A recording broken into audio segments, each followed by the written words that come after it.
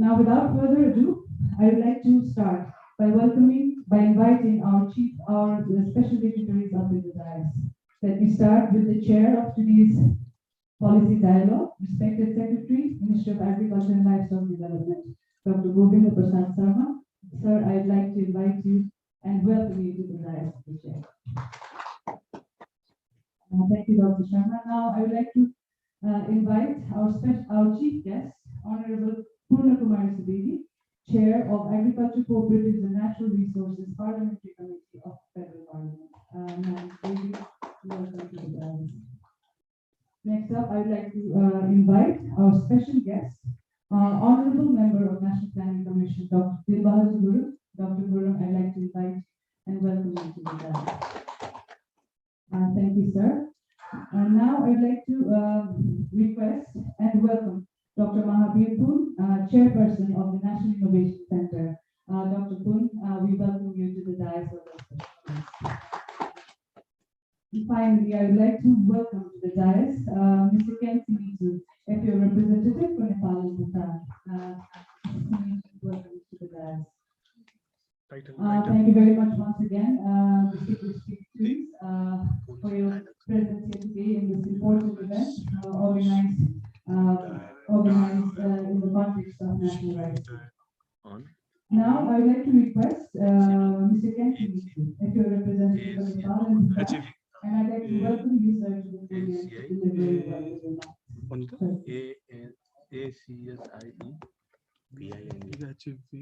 Rice, self-sufficiency in Nepal.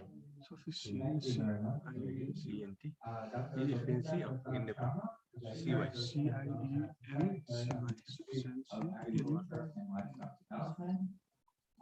Honorable Purna Kumari Subedi, the Chair of the Agriculture Person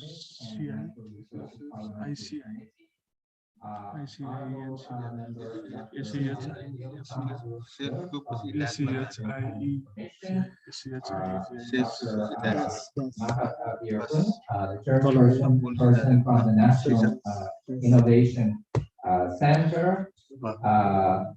development partners, other senior government officials, media colleagues, FBO colleagues, ladies and gentlemen, online participants, and I also believe that this policy dialogue will be from our Facebook page, so those who are also watching from online, good afternoon and namaste. It is indeed a pleasure and a privilege to be here with you this afternoon. First, let me welcome you on behalf of FAO, the government, IRI, and NARC to this very important policy dialogue. I would like to thank all the partners for their kind collaboration support in organizing this event. This dialogue is being organized in anticipation of the National Rice Day, which is celebrated by the government of Nepal every 29th of June, marking the importance of rice in national food system. It recognizes farmers' vital contribution to rice production that has a significant role in the national food systems and agriculture in Nepal. The staple food, rice, for over half of the global population. The staple food for over half of the global population, and 90% of the global rice is produced and consumed in Asia. More importantly, Nepal ranks 13th in rice consumption, 17th in rice production, and 64th in rice productivity. Despite the continuous growth in yield, the rice production in recent decades has not been able to keep pace with the rise in the domestic demand. And as a result, there has been an exponential growth in import dependency ratio and trade imbalance. This poses a risk to national food security and self-sufficiency. Moreover, post-COVID-19 impacts and the ongoing Ukraine war has caused disruptions of the supply chain of agriculture inputs and products, contributing to rising costs of food and essential non-food commodities, affecting and also hampering access to agricultural inputs such as fertilizer. These impacts are negatively affecting household food production and food intake of households in Nepal, increasing food insecurity and affecting the livelihoods of the most vulnerable and poorest. The combination of higher food prices, reduced household income, and reduced government spending in the social sector will make healthy diets less affordable and increase the livelihoods of households once again turning to food or livelihood-based coping strategies. Considering these unprecedented challenges in the wake of the changing climate, post-COVID-19 impacts, and now the Russian-Ukraine war, among others, it is therefore critical to develop a common understanding amongst the major stakeholders and to facilitate collective action to mitigate these negative impacts and to ensure enhanced food security and self-sufficiency. This policy dialogue aims to increase awareness of the importance of achieving rice self-sufficiency in Nepal amidst these global Promote risks, agriculture is to life. forge consensus in prioritizing the rice sector Promote for agriculture mobilizing necessary resources to transform the rice-based agri-food system in the country, and finally, You to can pay identify common, harmonized, and high-priority Promote programs and agriculture. policies on rice-based agri-food system across local, provincial, and national government, with an aim to contribute towards achieving the SDG targets by 2030. Ladies and gentlemen, it is our hope that synthesizing the outcomes from the dialogue will help to promote and catalyze required technical and financial resources to strengthen rice-based agri-food systems in the country, which will in turn contribute to achieving food मलाई त त्यही दिनुभयो त FAO stands ready to respond to these त्यसमा त आइरहेछ support to catalyze promote agriculture. Thank you for taking time out of your busy schedule to participate in this dialogue. We are very grateful 100% sir अघि नै यसरी कहाँ हुन्छ sir for मरिहाल्छ your knowledge and expertise to this effort. Let me यो cancel assure you गरिदिनुहोस् that your input is very valuable to the process. And with these few words, I would like to wish you a fruitful deliberation and a very successful policy dialogue. Thank you very much, all of you. Thank you very much.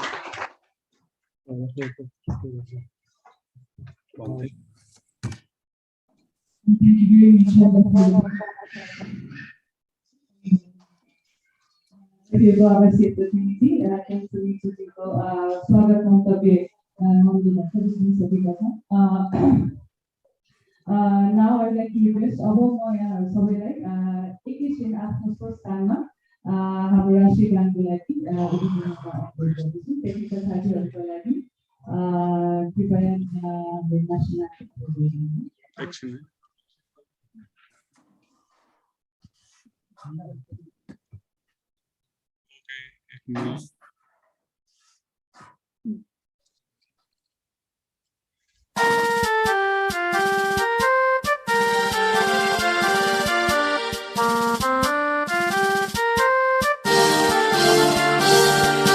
सायो थुङ्गा फुलका हामी एउटै माला नेपाली सार्वभौम भई फैलिएका मेची महाकाली सायो थुङ्गा फुलका हामी एउटै माला नेपाली सार्वभौम भई फैलिएका मेची महाकाली प्रकृतिका कोटि कोटि सम्पदाको आचल वीरहरूका रगतले स्वतन्त्र अटल ज्ञान भूमि शान्ति भूमि तराई पहाड हिमाल अखण्ड यो प्यारो हाम्रो मातृभूमि नेपाल बहु जाति भाषा धर्म संस्कृति छन् विशाल अग्रगामी राष्ट्र हाम्रो जय जय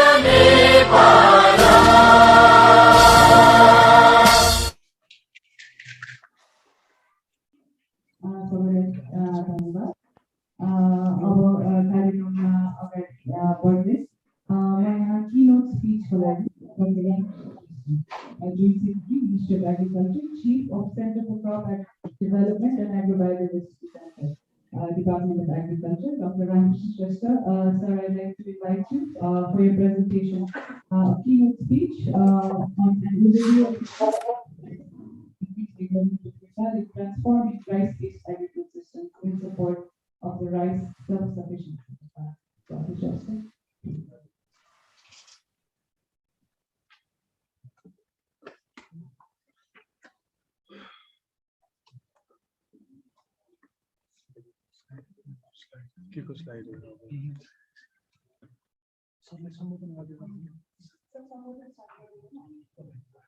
Presentation this and Malay. Achieving rice self-sufficiency in Nepal.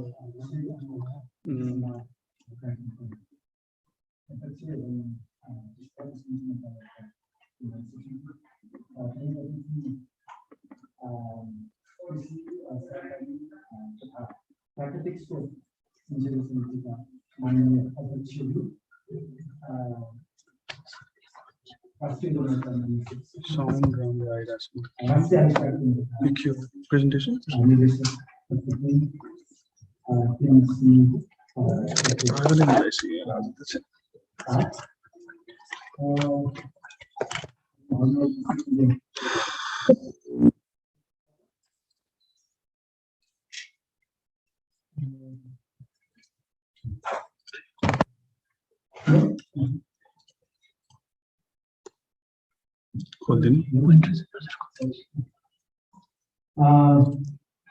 सुरुमा त आज यो अवसर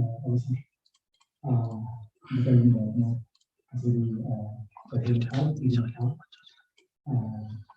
हामी सबैलाई खुसीको Sound is not clear. किन sound भइरहेको छ र समयको लागि बहुत खुसी विश्वको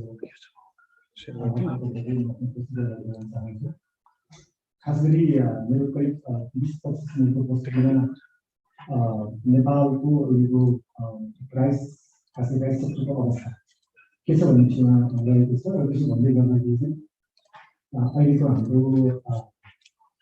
वर्तमान अवस्था कस्तो छ त्यसको इस्युहरू चलिरहेको छन् र त्यसलाई समाधान गर्नको लागि नेपाल सरकारले के गरिरहेको छ कसरी अगाडि बढ्ने नेपाल सरकारको सोच रहेको छ भन्ने विषयमा केही नै गर्न पाएको छैन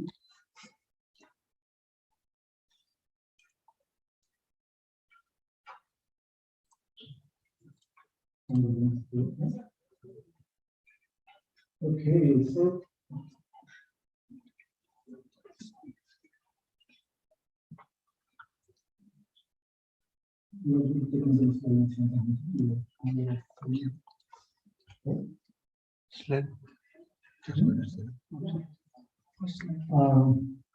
अलिकति हाम्रो जिडीपीको कम्पोजिसन प्रश्नसँगै यो चेन्ज हुँदै गएको छ र हामी यसपालिको हाम्रो कार्यक्रमहरूमा पनि विषय आएको छ हामी चाहिँ यो कृषिमा आधारित अर्थतन्त्रबाट सेवामा आधारित अर्थतन्त्रमा ट्रान्सफर्म हुँदैछौँ भन्ने देखाउँछ यो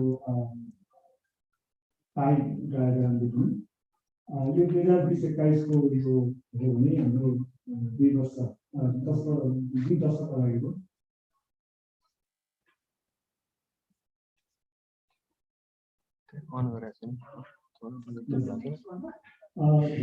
Anyway, यो चाहिँ विगतको कम्पेयर गर्दा हामी भन्नु यो करिब हाम्रो सेवा क्षेत्रको चाहिँ 1 तिहाई भन्दा बढी ग्रोथ भएको छ यो अवधिमा 2 दशकमा भने कृषिको चाहिँ हाम्रो 37 बाट चाहिँ हामी अहिले करिब 24% करिब पर्सेन्टेज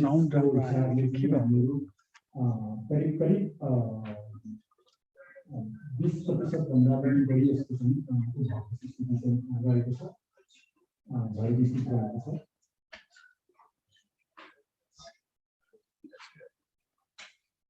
नेक्स्ट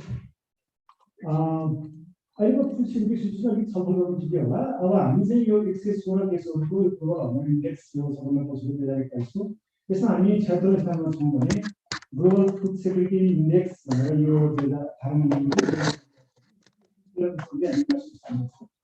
र हाम्रो चाहिँ यो नेसनल यो हाम्रो नेपाल डेमोक्रेटिक हेल्थ सर्वे भएको थियो 2016 मा त्यो अनुसार चाहिँ हाम्रो चाहिँ 46 लाख जनसङ्ख्या चाहिँ कुनै न कुनै रूपमा खाद्य असुरक्षित छ घर परिवारको हिसाबले हेर्ने हो भने 52% घरहरू चाहिँ हाम्रो खाद्य असुरक्षित छ त्यसमा पनि सामान्यतया खाद्य असुरक्षित 20 छ भने चाहिँ गम्भीर प्रकृतिको खाद्य असुरक्षित घर परिवारको सङ्ख्या 20 रहेको छ ओभर द इयर्स चाहिँ हाम्रो फुड पर क्यापिटा फुड अवेलेबिलिटीमा सुधार भएको छ करिब यो 17-18 वर्षको हामी करिब 20% यो करिब 200 हाराहारीमा थियो र अहिले चाहिँ 237 छ 2019 को 20% हाराहारीमा हामीले ग्रोथ गरेका छौँ जियोग्राफिक रिजन अनुसार सबैकै हाम्रो ग्रोथ भएको छ तराईको सबभन्दा धेरै छ ग्रोथको हिसाबले तराईको चाहिँ अरू हाम्रो जियोग्राफिक रिजनको भन्दा ग्रोथ चाहिँ कम छ त्यसै गरिकन यो कुपोषणको अवस्था पनि हाम्रो कमजोर छ पछिल्लो 20 वर्षमा हामीले निकै ठुलो सुधार गरेका छौँ खास गरी यो दीर्घकालीन कुपोषण जसलाई भनिन्छ 5 वर्षको यो चाहिँ हामीले करिब 52 बाट चाहिँ हामीले 20 वर्षमा करिब 36 मा झरेका छौँ 2019 को पछि तथ्याङ्क अनुसार हामी 33% एक तिहाई बालबच्चा हाम्रो 5 वर्षको चाहिँ खुसी छन् त्यसै गरिकन एनिमियाको कुरा अन्डरवेटको कुरा अनि त्यसपछि गएर लो बर्थ वेटको कुरा पनि निकै गम्भीर छन् र खास गरी यो एनिमिक पपुलेसनको सङ्ख्या भएर यो चाहिँ संसारकै वर्स्ट मध्येको त्यसै गरिकन माइक्रोन्युट्रिएन्ट डिफिसियन्सीमा पनि हामी संसारमा वर्स्ट मा र अलिकति यो आज कुरा गर्दै गर्दा म धेरै बोल्नु छैन यस विषयमा सामान्य यो ग्लोबल राइसको यो प्रोडक्सन कन्जम्सन ट्रेडको अवस्थाको थोरै मात्रै म कुरा गर्न चाहन्छु यो संसारको आधा भन्दा बढी जनसङ्ख्याको चाहिँ स्टेबल हो र तर अब यो त्यो मध्ये चाहिँ अब टोटल धान उत्पादनको 90% को उत्पादन र कन्जम्सन एसियामा हो त्यस कारणले एसिया चाहिँ हाम्रो यो धानको मुख्य पावर हाउस भन्न हुन्छ त्यसमा पनि टप 10 धानका पावर हाउसहरू कन्ट्रिजहरू एसियामै छन् यहाँ देख्न सकिन्छ चाइना इन्डिया इन्डोनेसिया लगायत नेपालको चाहिँ खास गरी कन्जम्सनमा 13औं स्थानमा छौँ उत्पादनमा 17औं स्थानमा छौँ भने प्रोडक्टिभिटीमा हामी 64औं स्थानमा छौँ म यसमा डिटेलमा जान्न तर अलिकति मात्रै बताउन खोजेको मैले के छ त भनेर हेर्ने प्रयास भएको थियो एसियाको हामीले आज सेल्फ सफिसियन्सीको कुरा गर्दै गर्दा यी देशहरू कसरी सेल्फ सफिसियन्ट भए र अहिले बिलिङ एक्सपोर्टर छन् बिलिङ एक्सपोर्टर पनि हुनुहुन्छ है भनेर हेर्दै गर्दाखेरि चाहिँ खास गरी 3-4 विषयहरू देखिन्छ एउटा राइस ट्रान्सफर टेक्नोलोजीमा भएको प्रगति देखिन्छ खास गरी हाइब्रिड भेराइटी र हाइब्रिड राइसको ठुलो भूमिका देखिन्छ जुन सेल्फ सफिसियन्ट हुनुमा त्यसै गरिकन प्राकृतिक कारण बाहेक अन्य कारणहरूमा चाहिँ सरकारको सपोर्ट र सब्सिडी त्यस पछाडि गएर चाहिँ विशेष फोकस प्रोग्राम त्यस पछाडि गएर चाहिँ हाम्रो चाहिँ यो इरिगेसनको सुविधा लगायतका विषयहरू चाहिँ र पब्लिक डिस्ट्रिब्युसन सिस्टम पनि स्ट्रङ भएको 3-4 कारणहरू चाहिँ देखिन्छ र त्यसमा टपमा चाहिँ राइस ट्रान्सफर टेक्नोलोजीको भूमिका देखिन्छ मैले त्यही कुरा बताएँ टप 10 देशहरूको बारेमा अब हामी नेपालको कुरा गर्दाखेरि चाहिँ हामी सबैलाई थाहा छ हामी कहाँ चाहिँ फुड सेक्युरिटी भनेको चाहिँ राइस सेक्युरिटी नै जस्तै र यो चाहिँ अब स्टेबल फुड मात्रै भएन कि यो हामी जीवन पद्धति नै रहेको छ हामी सबैलाई थाहा भएको विषय हो र धानले चाहिँ हाम्रो चाहिँ धान चामलले भनौँ अब हाम्रो चाहिँ यो खाद्यान्न यो आपूर्तिको 50% बढी चाहिँ ओभरडोज छ भने शरीरलाई चाहिने यो इनर्जी क्यालोरीको चाहिँ 1/3 भन्दा बढी चाहिँ त्यसबाट प्राप्त हुँदैछ त्यसै गरिकन हामीले संविधानमा इन्स्क्राइब गरेको संविधानमा व्यवस्था भएको मौलिक हक खाद्य सम्बन्धी हक हुन्छ र खाद्य सन्तुलन सम्बन्धी हक हुन्छ हामी कानुन पनि बनाइसकेका छौँ त्यसको कारणले पनि यो धानको एकदमै क्रिटिकल भूमिका हामी देखिन्छ भने in terms of GDP contribution यो पछिल्लो समय करिब 15 को हाराहारीमा छ भने अब सरी एजिजिपीमा चाहिँ करिब 15% को हाराहारीमा छ भने जिडिपीमा चाहिँ करिब 4% को अहिले घट्दो छ पछिल्ला दशकदेखि नै अहिले 4% को हाराहारीमा जिडिपी हुन्छ र प्रत्येक वर्ष हामी 2 खर्बको चाहिँ हाम्रो यो राइस र यस्ता बाहेक प्रोडक्टहरू प्राप्त गर्ने गर्छौँ र धान अझै पनि हाम्रो सामाजिक प्रतिष्ठा र वैभवको र प्रति त्यति मात्रै नभएर नेपालको गरिबी निवारण र न्युट्रिसनमा पनि बच्चाको न्युट्रिसनको लागि पनि एउटा क्रिटिकल भूमिका चाहिँ यसको रहेको छ यो केही वर्ष हो यो पछि 12 वर्षको उत्पादन एरिया यसमा हेऱ्यो भने उत्पादन र यील्ड अथवा उत्पादकतामा हाम्रो सामान्य वृद्धि भएको छ सेकेन्डमा चाहिँ हामी स्लाइटली नेगेटिभ ग्रोथ हुन्छ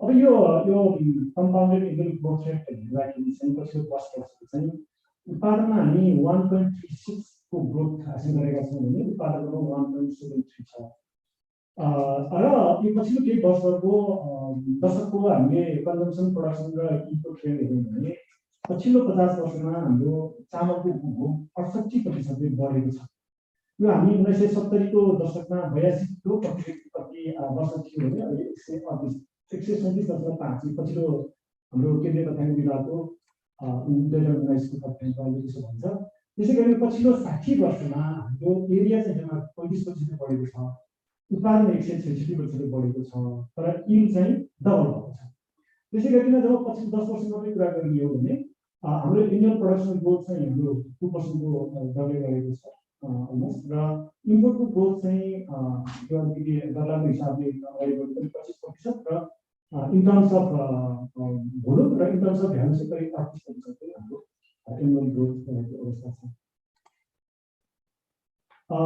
हाम्रो rice self sufficiency over the years चाहिँ घट्दो क्रममा छ हैन पछिल्लो 30 वर्षमा 80 को दशकको उत्तरार्धसम्म हामी एक्सपोर्ट गर्थ्यौँ त्यसपछि अहिले हामी नेट इम्पोर्टिङ कन्ट्री छौँ र पछिल्लो यो 2021 मा चाहिँ हेर्ने हो भने हाम्रो फुड रिक्वायरमेन्टको चाहिँ फुड सप्लाई आपूर्तिको 25% चाहिँ हाम्रो आयात भएको थियो नेपालको धान चामलको विषय यहाँलाई जानकारी गराउँ अहिले अन्तर्राष्ट्रिय एउटा छलफल चर्चाको विषय बन्ने गर्छ खास गरी USD United States of Department of एग्रिकल्चरले प्रत्येक महिना यो राइसको आउटपुट निकाल्छ त्यसमा चाहिँ नेपालको चर्चा प्रायः सबै अन्तर्गत हुने गर्छ र पछिल्लो यो अनुसार चाहिँ 2020-21 मा हामी चाहिँ इम्पोर्ट ग्रोथको हिसाबले चाहिँ 5औं सबभन्दा ठुलो थियौँ भने 6औं चाहिँ हामी सबभन्दा धेरै आयात गर्नेमा परेका थियौँ 6th लार्जेस्ट थियो र पोहोरको चाहिँ हाम्रो यो अनुमानित चाहिँ 1.3 मिलियन टनको चाहिँ हामीले आयात यो चालु वर्षमा गर्नेछौँ भन्ने खालको फोरकास्ट आउटपुट थियो र यो डिक्लाइनिङ राइस सफिसिएन्सी कुरा गर्दा यो अलिकति देखाउँछ यो 2001 को सुरुतिर हामी केही हजारको मात्रै हाम्रो ग्याप देखिन्छ भने 2019 मा आएर चाहिँ 1.8 मिलियनको यो प्याडी टर्ममा हो यो मिड राइस हैन यो धानको टर्ममा हो देखिन्छ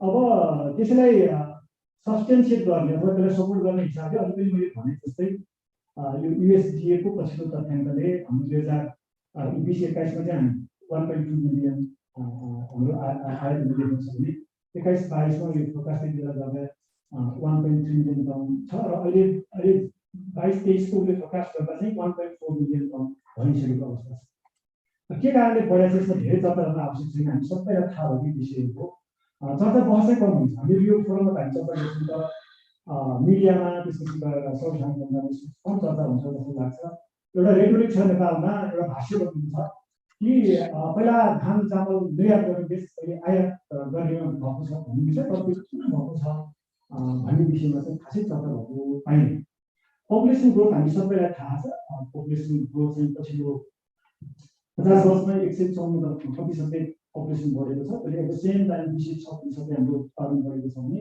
उत्पादकता गाउँको कुरा गर्ने 363% बढेको छ कुरा हासिल गरेका छौँ हामीले धानको डबलै भएको छ त्यसै गरिकन अब एक्सेसिबिलिटीले बढाएसम्म धेरै जान हाम्रो रोड र बाटोघाटको सुविधा लगायतको विकासले गर्दा पनि बढाएको छ पहिला मान्छेले जे हुँदै खान्थे अहिले बाटो पुगेको छ हिमाल पाहाड तराईमा जहाँ पनि नेपाल पुगेको भएर घरमै चामल आउँछ त्यसले अल्छी पनि बनाएको होला त्यसले हाम्रो कर्मिज पनि बढाएको होला यो खाने समस्या छ त्यसपछि गएर फुड ह्याबिटमा चेन्ज भयो हामी मिठो मसिनो खाने भयो मध्यम वर्गको जनसङ्ख्या बढेको छ मेनली रेमिटेन्सको कारणले त्यो फुड ह्याबिटमा चेन्जको कारणले पनि फाइन राइसको हाम्रो आयात पनि हो त्यसै गरिकन हाम्रो इन्डस्ट्री पछिल्लो समयमा हामीले कम चर्चा गरेका छौँ अध्ययन पनि हुनु बाँकी छ अध्ययन पनि अझ धेरै हुन आवश्यक छ पछिल्लो समय चाहिँ एउटा अनुमान हो यसमा तथ्याङ्क धेरै पाइँदैन तर खास गरी अब सिड भयो रेजिडियस भन्छ त्यसलाई सिड भयो त्यस पछाडि गएर चाहिँ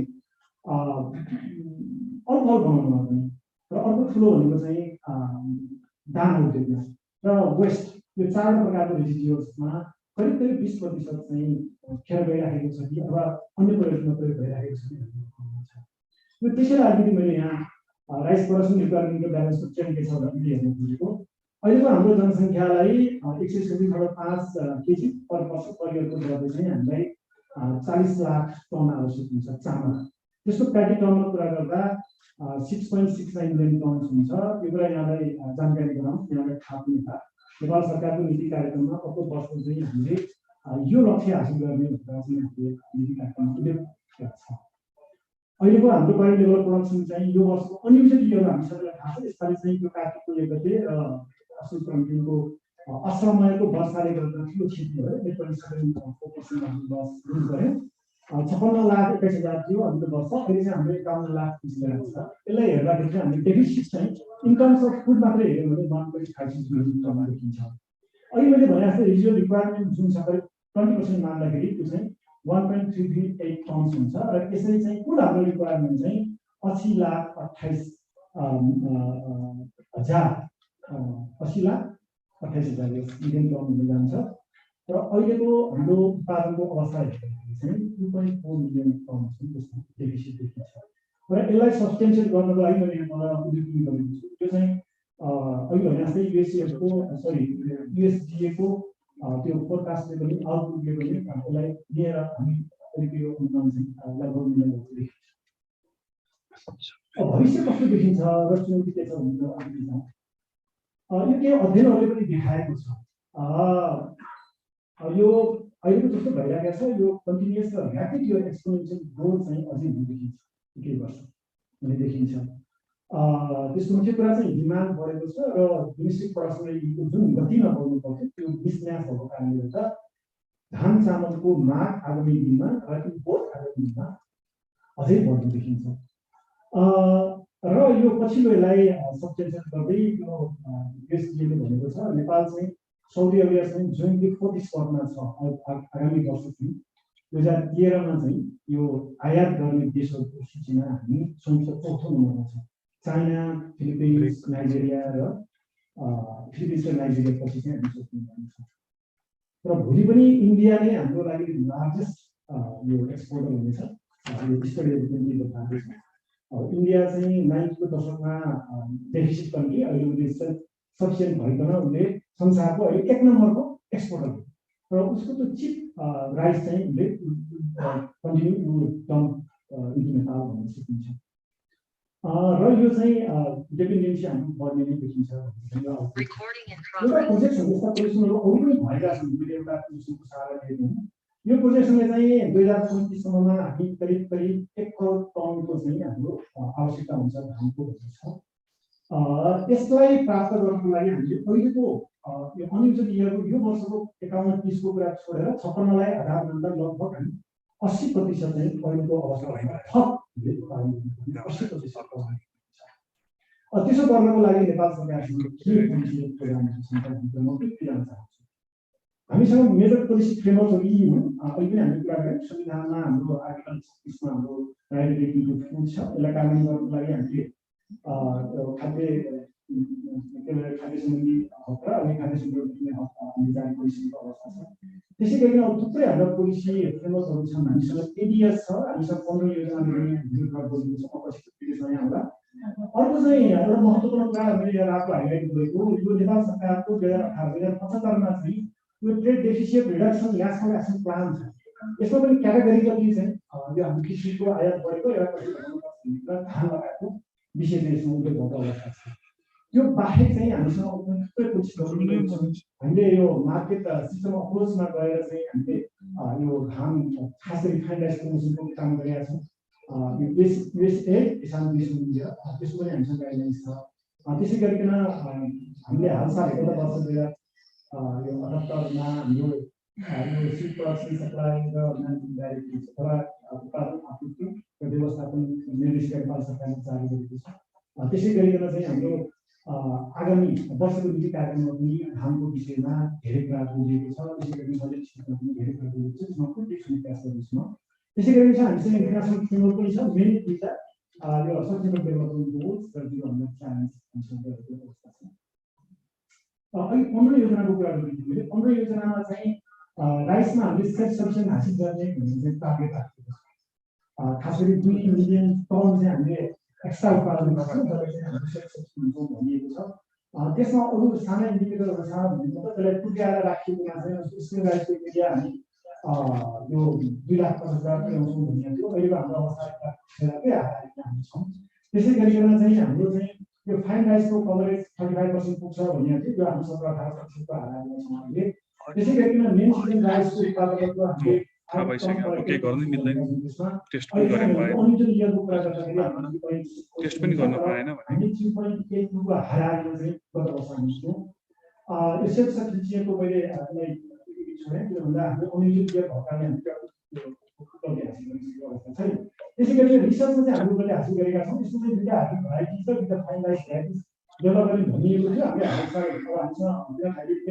हामीले हाइब्रिड छ, यसपछिको प्रस्तुतिको नामबाट हाम्रो परिवार गराउनेछ र दुईटा फाइन भराइटी चाहिँ हामीले हालसालै रिलिज गरेको अवस्था छ। म क्विकली जान्छु, डिटेलमा जान्दैन। यो चाहिँ के छ म अरू एरिया एरिया हामीले धेरै काम गरेका छौँ। योभन्दा बढी रिलिज भएको छ, नाप विकास गरेको छ। त्यो हिसाबले टोटल हाम्रो के अरे रिलिज र रेजिस्टर गरेर हाम्रो 150 हाराहारी 144 छ पछिल्लो। त्यसमा चाहिँ करिब 25 मिठाई भयो। हाम्रो स्वदेशी भेराइटी चाहिँ हाम्रो नार्को सिस्टमबाट चाहिँ हामीले 93 गरेका छौँ। त्यसमा दुईटा अघि हाइब्रिड मैले पनि भने, फेरि पनि दोहोऱ्याएँ, र 16वटा अथवा 18वटा चाहिँ हाम्रो फाइन राइसको त्यसमा भेराइटी छ। त्यसै गरी क्लाइमेट रेजिडेन्ट भेराइटीहरू पनि हाम्रो डेभलप भएको अवस्था छ। अर्को मेजर एरिया भनेको टेक्नोलोजी ट्रान्सफरमा, यो प्रसारमा र यो टेक्नोलोजी ट्रान्सफरमा काम हुन्छ। नेपाल सरकारको सहयोग र अनुदान हुन्छ। फ्रन्टलाइन र लार्ज प्लट डेमोन्स्ट्रेसन अर्को एरिया भयो। ट्रेनिङ र क्यापासिटी बिल्डिङ। त्यसै गरिकन इनपुट सब्सिडी छ। हामी सबैलाई थाहा छ फर्टिलाइजरमा ठुलो सब्सिडी छ राज्यको। यो वर्ष पनि हाम्रो 15 अर्बको फर्टिलाइजर सब्सिडी छ।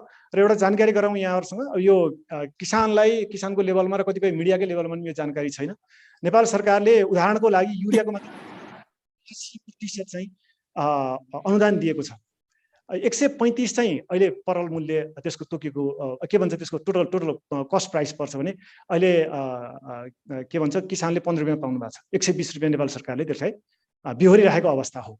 सिड सब्सिडीमा ठुलो गएको वर्ष मात्रै कुरा गऱ्यौँ भने चालु आर्थिक वर्षमा हामीले 60 करोड चाहिँ हामीले यो सिड सब्सिडीमा 60 करोडभन्दा बढी सिड सब्सिडीमा हामीले गरेको अवस्था थियो। प्रदेश स्थानीय तह मार्फत कार्यान्वयन भएको अवस्था, सङ्घ मार्फत पनि मैले क्विकली कुरा गरेँ। त्यसै गरी अरू थुप्रै इनपुट सब्सिडी छ। हाम्रो मेसिनरीमा सब्सिडी छ, कस्टम हायरिङ सेन्टर स्थापना गर्न लगायत सानो सब्सिडी छ, इन्ट्रेस्ट सब्सिडी छ, स्मल इरिगेसन सानो सिँचाइमा हाम्रो सब्सिडी छ।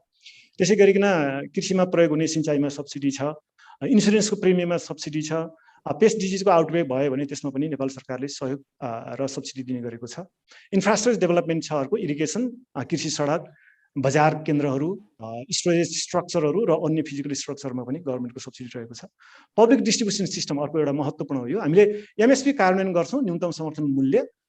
त्यसको चाहिँ हाम्रो एफएमटिसी हाम्रो यो खाद्य व्यवस्था तथा व्यापार कम्पनी हो, उद्योग वाणिज्य तथा आपूर्ति मन्त्रालय अन्तर्गतको।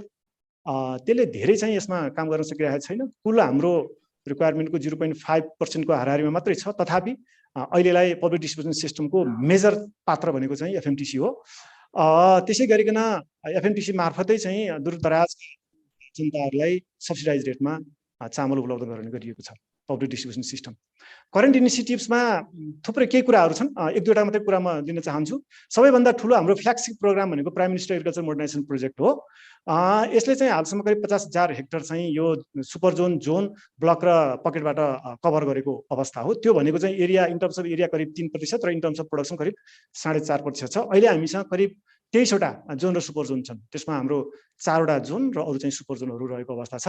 जोन र सुपर जोन चाहिँ सङ्घीय सरकार मातहतको हाम्रा पिएमएमपी को स्थलगत इकाइहरूले हेर्छन् भने ब्लक प्रदेश अन्तर्गत छ अनि पकेट चाहिँ स्थानीय अन्तर्गत रहेको छ।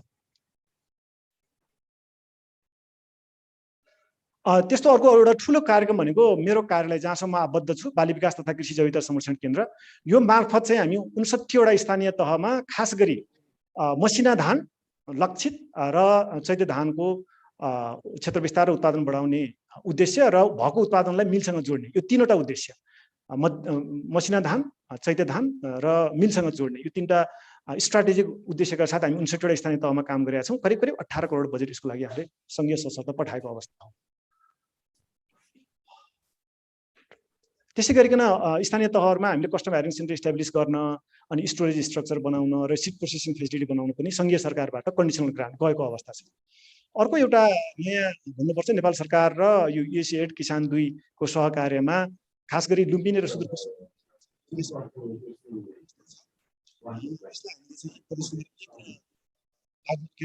मध्य प्रदेशमा पनि विस्तार गर्दैछौँ र आगामी आर्थिक वर्षको सङ्घीय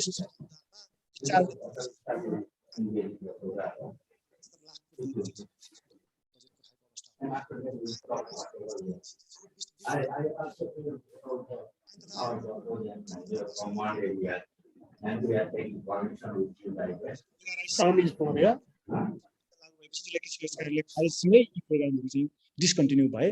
त्यसै गरिकन विगतमा हामीसँग चाहिँ डिस्प्रो भन्ने थियो, यो district level self sufficiency program सिडमा त्यो थियो भने कम्युनिटी बेस्ड सिड र यो सामुदायिक बिउ ब्याङ्कको परिचालनबाट सिड प्रोडक्सन गर्ने पनि हाम्रो त्यो खालको कार्यक्रम पनि विगतमा थियो।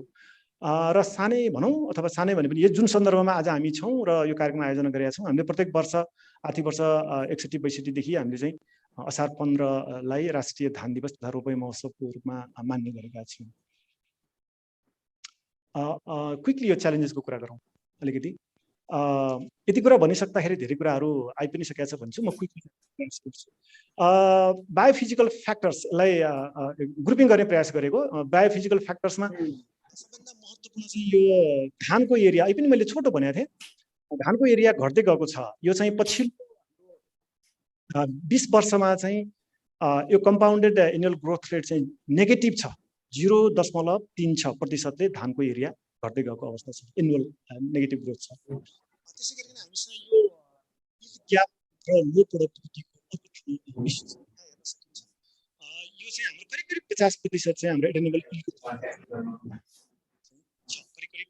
45 देखि 55 भन्छौँ, करिब आधा उठी छ भने प्रोडक्टिभिटीको कुरा गर्दाखेरि पनि हामी चाहिँ साउथ एसियामा चाहिँ अफगानिस्तान र पाकिस्तान मात्रै हामी पछि छौँ, अरू सबै हामी अगाडि छौँ। जबकि 60को दशकमा साउथ एसियामा हामी टपमा थियौँ। अरू इस्युको कुरा गर्दाखेरि चाहिँ इनपुट्स र सर्भिस म्यानेजमेन्ट, यो यहाँहरू सबैलाई थाहा छ, मैले धेरै भन्नु परेन, तर यो हाम्रो माननीय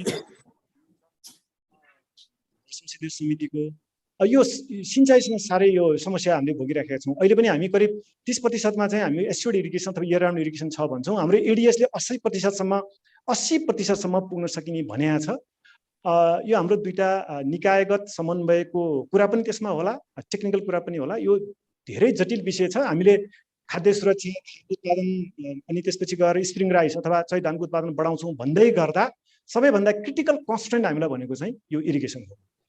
त्यसपछि गएर चाहिँ लिमिटेड चोइस अफ भराइटी छन्, हामी डेभलप गरेका छौँ, तथापि लोकेसन स्पेसिफिक भराइटिजहरू हामीले डेभलप गर्न सकेका छैनौँ। हाम्रो एक खालको वान साइज फिट्स अल हिसाबको छ, पछिल्लो समय विकास भएको छ। अहिले पनि यहाँहरूलाई बताएँ 16वटा भन्दा बढी त हाम्रो फाइनलाइज भइसकेको छ, त्यो छ, तथापि त्यसमा सुधारको आवश्यकता छ। डिपेन्ड हुनु परेको हामीले चाहिँ विदेशबाट ठुलो परिमाणमा हामीले आयात गर्ने गरेका छौँ।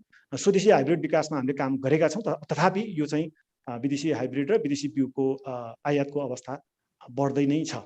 त्यसै गरिकन फर्टिलाइजरको कुरा मैले केही पनि बोल्नु परेन, कुन अवस्थामा हामी छौँ। हाम्रो लाख प्रयासका बावजुद पनि नेपाल सरकार यता कता अब यो फर्टिलाइजरको टाइमली सप्लाई गर्नमा अलिकति हामी पछि परेका छौँ। यसमा अन्तर्राष्ट्रिय कारण छन्, मूल्यवृद्धिको कारण छ, रसिया युक्रेनको कारण छ। यो कुराहरू चाहिँ जनमानसमा जस्ताको तस्तै पुग्न पनि सकेका छैन। सरकारी मान्छेहरूले धेरै बोल्न नपाइने र जसको मिडिया पहुँच हुन्छ उसले चाहिँ कहिलेकाहीँ गलत दिने गरे पनि छ। मैले यति चाहिँ लिबर्टी लिएँ, यति कुरा मैले यहाँ राखेँ, त्यो अवस्था पनि छ। यो मेकानाइजेसनको अवस्था हामीले पिएमएमपीबाट मूलत एउटा ट्रान्सफर्म भएको छ, धेरै सुधार भएको छ, तथापि मेकानाइजेसन अलिक पुवर छ। त्यसपछि टेक्नोलोजी ट्रान्सफर, खास गरी 3 तहको सरकारमा हामी विभाजित भएपछि मान्यज्यू अनि विशिष्ट डिग्निटारिज हाम्रो यो भएपछि अझै यसमा चाहिँ हाम्रो चुनौती थपिएको छ। 3 तहमा विभाजित भएपछि हाम्रो सोझो सम्बन्ध तल छैन, दुईटा उनीहरू अलग अलग सरकार भए, हाम्रो एउटा सोझो उहाँहरूसँग सम्पर्क र कोअर्डिनेसनको लिङ्क नहुँदाखेरि टेक्नोलोजी ट्रान्सफर निकै यो समस्याग्रस्त छ। यो एउटा गम्भीर विषय छ। यसलाई उपाय खोज्ने प्रयासहरू पनि भएका छन्। व्यवस्था पनि छ राष्ट्रिय महत्त्वको विषयमा चाहिँ तलका सरकारहरूले चाहिँ त्यो त्यसको कुरा जोडेर यो चाहिँ हाम्रो direct link climate change rather it's climate emergency भन्ने लाग्छ। अहिलेको अवस्था क्लाइमेट इमर्जेन्सी हो। यस विषयमा एकदमै थोरै चर्चा र बहस हुने गर्छ।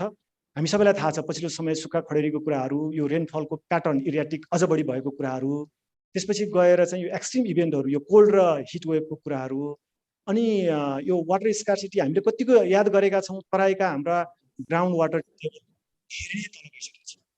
हामी इन्डियासँग एउटै एक्वाफर सेयर गर्छौँ। इन्डियामा चाहिँ त्यहाँको कृषिको स्तरको विकासले गर्दाखेरि एक्सट्र्याक्सन, ग्राउन्ड वाटर एक्सट्र्याक्सन बढी छ। त्यसको प्रत्यक्ष असर हामीले गरेका छौँ। यो बर्खाको समयमा जहाँ पहिला कलको पानीबाट अथवा मिसिन चलाएर पानी सिँचाइ गर्न सकिन्थ्यो त्यो द्रुह हुँदै गएको छ। अहिलेको अवस्था यहाँ हामीले तराईतिर हेऱ्यौँ भने पश्चिम तराईमा पानी परेको छैन। यो समस्या अझ त्यता बेकाराल भएको अवस्था छ। अर्को पोस्ट हार्भेस्ट म्यानेजमेन्टको कुराहरू छ। हाम्रो पोस्ट हार्भेस्ट लस पनि छ। क्लिनिङ, ड्राइङ नहुने र स्टोरेज स्ट्रक्चरको समस्याको कारणले। अर्को महत्त्वपूर्ण कुरा त उत्पादन हुने बित्तिकै धानको हकमा कुरा गर्ने अर्को बालीमा पनि धेरै लागु हुन्छ। सिरियल्समा उत्पादन हुने बित्तिकै गल्लावालले जति पैसा दियो त्यतिमा फाल्नुपर्ने एक खालको बाध्यता छ। नेपाल सरकार स्ट्रक्चरहरू बनाउनको लागि प्रदेश सरकारले पनि स्थानीय सरकारले प्रयास गरेका छ। तथापि यो एउटा इस्यु अझै पनि छ। ठुलो इस्यु यहाँलाई बताउँ, इफिसियन्सीको छ। अहिले हाम्रा पुराना मिलहरू छन् अधिकांश, तर 60 सम्ममा बनाउन सक्ने सजिलै 10% हामीले चोखै हामी राखेका छौँ। नेपाल भएका खास गरी साना मिलहरू यहाँलाई जानकारी गराउँ करिब 50% बन्द भइसकेको छ। हामीले प्राइभेट सेक्टरलाई अलिकति त्यो विश्वासको भन्दा पनि अलिकति शङ्काको दृष्टिले बढी हेऱ्यौँ कि भन्ने पनि यहाँनिर सान्दर्भिक हुन्छ जस्तो लाग्छ। मार्केट फ्याक्टर्समा धेरै कुराहरू छन्। एउटा त हाम्रो आवश्यकता र आपूर्तिमा सन्तुलन छैन भने मतलब हामी उत्पादन गर्छौँ मोटा धान, उपभोग गर्छौँ फाइन राइस, फाइन चामल, मसिना चामल। त्यो मिसम्याच पनि हामीसँग छ। त्यसको लागि नेपाल सरकारले प्रयास गरिरहेको मैले यहाँ निवेदन गरेँ। लेबर स्कार्सिटीमा मैले धेरै बोल्नै परेन होइन। त्यसै गरिकन सबभन्दा अर्को चुनौती हाम्रा किसानहरू किन हाम्रै आफ्नै घरमा यो विस्थापित हुने अवस्था आयो भन्दाखेरि चाहिँ यो बढ्दो राइजिङ कस्ट अफ प्रोडक्सन हो। यो एकदम गम्भीर विषय छ। यसमा हामी लागिरहेका छौँ तर यसको झन् चुनौती थपिएको छ। अब भ्यालु चेन इन्टिग्रेसन छैन। अब यसमा सरकारवालाहरू मिलर एकातिर, किसान एकातिर, हामी सरकार एकातिर, अरू सरकारवाला एकातिर जस्तो छ। यसलाई अघि भने जस्तै राइस मिल मोडल अथवा त्यो मार्केट सिस्टम अप्रोचले हामी जोड्न खोजेका छौँ। मान्यज्यू, डिग्निटारिज जोड्न खोजेका छौँ। त्यो लगायत हाम्रो भ्यालु चेनको इन्टिग्रेसन कमजोर छ र त्यसलाई सुधारको आवश्यकता छ। र अर्को एउटा महत्त्वपूर्ण कुरा चाहिँ अब हामी डिफ्याक्टो ट्रेड रेजिममा, डिफ्याक्टो फ्री ट्रेड रेजिममा छौँ इन्डियासँग। हामी चाहिँ 1996 को हाम्रो वाणिज्य र पारवहन सन्धि छ जसले चाहिँ 11 थरीको हाम्रो प्राइमेरी कृषि उपजलाई रेसिप्रोकल बेसिसमा शून्य भन्सार दरमा आवत जावतको सुविधा दिन्छ। अब रेसिप्रोकल पनि दुईटा समान हैसियत भएको बिचमा पो त्यसले काम गर्छ होला र उसँग हामी रेसिप्रोकल बेसिसमा सम्बन्ध राख्दाखेरि हाम्रो खास गरी सिरियल बेस्ड हाम्रो फार्मिङ सिस्टम र किसानहरूको यो अवस्था अहिले घरमा नै यो हुनुपर्ने अवस्था चाहिँ त्यसले ल्याएको छ। किन भन्दा तीनवटा कारण छ। मूलत एउटा इकोनोमिक अफ स्केल भन्छौँ हामी, उसको स्केल चाहिँ चक्ला भनौँ अथवा उत्पादनको आकार हाम्रो भन्दा बढी छ। त्यसो हुने बित्तिकै मेकानाइजेसन सम्भव हुने भयो, कस्ट अफ प्रोडक्सन कम हुने भयो। दोस्रो भनेको level of technological advancement India हामीभन्दा धेरै उच्च स्तरको छ। र तेस्रो भनेको लेभल अफ स्टेट सब्सिडिज र तपाईँको स्टेट सब्सिडी कुरा र सपोर्टको कुरा। यो तीनटा कारणले गर्दा हाम्रो उत्पादन इन्डियाको भन्दा हाम्रो धेरै सस्तो पर्छ र त्यो सुधार शुल्क लगाउँछौँ। धानमा 5%, चामलमा 10%, तर त्यसले पनि रोक्न सकेको अवस्था छैन। त्यस कारणले अब त्यो रेजिमलाई रिथिङ्क गर्नुपर्ने, रिभिजिट गर्नुपर्ने आवश्यकता छ। सोसियो कल्चरल कुराहरू समयको कारणले गर्दा म क्विकली जान चाहन्छु। एउटा यो हाम्रो बसाइ सराले समस्या पारेको छ, सबैलाई थाहा छ। युवाहरू अर्को ठुलो चुनौती भावी दिनमा, अहिले जे होला त होला, भोलिको दिनमा यो कृषिलाई नै एउटा गम्भीर चुनौती। युवाहरू चाहिँ कृषिमा र राइसमा रिटेन हुन चाहनु भएको छैन, यो समस्या छ। स्ट्रक्चरल कन्स्ट्रेन्ट र इनेबलिङ फ्याक्टर्समा धेरै कुरा गर्न सकिन्छ, त्यसमा धेरै म गइनँ। हाम्रो स्कुल 0.68 हेक्टर चाहिँ हाम्रो होल्डिङ साइज हो। अबको कृषि गणनाले त्योभन्दा तल पुर्याउने निश्चित छ। त्यो भनेको 13.5 रोपनी हो, त्यसमा घर खेत बारी सबै त्यसमा आउँछ। अन्डर फन्डेड छ हाम्रो रिसर्चमा भएको लगानी चाहिँ कता कता हामीले चाहिँ खर्च मान्दिने गरेका छौँ। रिसर्चमा लगानी नभई विकास हुँदैन, प्रविधि विकास नभइकन त्यो प्रसार हुँदैन र अल्टिमेटली राइस सक्सेसफुल पनि हुँदैन भन्ने कुरा हो। हामीसँग गभर्नेन्स रिलेटेड इस्यु पनि छन्। जुन तहको सरकारको अहिले पछिल्लो समय यो पिछिलो हुँदै गएको छ, यी इस्युहरू छन्। अलिकति क्विकली जान चाहे। अब रोडम्याप छोटकरीमा रोडम्याप के छ? यो सबै समस्याको कुरा गऱ्यौँ हामीले। रोडम्याप के हुनसक्छ? यसमा हामीले के काम गरेका छौँ जानकारी गरौँ। यो पुरै नयाँ होइन, यसमा हामीले के काम गरेका छौँ।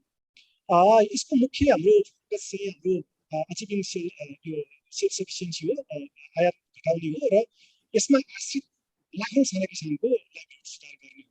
फोकस एरिया भनेको धेरै छैन, हाम्रो चारवटा जति मात्रै छ। एउटा चाहिँ मेन सिजन राइसको इल्ड गेन, चाहिँ डबल क्रपमा जाने मेनली चाहिँ स्ट्रिङ राइस थ्रु, यसको एक्सपान्सन थ्रु। अर्को चाहिँ यो हाइब्रिड राइसको एरिया कभरेज बढाउने, फाइन राइसको पनि एरिया कभरेज बढाउने र भ्यालु चेन डेभलपमेन्टमा काम गर्ने र भएको उत्पादनलाई चाहिँ मूलतः राइस मिल्स। यसको लागि केही टार्गेटहरू यसरी राख्न सकिन्छ यो सेल्फ सफिसियन्सी अचिभ गर्नको लागि भन्ने हो।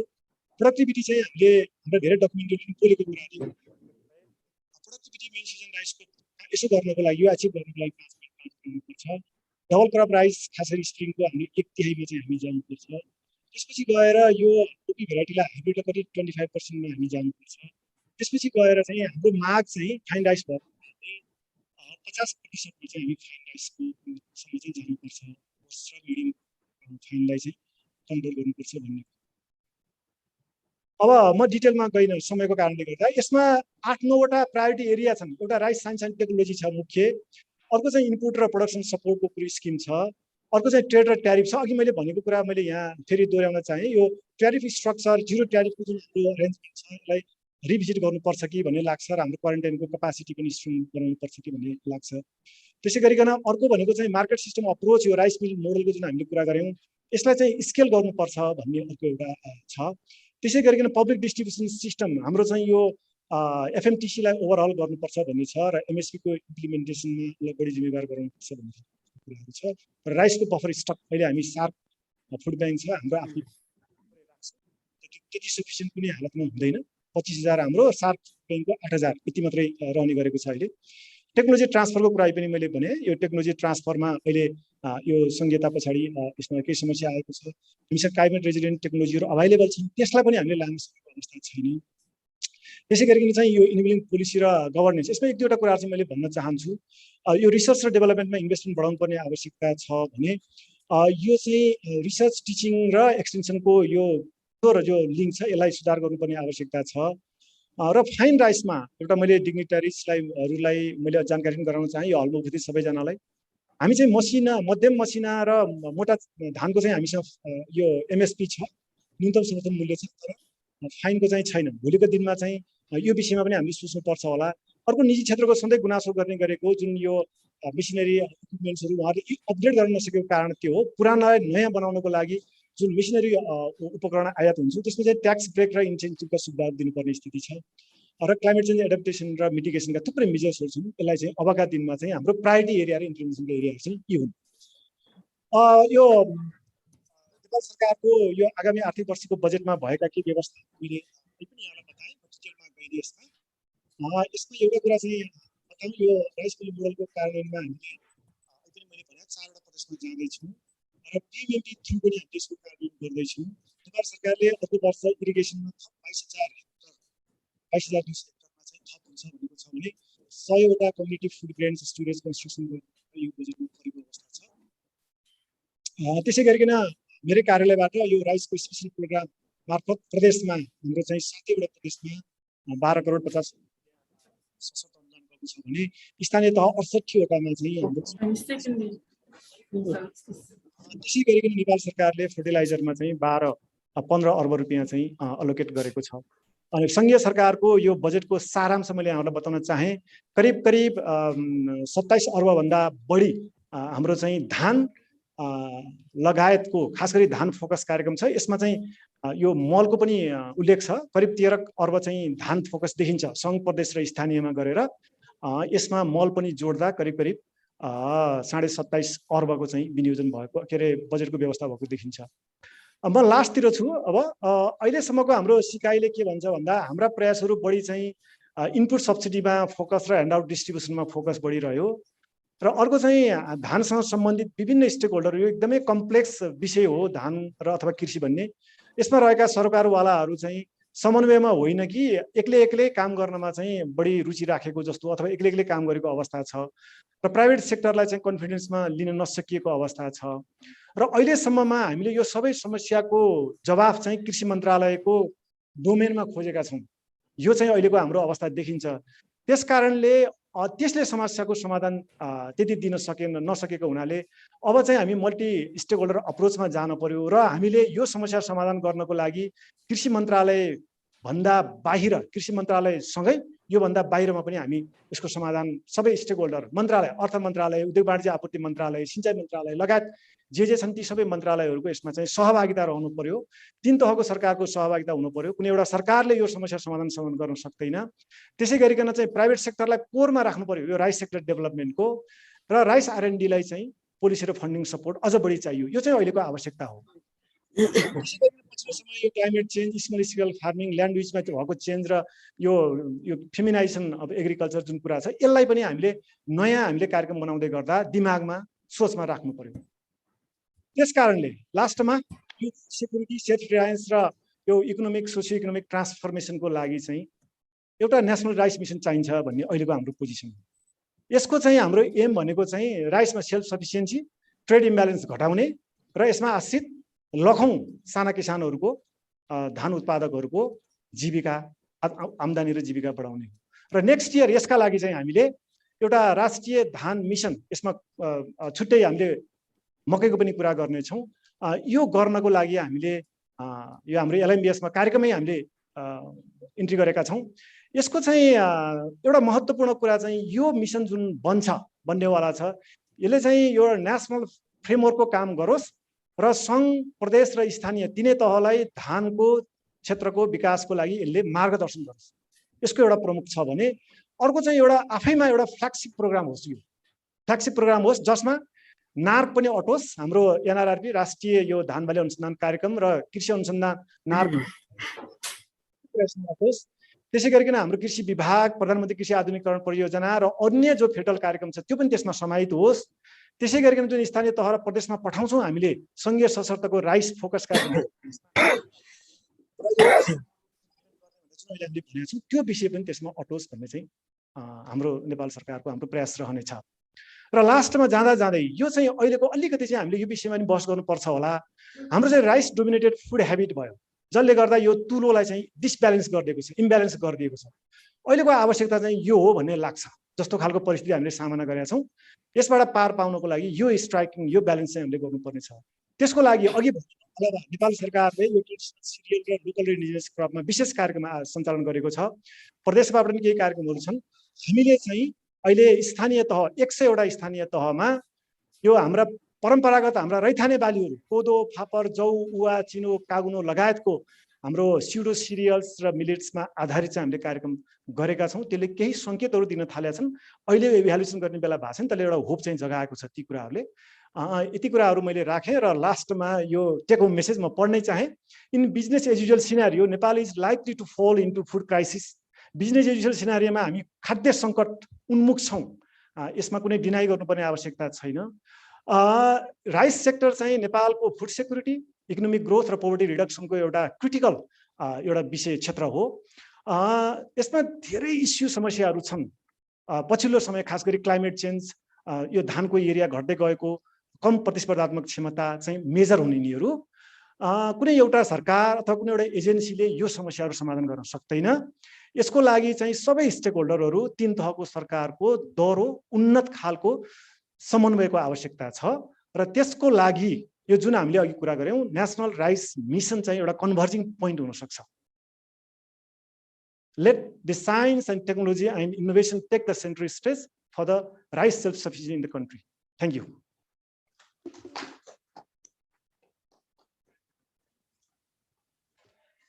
धेरै धेरै धन्यवाद रामकृष्ण सर। हजुरको बृहत प्रेजेन्टेसनको लागि धानको राष्ट्रिय खाद्य प्रणाली र अर्थतन्त्रमा धानको भूमिका औँलाइदिनु भएकोमा धेरै धेरै धन्यवाद। अब since we also have some international participants participating in this hybrid event, I would like to request Ms. Shalu to summarize briefly the presentation made by Dr. Shrestha. Saluji, I'd like to request your presence here at podium. सालुजीले briefly summarize गरिदिनुहुन्छ अङ्ग्रेजीमा केही पार्टिसिपेन्ट्सहरू regional लेभलबाट virtually attend गरिरहनु भएको हुनाले मैले सालुजीलाई यहाँ ब्रिफ सिनोप्सिस दिन अनुरोध गरेँ। Thank you, Paridiji. Respected chair, chief guest, special guest, another guest, and all the participants. First and foremost, a very thank you for the presentation which was made by Dr. Ramakrishna Shrestha. So here I would like to highlight some of the notes that he had made into this presentation. First and foremost, he highlighted on the rice and food security interlinked within the country, and also the nutrition issues linked with the rice production in the country. So production and productivity was shown in his presentation very elaborately with regard to rice production. So the data that it showed was 30 years before we had an increase in the production, whereas at the current stage, there was a decrease in the rice production. However, increment of rice consumption, especially in high demand in the country, which was almost 68%, people more centered to fine rice than the core rice. So as a whole, the demand was very high, where it was 1.3 million tons, where Nepal is importing rice for consumption. Similarly, we have a deficit of 2.4 million tons of rice every year. And some of the major initiatives that policy enabling environment had been taking place in the country, which was driven by an umbrella act of Constitution 2015. Similarly, ADS, Agriculture Development Strategies, has also given due consideration, and rice-related targets has also been highlighted in the 15th National Plan. So even then, there is an investment of about 15 million Nepali rupees subsidy for fertilizer for rice production on a standalone basis. But then we have 60% of the seed subsidy is on rice. Even initiatives like the mechanization subsidy, public distribution systems of rice in remote areas of Nepal. But then there are major problems focused on these issues. The government initiatives are on zones and super zones programs also. 59 areas targeted for fine rice production, and then the meals improvement programs also. So Lumbini and Sudur Paschim Pradesh given due attention for special rice program, where mega rice programs are also in place.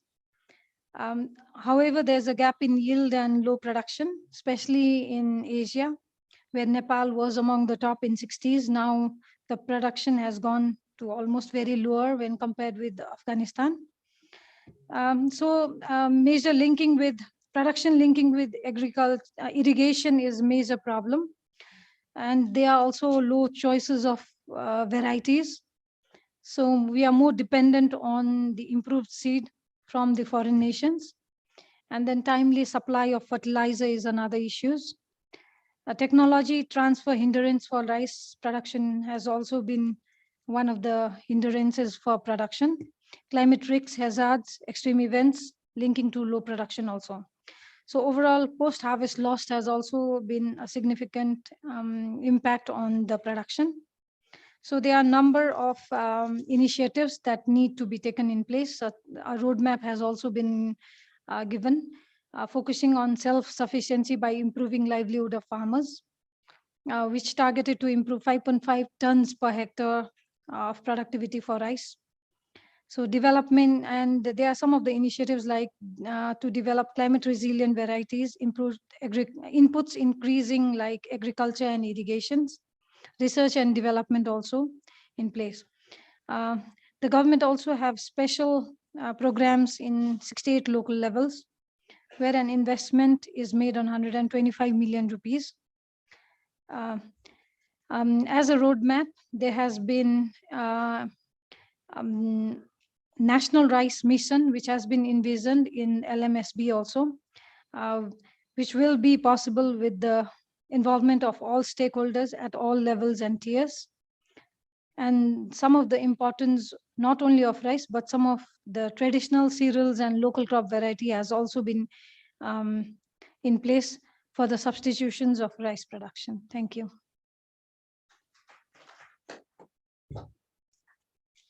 Thank you, Shaluji.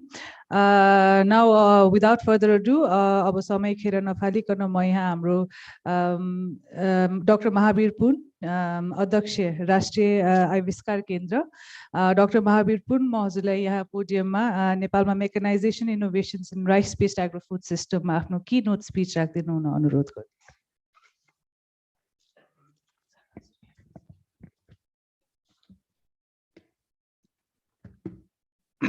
Thank you very much for inviting me to speak at this celebration, Rice Day celebration. I am not an agriculture expert, so I don't know what to speak much about how to, how to grow the production of rice in the country. But one thing I can tell, based on my background, in technology, developing technology at the Rural Innovation Center, National Innovation Center. Our first kura, let me tell why we are consuming so much rice. 2001, 1980, I heard that Nepal was, Nepal used to grow a lot of, rice, and we didn't import much rice from foreign countries before 1980. Tara 1980 पछि बढेको जस्तो देखियो. So why the import of rice increased so fast? The reason is because everybody started eating rice. So let me tell my experience. Okay, this is just a story. So until I was 14 years old, or from 1 to 14 years, I think I got to eat rice maybe 150 times in 14 years. Because I grew up in the mountain. पहाडमा जन्मेको, पहाडमा भातै खान पाइदैन थियो, कसैले पनि भात खाँदैन थियो. पहाडमा चाहिँ धान हुँदैन, अनि भात खाने मान्छेहरू, those people who used to eat rice, they were living in the river basins. तल बेसीतिर बस्नेहरूले मात्रै भात खान्थ्यो. अनि पहाडमा जहाँ चाहिँ धान नहुने ठाउँकोले त सबैले ढिँडो खान्थ्यो. अनि राइसको कन्जम्सन चाहिँ बढी थिएन. मैले 150 पल्ट भने नि भात खायो होला भनेर अन्दाजी म भन्छु. म I can tell exactly. Maghe Sankranti, चैते दशैं, साउने संक्रान्ति, अनि दशैंमा 2 पटक, तिहारमा 1-2 पटक, अनि कहिले स्पेशल पाहुना आएको बेलामा 2-4 पटक गरेर भनौँ न वर्षमा 10 पटक भात खायो होला. हैन, बिहामा खाने थिएन, चलन थिएन. अनि वर्षमा 10 पटक भात खायो होला, 14 वर्षमा 140 पटक खाइयो होला, मेबी 150. हैन, त्यो भयो. सो बट अब 80 पछि चाहिँ त्यो बढ्यो. अब बढ्नु त हाम्रो यहाँ विभिन्न कारणहरू छन्, उहाँले बताइसक्नु भयो. So let me tell what we are doing at the Innovation Center, especially in the field of agriculture, mechanization. So we help people to do research and development in every field, not only in agriculture. We help to do research in the field of biomedical engineering, education, agriculture, electronics engineering, electrical engineering, all kind of engineering. Sabai उनीहरुले चाहिँ they do research there, and the National Innovation Center supports them in 4 steps. 4वटा स्टेपमा मद्दत गर्छौं. पहिलो कुरा we ask them to develop the prototype. If they become able to develop the prototype बनाउन सक्यो भने we help them to develop the product, whatever they are developing. And if they become able to develop the product, we help them to do the market testing. Because without market testing, we don't know whether that thing they have developed is worth selling in the market. If they develop the product and if succeed in market testing, we help them to get connected with the investors, and they are the ones who will produce in mass and sell it in the market. This is just a simple 4 steps we are doing. About agriculture ma aru kura ma bhanna chahanna. I don't want to tell anything about other fields we are working on.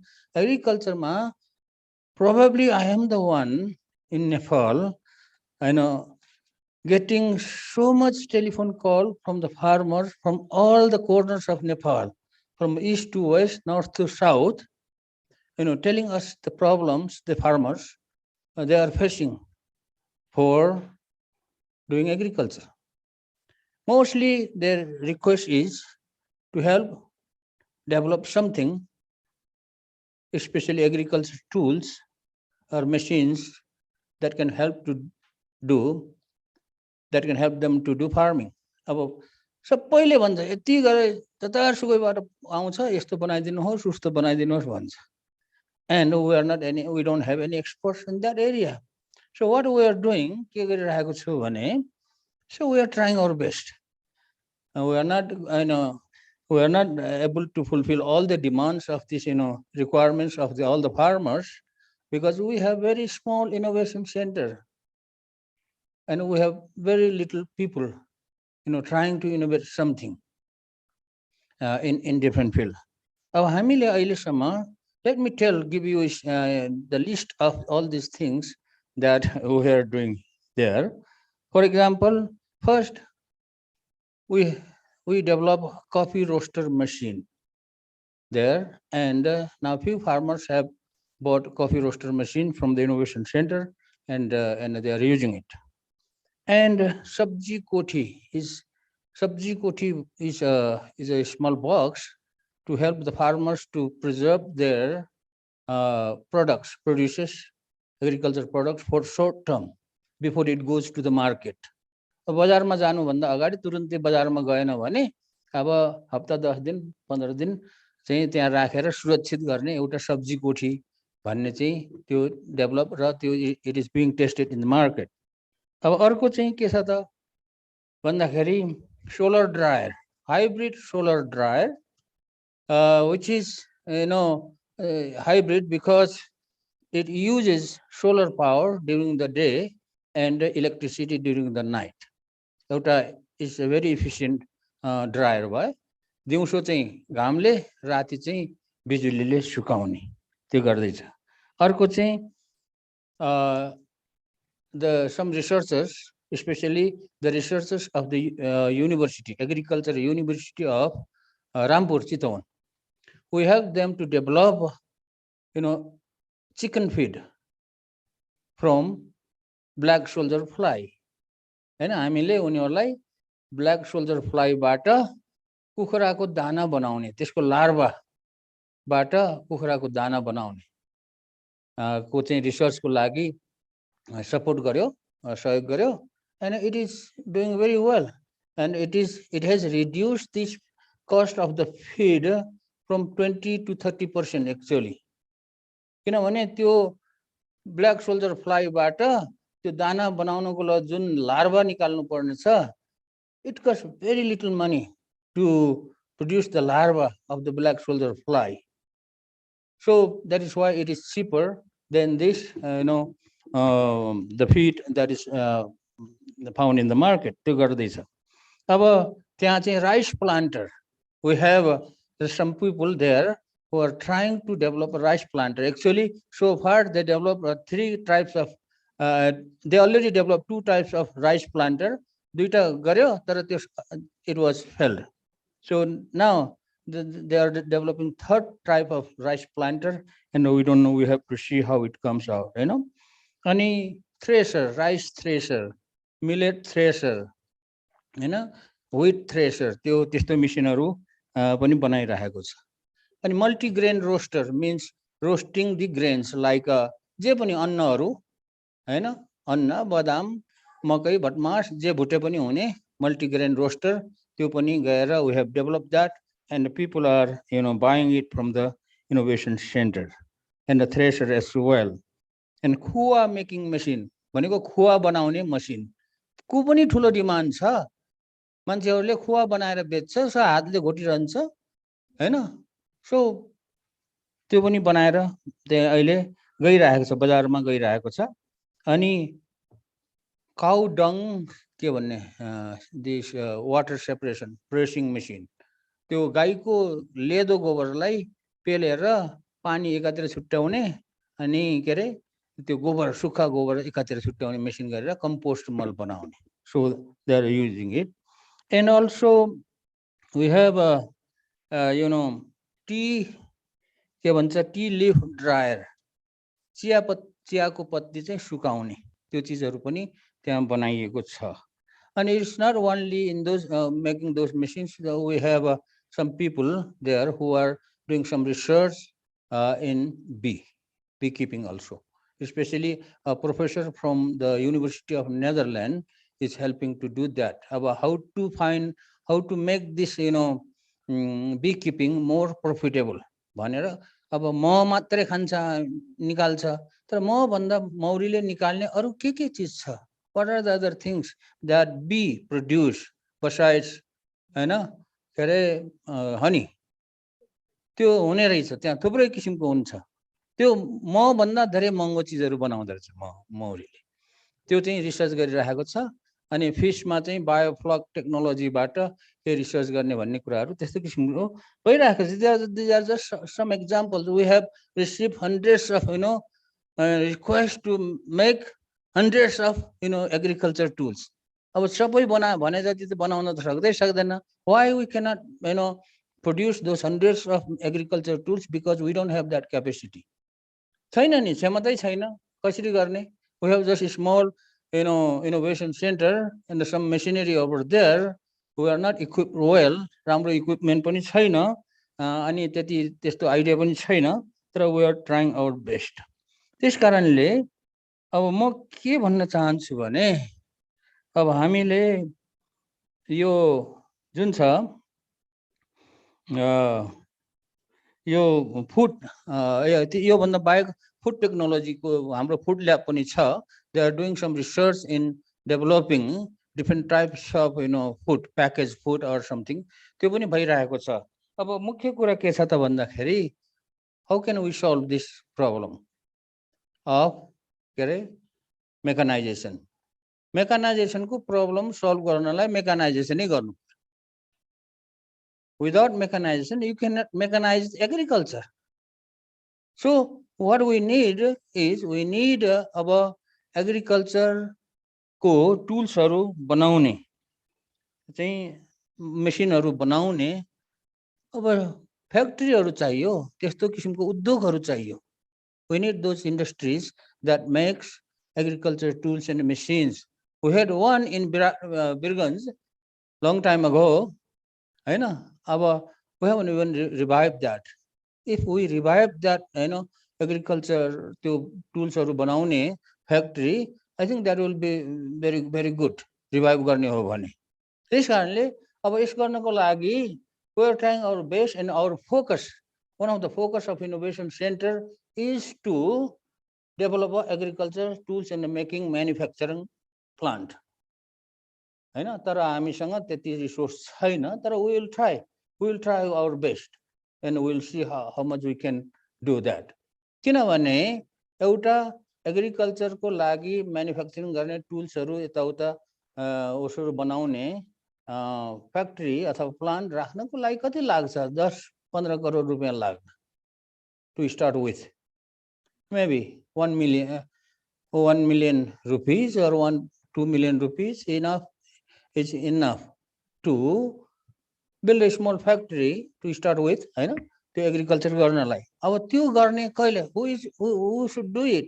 त गभर्नमेन्टले गर्नु पर्यो नि अब government provides so many subsidies in so many field हैन सबै चिजमा धेरै चिजमा अहिले मैले सुने मैले थाहा थिएन मलाई कि गभर्नमेन्टले बिउमा पनि सब्सिडी दिन्छ त्यो के रे एग्रिकल्चर टुल्समा त्योहरुमा पनि सब्सिडी दिन्छ पानीमा इरिगेसनमा सब्सिडी दिन्छ सबैमा सब्सिडी दिन्छ भन्ने त मैले सुने तर I haven't heard that government provides subsidy to manufacture, to build and manufacture agriculture tools in Nepal. बाहिरबाट ल्याएको चिजलाई सब्सिडी दिन त सकियो तर why cannot we provide subsidy to manufacture those, develop and manufacture those agriculture tools in Nepal? त्यो किन गरिदैन त त्यसलाई पनि सब्सिडी दिए त भइहाल्छ त त्यसकारणले the one thing I would like to suggest to the government and other UN development organization is to help. Please help to set up or establish agriculture, the modern agriculture tools and machines manufacturing plant in Nepal. That would cost maybe $1 million or maybe $2 million. Not more than $2 million, I would say, at the beginning. If we do that, that will solve our lot of problem. मैले चाहिँ यही कुरा चाहिँ म तपाईहरुलाई भन्न चाहन्छु हैन अब किनभने यो without के रे मेकानाइजिङ द एग्रिकल्चर नेपालमा त्यो खानेकुरा के रे उब्जनी हुने इनफ खानेकुरा उब्जनी हुने त चान्सै छैन. We will be importing all our food. झन् अब कोही पनि कृषिमा लाग्ने त कोही पनि छैन नि त्यसकारणले this is my request. Thank you very much. हैन अब यहाँ भन्दा म के सुझाव दिम तर राष्ट्रिय आविष्कार केन्द्रसँग चाहिँ मिलेर यस्तो किसिमको एग्रिकल्चर टुल्स मेसिन्सहरु बनाउने कुराहरु गर्ने हो भने if you are ready to that we are already ready हैन we are always ready. Thank you very much. Thank you very much, Mahabir sir. You're an inspiration to many of us. Thank you for your kind remarks. Mahabir sir को त्यो keynote speech को लागि धेरै धेरै धन्यवाद. उहाँ साच्चै हामी धेरैको लागि प्रेरणा हुनुहुन्छ. अब यो सहित हाम्रो महावीर सरको मन्तव्य सहित हाम्रो यो ओपनिङ सेसन चाहिँ अन्त्यमा आएको छ. Now we are moving to the technical session. Now with the permission of our chair, I'd like to pass on the moderation role to Joint Secretary Ms. Sabnam Madam. So if you allow, Chair, I would like to invite Ms. Sabnam over here at the podium as the moderator for our technical session.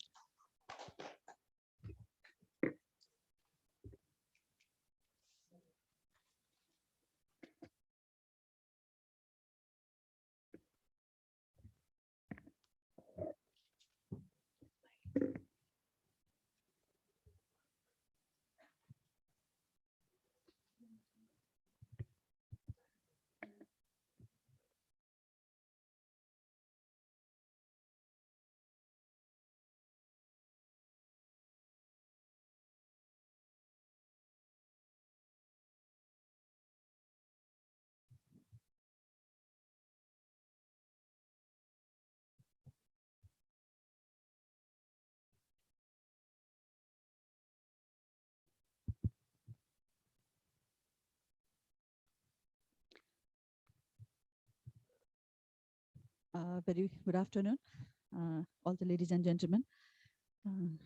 Respected Chair, Secretary for the Ministry of Agriculture, Honorable Member of the Parliament, and also Chair to the Agriculture Natural Resources Committee, Honorable Member from National Planning Commission, FAOR, and all the distinguished delegates present here. So we just heard the two very important keynote presentations, which sum up the whole scenario of rice economy in Nepal. So I think I do not need to elaborate much on that because the first speaker has adequately highlighted the scenario, what is the current scenario of rice in our food system, in our economy, and then also what are the major challenges, right, from the production to marketing, the post-harvest, the changing demography, and the technological front. So I'll not elaborate much on that issue. Of course, he has touched upon many issues in the depth. And just to pick on that, because when we are talking about the technology front, definitely we also should not forget our traditional land races, from which I think we can develop the climate resilient technology. So that area can also have been added in his presentation, just as a quick response only. And about the presentation by Mahabir Punsa, he has highlighted on the activities that the Innovation Center, National Innovation Center is doing, and also that express his willingness to that he is for the collaborative research and also for the manufacture of the probable agro-machineries technology that is adequate for agriculture. So since the two speakers has already set the scenario, so I will now like to invite the presenters for the technical session. We have 4 presentations, one on the contemporary regional rice production and trade scenario. What are the lessons that are relevant for achieving rice self-sufficiency in Nepal from the FAO Bangkok? Similarly, we'll have next presentation from our own National Rice Research Program coordinator on the contribution of rice research and development, and in terms of achieving rice self-sufficiency in Nepal. And similarly, we'll have another presentation from Dr. Sudhanshu Singh. This will be about ED intervention in leveraging global rice science innovations to help Nepal increase productivity sustainably. And the 4th presentation will be from USA Nepal on why rice can it be productive, it be competitive. Because we have both the speakers in Nepali and also the speakers in English joining us from the virtual platform. So to those who will be presenting from Nepal, I would like to request you to kindly make your presentation in Nepali, although the slides will be in English. And for the presenters will be joining us virtually. Of course, they will be using their own language, I mean the English language for the presentation. मैले यो 4वटा प्रस्तुतिको लागि मैले आमन्त्रण गर्न चाहेको छु र खास गरी दुईजना स्पिकरहरूले चाहिँ हामीलाई भर्चुअल प्लेटफर्मबाट जोइन गर्नु भएको हुनाले उहाँले आफ्नो प्रस्तुति इङ्ग्लिशमा गर्नुहुनेछ र मैले त्यसलाई थोरै सम अप गरेर नेपालीमा पनि अलिकति सम अप गर्ने कोसिस गर्नेछु भने 2वटा प्रस्तुति हाम्रो नेपालबाट हुने प्रस्तुति चाहिँ मैले स्पिकरहरूलाई नेपालीमै प्रस्तुति गर्नको लागि अनुरोध गर्दछु र स्लाइड इङ्ग्लिशमा भएको हुनाले भर्चुअली हामीलाई जोइन गरिराख्नु भएको पार्टिसिपेन्टको लागि पनि त्यसले सहजै गर्छ होला भन्ने लागेको छ. So without further ado, let me invite Mr. Bojo, Agriculture Officer from FAO, Regional Office, Bangkok. So are you there, Mr. Joe? Okay. So yes, yes, I'm here. And thank you, Joint Secretary. You. And can I open my screen? Yeah, please. Thank you.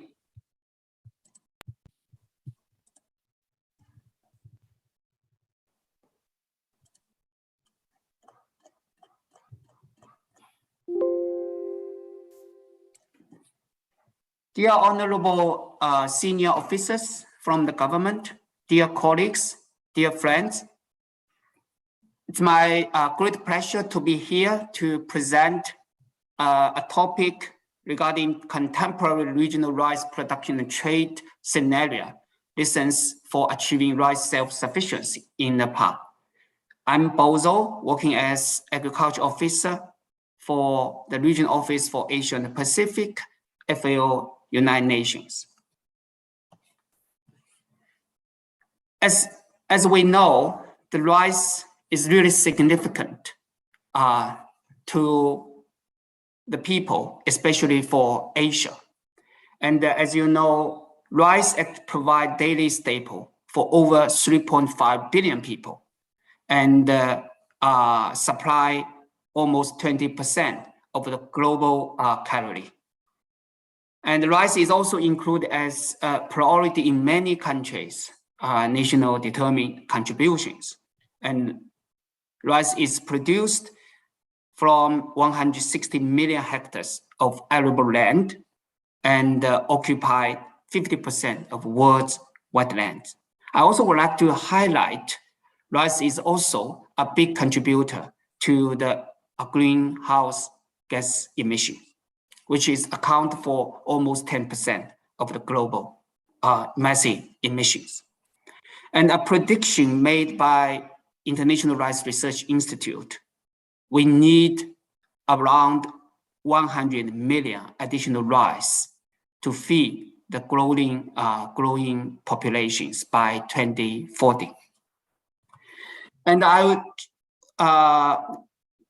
have done a quick survey of the rice production scenario in some countries in Asia Pacific.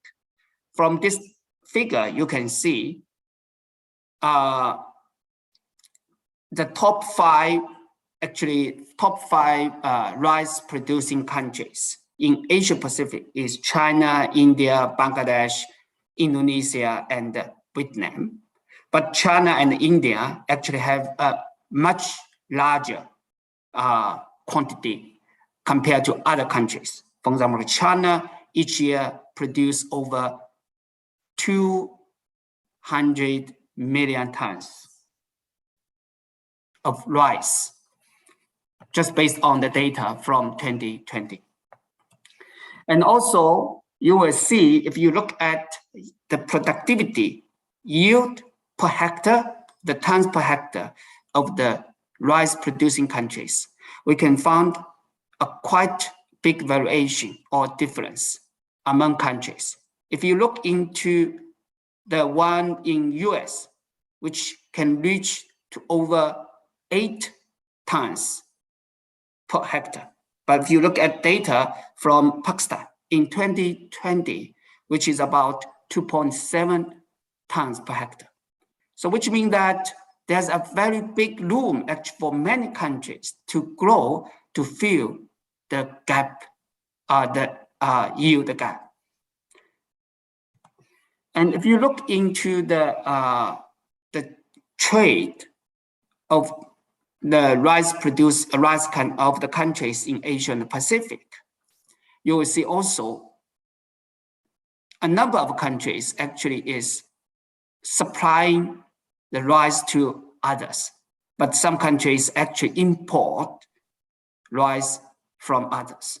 So if you look into this table, this figure, so India actually is the top export countries, which export over 1.14 million tons of milled rice in 2020. And if you look into the net import percentage versus total production in RAP countries, we found that actually Pakistan is the top country, which actually export almost 50% of its production to other countries in 2020. But if you look into the Nepal is almost it import almost 20% of the total rice production, of domestic rice production, which means that a quite high level of dependence of rice import from other countries. And if you look into the depths like scenario of rice production based on the production areas, total production, and the yield in 3 countries.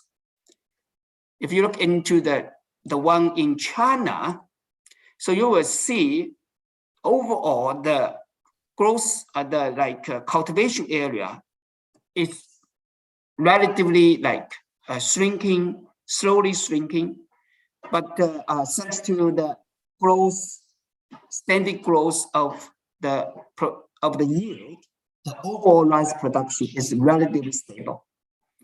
And if you look into the one scenario in Vietnam, and you can see the productivity, the yield growth is quite stable in the last decade, and which helped the country to maintain a relatively high, a relatively stable production of rice in the last decade. But if you look into the figure or look into the figure of Thailand, the overall, I would like to say the yield is not very competitive compared to the ones in China and Vietnam. And a big variation actually among years, although the growth, the cultivation areas are relatively stable. So I would like to give you the examples of the policy instruments in a few countries, just to give you a snapshot of what the countries in this region is taking to, in the rice sector. So I'll use the China case just to highlight how China to feed, it's 1.4 billion people based on only 8% of the arable land worldwide. So since 1978, China really emphasized on different or various policy instruments to ensure the stable rice production. And I'd like to actually highlight one of the interventions of the hybrid rice development. I think everybody probably know the hybrid rice father, Professor Long Pingyue. Under his leadership, the Chinese government launched a five-phase hybrid rice development roadmap. So using a different technology and to promote the hybrid rice development program in China. So based on a recent estimate, the yield increase from the hybrid rice help the government or help China to feed 60 million additional people every year. And also, I would like to point out that although China is the #1 rice import country in 2020, but overall, the percentage compared to the total rice production is very, very low. So which means that the Chinese government actually take a top policy to ensure the rice supply safety in the country. And I would like to also highlight what's the current intervention that Chinese government is promoting. From this figure, you can see China majorly has two different cropping pattern or cropping modality. One is single crop. Another one is two crops, early seasonal crop and a late seasonal crop. So if you look into this table, this figure, due to the quick drop of the double rice cropping practice, actually the nation encountered a threat or risk of the drop of the total rice production. So recently, especially after the COVID-19, so the government actually is promoting the double rice cropping system and try to revert to avoid a further aggravated double to single phenomena in the country, and actually which helps a lot for sustain the rice production in the country. And also I would like to introduce one of the alternative double season rice farming system called return rice in China. So the government now is promoting the return rice to help to revert the double to single phenomena in the country to assure the sustainable rice production in the country. Recently, we just launched, we just hold return rice workshop to actually promote the adoption and upscaling of return rice in this region. I'm very happy that our Joint Secretary joined this workshop and give his presentation. And I also would like to introduce you the successful case in Vietnam. So the Vietnam government take a very significant policy instruments, covered rice production, rice trade, and the rice value chain to promote its rice production in the country. And I would like to just to list some of them from the rice production policy. Support to maintain and develop paddy land and paddy production. Support to reduce input cost through the direct subsidy. And also support to develop infrastructure and irrigation for agriculture production. And some of them actually are already highlighted by our senior officers to achieve the self-sufficient in Nepal. And also I would like to introduce another successful case in Republic of Korea. So the government actually take different policy goals and different policy measures to help the country to achieve self-sufficiency of rice in the country. And also you can see, because of the reduction of rice consumption, actually since 2000, the government actually promote that diversification and to release the load or release the burden of rice production in the country. But overall, I think the country continuously to support the research and development program to sustain a relatively, good productivity or yield of rice to sustain the rice production in the country. And I would like to also use this figure, which was recently published, and highlight the South Asia countries to make efforts to narrow down the yield gap to continue to be a major rice bowl in the world. So if you look into this, the figure on the left, overall at the regional level, there's a 42% of the yield gap exists in the irrigated rice farming ecosystem, and in the rain-fed rice ecosystem, which has overall 55% of the yield gap. So if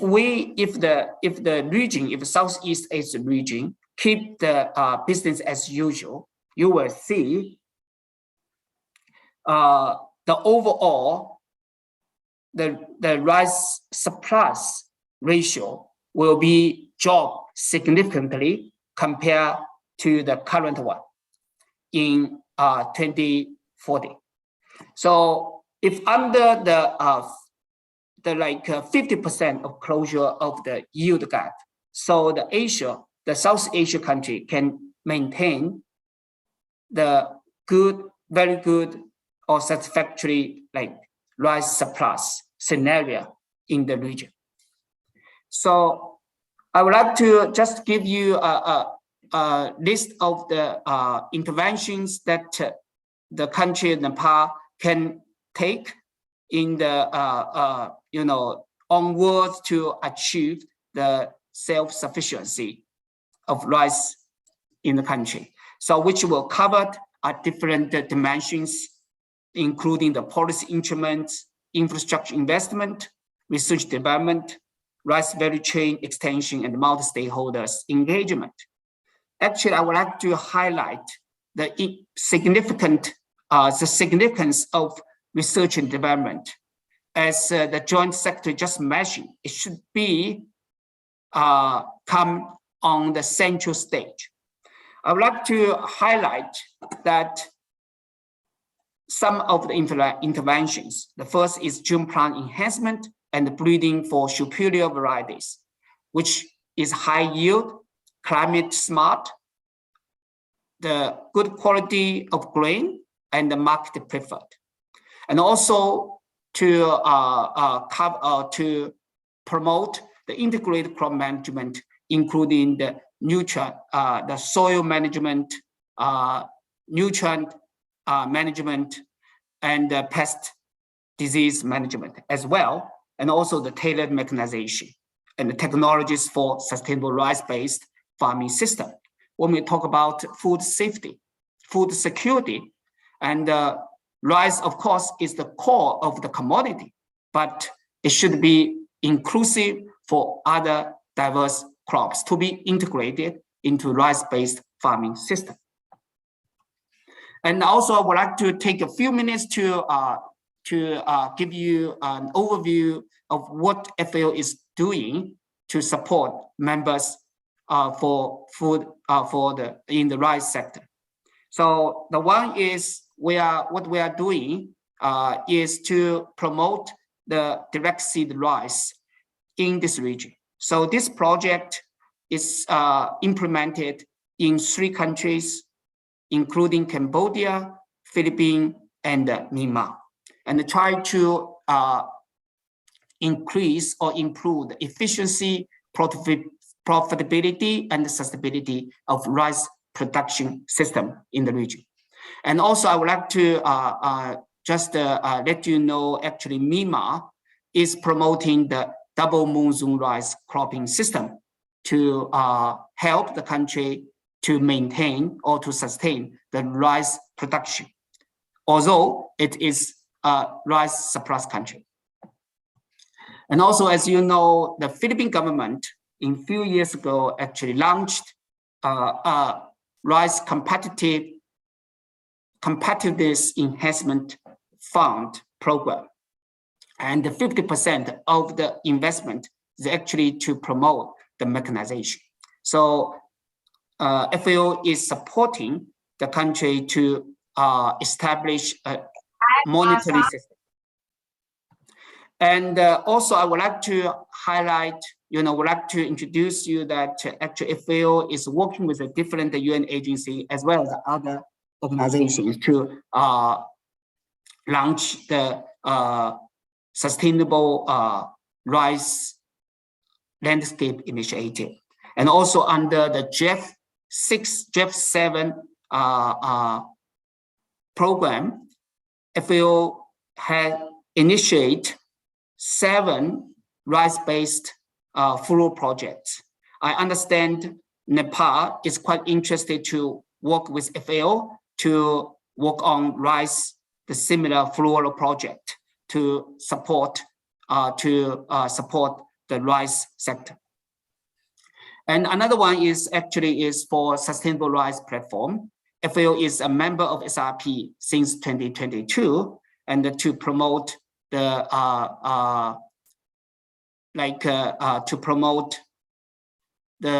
sustainable rice production and consumption in this region.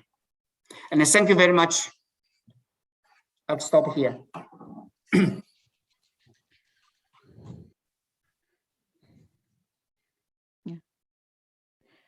Thank you for keeping within the time frame. Thank you, Bo. You have rightly shared about what are the various policy instruments undertaken by the major rice producing and consuming countries, I think from the Asia Pacific region, and also on what are the scope that we can still increase the productivity, bring down the yield gap, and further enhance the production scenario in the region. So I will request the participants, both in person and joining us from virtually, if you have questions concerned with his presentation, kindly note the questions, and we'll take the questions in the end of the session.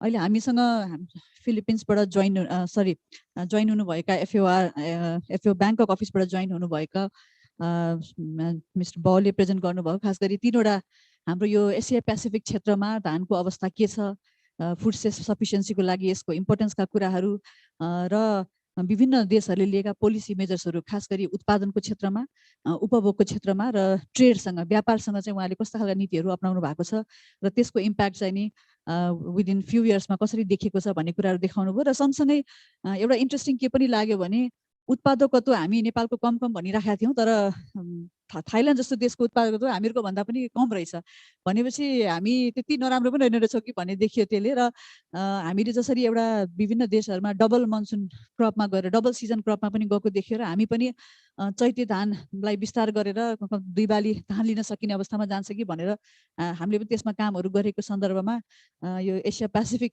रिजनले अपनाएका पोलिसीहरूमा हामी पनि हार्मोनाइजै भएका रहेछौँ कि जस्तो पनि लाग्यो। मैले संक्षेपमा त्यति मात्रै जानकारी गराएँ। Now I'd like to move to another presentation. So may I request Dr. Rambaran Yadav, coordinator from National Rice Research Program, Hardinath, and he will focus on the rice research and development in Nepal and its contribution in the rice self-sufficiency of the country. Dr. Sablai, I would like to request him to make presentation in Nepali. The slides will be in English. Thank you. Dhanyavad, madam. You have 15 minutes, sir. हुन्छ म टाइमलाई चाहिँ गर्छु। आज यस policy dialogue achieving rice self sufficiency इभेन्टका chair गरिराख्नु भएका आदरणीय श्रीमान सचिवज्यू, डायसमा उपस्थित माननीय सदस्य पूर्ण कुमारी सुवेदी मैडम, माननीय राष्ट्रीय योजना आयोगका सदस्य Dr. Dilbahadur Gurung sir, यस्तै FAO representative from Nepal and Bhutan का केन सिम जुजी लगायत सम्पूर्ण यस हल भित्र उपस्थित सर र म्याडमहरू,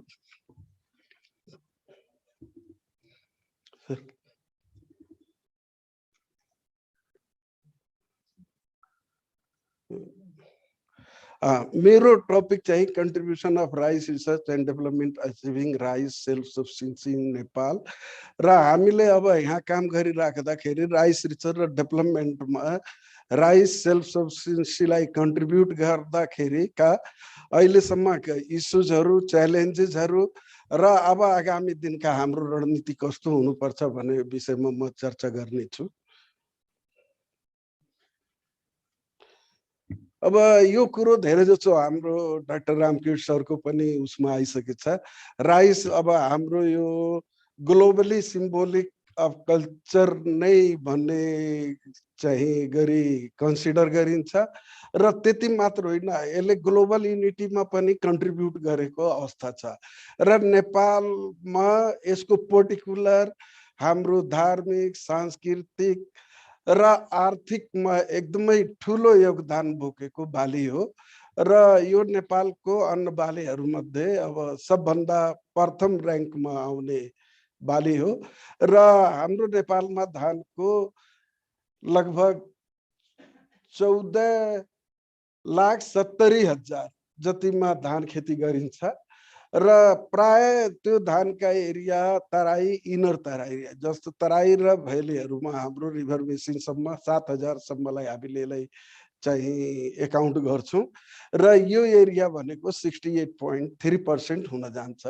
यस्तै अब हामी एकदमै राइस इकोलोजीमा एकदमै रिच डाइभर्सिटीमा नेपाल छ र हामीले माउन्टेन र हाई हिल पनि हामीले चाहिँ राइस ग्रो भएको कन्ट्री मध्ये एउटा हो र त्यसको एरिया लगभग 31.7% छ र पर्टिकुलर हामीले हाई एल्टिट्युड हाई माउन्टेनसको राइस एरिया हेर्ने भने टोटल एरियाको 4% एरिया हाम्रो हुन आउँछ र अहिले हाम्रो प्रोडक्सन चाहिँ लास्ट इयर अनफर्चुनेटली अनफेभरेबल क्लाइमेटले गर्दा अहिले हाम्रो चाहिँ प्रोडक्सन हुँदा हुँदै पनि लगभग 3.5 लाख मेट्रिक टन हाम्रो त्यो बर्सातले गर्दा चाहिँ नुकसान हुन गयो र त्यसको यदि इन टर्म्स अफ मनीमा कन्भर्ट गर्ने हो भने 5.5 अरबको क्षति भएको थियो र त्यसले गर्दा लास्ट इयर हाम्रो 2021 मा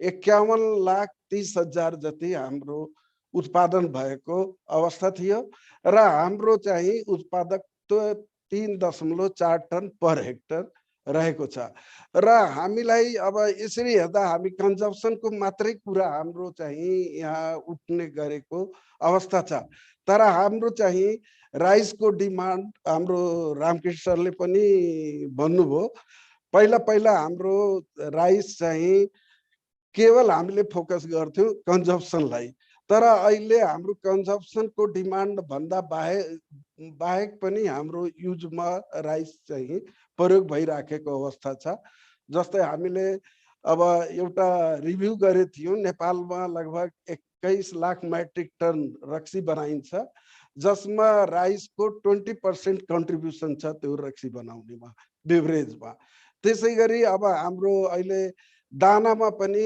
राइस चाहिँ युज भएको अवस्था छ र त्यसरी गर्दाखेरि हामीलाई टोटल राइस चाहिँ 79 लाख टन चाहिन्छ जसमध्ये अब खानालाई मात्रै यदि हामीले हेर्ने भने 68 लाख मेट्रिक टन हाम्रो उत्पादन हुनुपर्छ र त्यसलाई अब हामी एडिसनल गर्नलाई 15,60,000 हामीले एडिसनल धान उत्पादन गर्यो भने हामी धानमा सेल्फ रिलायन्ट हुन सक्छौं र अब यो 1-2 दिनको कुरो होइन यसलाई हामी लङ टर्म स्ट्र्याटेजीमा जानुपर्छ र हाम्रो अहिले नेपाल सरकार अहिले आदरणीय श्रीमान सचिवजी यही हुनुहुन्छ र हाम्रो 5 वर्ष अध्यावधिक कृषि आयोजनाले एउटा के अरे निर्दिष्ट गरेछ हामीले अब 2.5 लाखदेखि 3 लाख हेक्टर चाहिँ चैतीमा गयो भने हामी यो एडिसनल राइस चाहिँ अचिभ गर्न सक्छौं र यो हाम्रो चाहिँ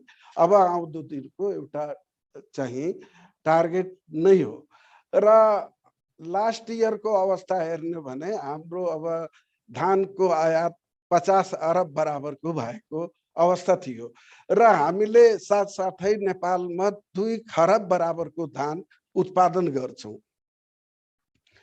र त्यसैको मैले एउटा ग्राफ देखाएको छु लास्ट इयर हाम्रो अनफेभरेबल गर्दा हाम्रो प्रोडक्टिभिटी लो भएको हो अब हामी एकदमै डिपेन्डेन्ट किन इम्पोर्टमा छौं भनेर त्यसका चाहिँ केही क्लुहरू हाम्रो यस्तो छ हाम्रो अहिले प्रायोरिटाइजेसन र एकदमै इन्भेस्टमेन्ट रिसर्च एन्ड डेभलपमेन्टमा जति चाहिन्छ त्यति चाहिँ भएको अवस्था छैन र अर्को हाम्रो धानको एरियाहरू घट्दो क्रममा छ र साथसाथै अब युथको आउट माइग्रेसनले पनि हाम्रो प्रोडक्सनमा डाइरेक्टली इन्डाइरेक्टली चाहिँ त्यो असर गरेको अवस्था छ र क्लाइमेट क्राइसिस क्लाइमेट चेन्जको इम्प्याक्ट पनि इक्वली राइस रिडक्सनमा चाहिँ डाइरेक्टली कोरिलेटेड छ र अब टेक्नोलोजी इन्टरभेन्सनको कुरो गर्ने हो भने हामी अहिले पनि कन्भेन्सनल टेक्नोलोजीमै चाहिँ रमाइराखेको अवस्था छ र यसलाई अब हामीले डाइभर्सिफाइड गर्नु पर्यो त्यो कसरी हो भने अब हामी सस्टेनेबल राइस प्रोडक्सन टेक्नोलोजीमा जानु पर्यो जसको प्रायवाचीमा हामी बीएमएमपी पनि भन्न सक्छौं बेस्ट क्रप म्यानेजमेन्ट र त्यसमा अब प्रिसिजन फार्मिङहरुको कुरो आउँछ अब वाटर धानलाई 1 किलो धान उत्पादन गर्नलाई 2500 लिटर पानी चाहिन्छ अब मान्छे यहाँ खानालाई पानीको क्राइसिस हुने अवस्थामा धान खेती गर्नलाई त्यस्तो छ त्यसैले अब हामीले वाटर रिसोर्सलाई पनि कसरी एकदमै जुडिशियली चाहिँ म्यानेज गर्न सक्ने भने प्रविधिको पनि आविष्कार गर्नु पर्यो खोज गर्नु पर्यो र त्यो हाम्रो नार्कले हामीले गरेका छौं alternate wetting and drying system र त्यो अल्टरनेट वेटिङ एन्ड ड्राइङ सिस्टमले 30% वाटर रिक्वायरमेन्टलाई चाहिँ रिड्युस गर्छ। यस्ता थुप्रै चाहिँ हाम्रो चाहिँ अहिले आएको सस्टेनेबल राइस प्रोडक्सन टेक्नोलोजीहरूको चाहिँ स्टेपहरू छन् जुन कि हामीले चाहिँ अवलम्बन गर्नुपर्छ। र अहिले हाम्रो कन्भेन्सनल र एकदमै सब्सिस्टेन्स फार्मिङले गर्दा ह्युज यिल्ड ग्याप पनि नेपालमा अराउन्ड 50% हाम्रो रियल फार्मर सिल्ड र एटनेबल यिल्ड जति हामी लिन सक्छौँ त्यसको बीचको ग्याप हाम्रो 50% चाहिँ एक्जिस्ट छ। र त्यसलाई नैरो डाउन गर्नलाई हामीले चाहिँ अब नयाँ जुन टुल्स टेक्निकहरू छन् त्यसलाई चाहिँ आत्मसात गर्नै पर्छ। र हाम्रो अहिले poor crop growth rate राइसको growth rate एकदमै कम छ, 1.4% मात्रै राइसको ग्रोथ रेट छ। यसलाई हामीले क्वान्टम जम्प गरेन भने हामीले जति कुरा गरे पनि हाम्रो नेसनल डिमान्डलाई हामी चाहिँ मिट गर्न गाह्रो हुन्छ। र अब इन्फ्रास्ट्रक्चर पनि हेर्ने भने मार्केट इन्फ्रास्ट्रक्चर र पोलिसी हाम्रो एकदमै भ्यारिज छ त्यो।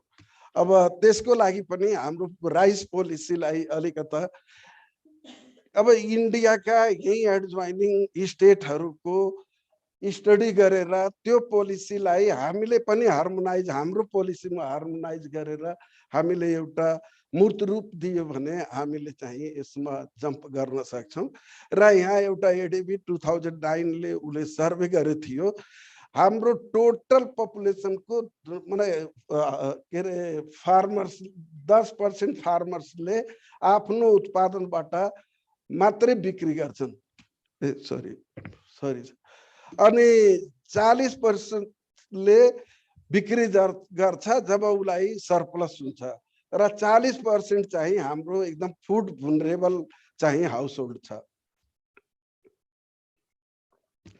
यो एउटा मैले चाहिँ यहाँ देखाउन खोजेको अब यो एउटा trend of rice yield in South Asia across the South एसियाको चाहिँ यहाँ मैले 4वटा कन्ट्रीको देखाएको छु।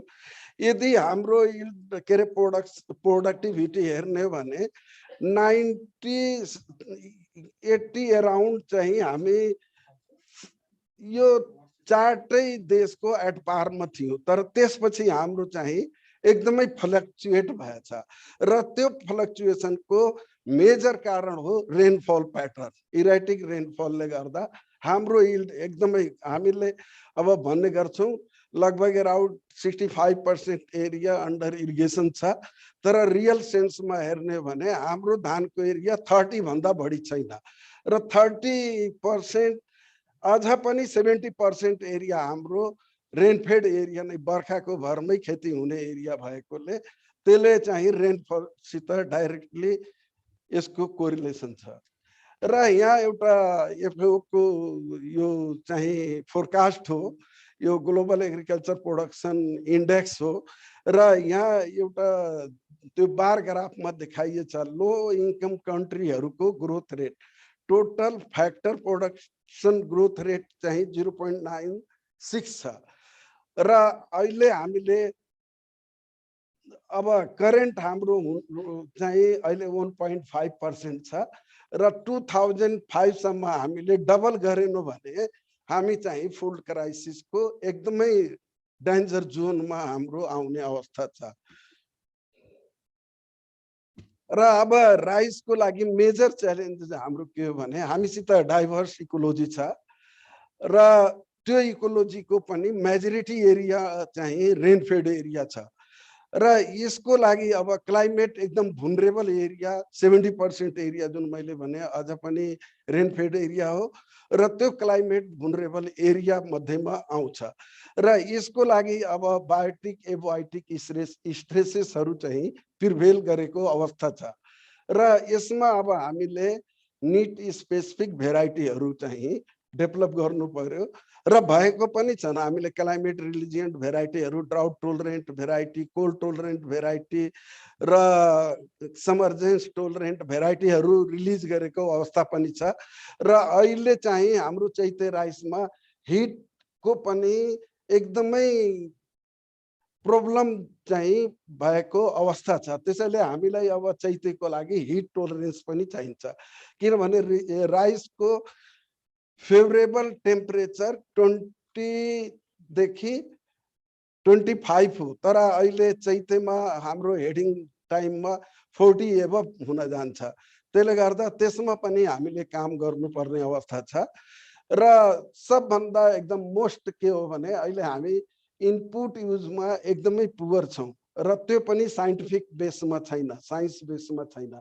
हाम्रो अहिले पनि परम्परागत तरिकाबाट नै हामी गरेको अवस्था छ। र यील्ड ग्याप मिनिमाइज गर्नलाई पनि हामीले यो चाहिँ एकदम जुडिसियसली म्यानेजमेन्ट गर्न जरुरी छ। र अर्को हामीले अब यो कन्टिनेन्टमा हेर्ने भने हाम्रो कस्ट अफ प्रोडक्सन सबभन्दा हाई छ राइसको। इन्डिया चाइनाको तुलनामा हेर्ने भने हाम्रो कस्ट अफ प्रोडक्सन हाई छ। र त्यो कस्ट अफ प्रोडक्सन हाई हुनुको कारण एउटा के हो भने अब अरू देशहरू मेकनाइजतिर गए, हाम्रो चाहिँ फ्रेगमेन्टेड र टेरेस ल्यान्डले गर्दा अब मेकनाइज हुन गाह्रो भइराखेको अवस्था छ। तथापि हाम्रो अहिले नेपाल सरकारले सामूहिक खेती कन्सोलिडेटेड फार्मिङको अवधारणा ल्याएपछि यसलाई केही हदसम्म एड्रेस भएको पनि अवस्था छ। र हामीले चाहिँ अब मोडर्न टेक्नोलोजी र लिङ्किङ विथ मेकनाइजेसनमा जानै पर्छ भन्ने हाम्रो चाहिँ मान्यता हो।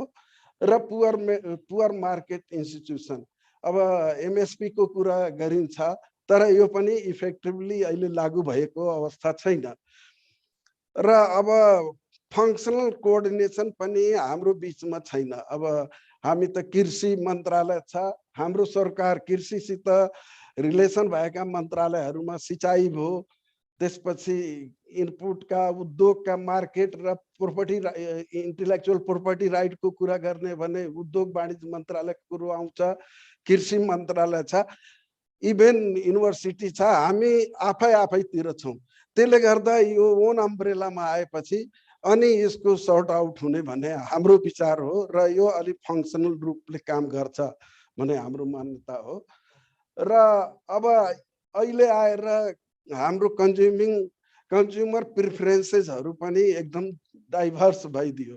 मान्छेहरूले मसिनो खाने, बास्नायुक्त खाने र क्रपिङ सिस्टम पनि अहिले सिफ्ट भएको अवस्था छ। अब मान्छेले त्यो लेट म्याचुरिङ भेराइटीहरू नगरेर उनीहरूले अब अर्ली क्रप सिफ्टिङमा गइराखेकोले अब त्यो पनि किसानको लागि एउटा केन इन्ट्रेस्ट हो, म्याचुरिटी ड्युरेसन, र त्यसलाई पनि हामीले एड्रेस गर्नुपर्ने आवश्यकता छ। अब यहाँ एउटा हामीले इरीको सहायतामा GIS म्यापिङ गरेको थियौँ हाम्रो चाहिँ राइस एरियालाई। र यो गुमा एटलको रिपोर्टले के देखाएको छ भने हाम्रो टोटल एरिया राइस एरियाको 30% राइस एरिया चाहिँ प्रोन टु ड्राउट छ। त्यहाँ चाहिँ फ्रिक्वेन्टली यदि रेनफल नर्मल प्याटर्न भएन भने ड्राउट आउन सक्छ। त्यसै गरी 15% एरिया यस्तो छ जहाँ फ्ल्यास फ्लड हुन्छ। फ्ल्यास फ्लड भनेको स्ट्याग्नेन्ट वाटर होइन, यो हेभी रेन भयो। लो लाइङ एरियामा जहाँ लोवर बेल्ट एरिया छ त्यहाँ 10-15 दिनसम्म पानी जमिराख्ने र त्यसले गर्दा अब त्यो धानको बेर्नाहरू मरेर जाने अवस्था चाहिँ भएको स्थितिले गर्दा अहिले हामीले यसको लागि अब जिन इन्ट्रोग्रेसन ड्राउट क्युटिएल चाहिँ जिन इन्ट्रोग्रेस गरेका लाइनहरू पनि हामीले यहाँ इरीको कोअर्डिनेसनमा रिलिज गरेछौँ। र सबवन जिन फ्ल्यास फ्लड चाहिँ टोलरेन्ट जिन इन्ट्रोग्रेसन गरेका जातहरू पनि हामीले सिफारिस गरेका छौँ। र यो एरियालाई चाहिँ हामीले ती भेराइटीहरूलाई मेनली चाहिँ त्यहाँ एक्सटेन्सन सिस्टममा फिडअप गर्नु पर्यो।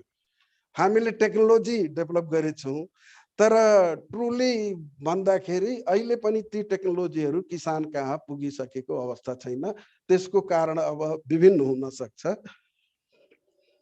अब यहाँ यील्ड ग्याप चाहिँ हाम्रो जुन मैले भनेको थिएँ रियल फार्मर्स यील्ड र एटनेबल यील्ड र रिसर्चेबल यील्ड चाहिँ मैले यहाँ देखाएको छु। र सबैको चाहिँ त्यो एरो देखाएको त्यतिको ग्याप छ। यसलाई न्यारो डाउन गर्नलाई अब हामीले भेराइटी एकदमै high yielding variety, climate smart variety हुनु पर्यो। इरिगेसनलाई हामीले फोकस गर्नु पर्यो। सब्सिस्टेन्स फार्मिङलाई चाहिँ हामीले अब चाहिँ कमर्सियलाइज गर्न जानु पर्यो र नयाँ टेक्नोलोजीहरू जुन अहिले हामीसित छ र अब कहीँ डेभलप छ भने त्यसलाई पनि हामीले एडप्ट गर्न सक्ने चाहिँ अवस्था छ, त्यसलाई हामीले गर्नुपर्छ। र त्यसपछि अनि युज अफ अलि इनपुटलाई पनि हामीले इनपुट युज र म्यानेजमेन्टलाई पनि हामी ध्यान दिनु पर्यो र क्लाइमेट चेन्जलाई चाहिँ मिटिगेट गर्नु पर्यो र राइस पोलिसीलाई अलि हामी हार्मोनाइज गरेर हाम्रो फेभरेबलको चाहिँ इन्टरनेसनल लेभललाई पनि फोकस हुने गरी राइस पोलिसी नेपालमा चाहिँ बन्नु पर्यो। अब अहिलेसम्म हाम्रो राष्ट्रिय धान बाली अनुसन्धान कार्यक्रम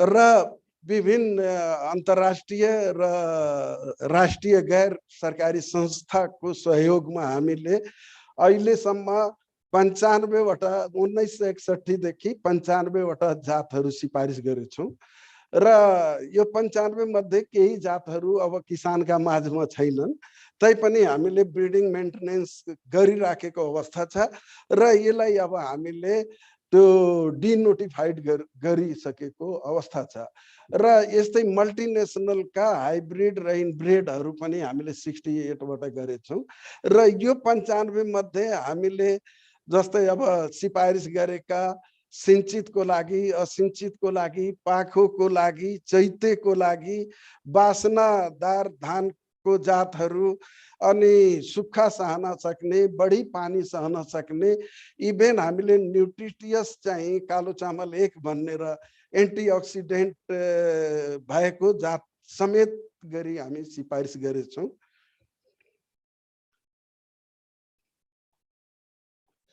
र यहाँ एउटा मैले यसो यहाँ यो मासलाई चाहिँ एउटा एक्सपोजरको लागि यो स्लाइड इन्डियाको road map for the future of Indian rice मार्केटलाई चाहिँ उ गरेर यहाँ मैले राखेछु र यो सबै कुरो हाम्रो लागि चाहिँ एप्लिकेबल नहोला, तर धेरै कुरोहरू यसबाट हामीले लेसन लर्नको रूपमा लिन सक्छौँ र इन्डियाले पनि आत्मनिर्भर बन्नलाई उसले फार्मर्सको इन्कमलाई डबल गर्ने भनेर उसको रणनीतिमा उसले पारेको छ र अर्को उनीहरूले चाहिँ कहाँ एड्रेस गर्न खोजेछ भने यो इन्टरप्रेन्योरसिपको रूपमा ट्रान्सफर्म हुनु पर्यो, राइस इन्डस्ट्रिज बेस्डमा चाहिँ लिङ्कअप हुनु पर्यो। अनि भ्यालु एडिसनको कुरो आउँछ, ब्रान्डिङको कुरो आउँछ।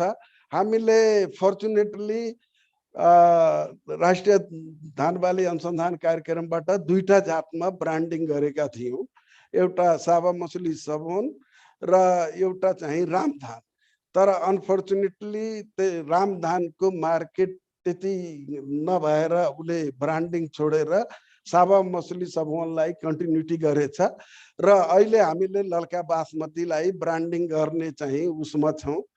चाहिँ अब यो के देखाइएछ भने हामीले अहिले हाम्रो यहाँ पहिलाका प्रेजेन्टेसनमा सुन्यौँ 50 अरबको चामल मध्ये हामीले म्याक्सिमम हाम्रो कन्ज्युमर मसिनो खान्छन्, मसिनोतिर जानुपर्छ भनेर हाम्रो चाहिँ एडभोकेसीहरू भइराखेको high authority, high official, policy मेकरको नलेजमा त्यस्तो किसिमको चाहिँ उ गएछ।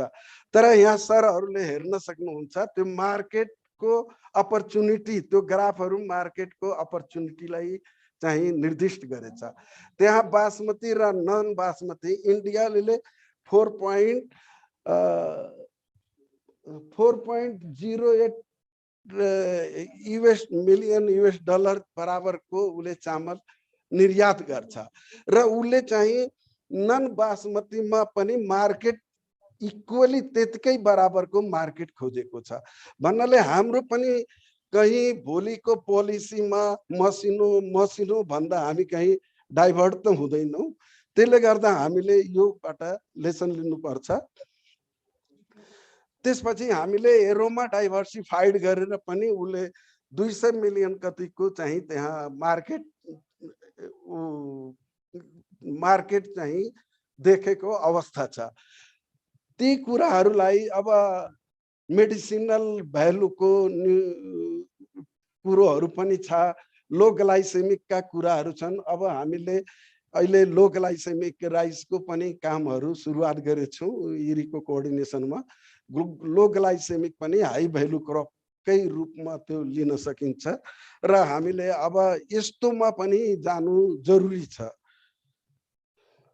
र हामीले अब देखेको इमर्जिङ अपर्च्युनिटी हाम्रो रिसर्चको लागि के हो भने अब अहिलेसम्म हाम्रो कन्भेन्सनल टाइपकै ब्रिडिङ र अरू रिसर्चहरू छ।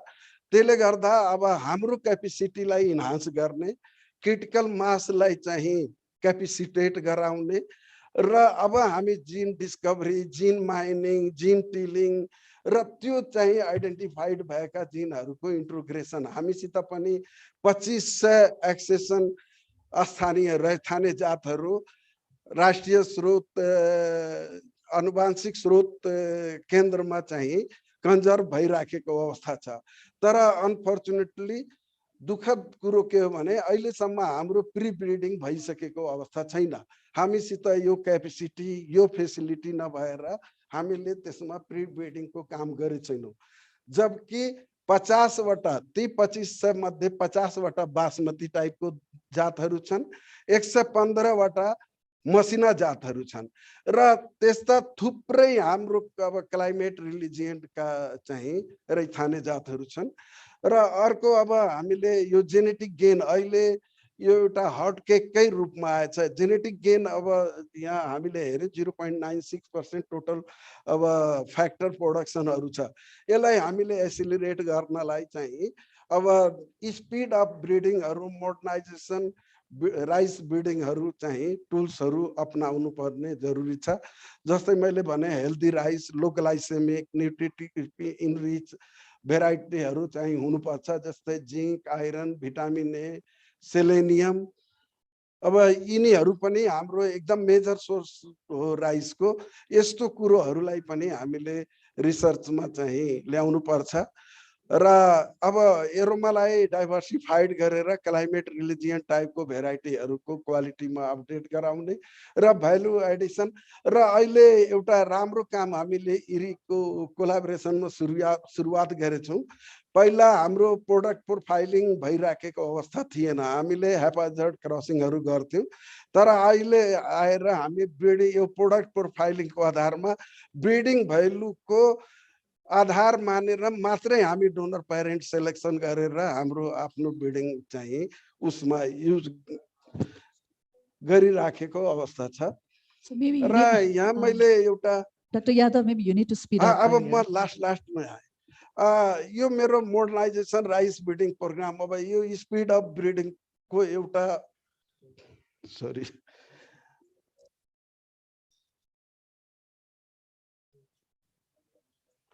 यो मोडर्नाइजेसन राइस ब्रिडिङ प्रोग्राममा अब यसको 5 वटा स्टेपहरू छन्।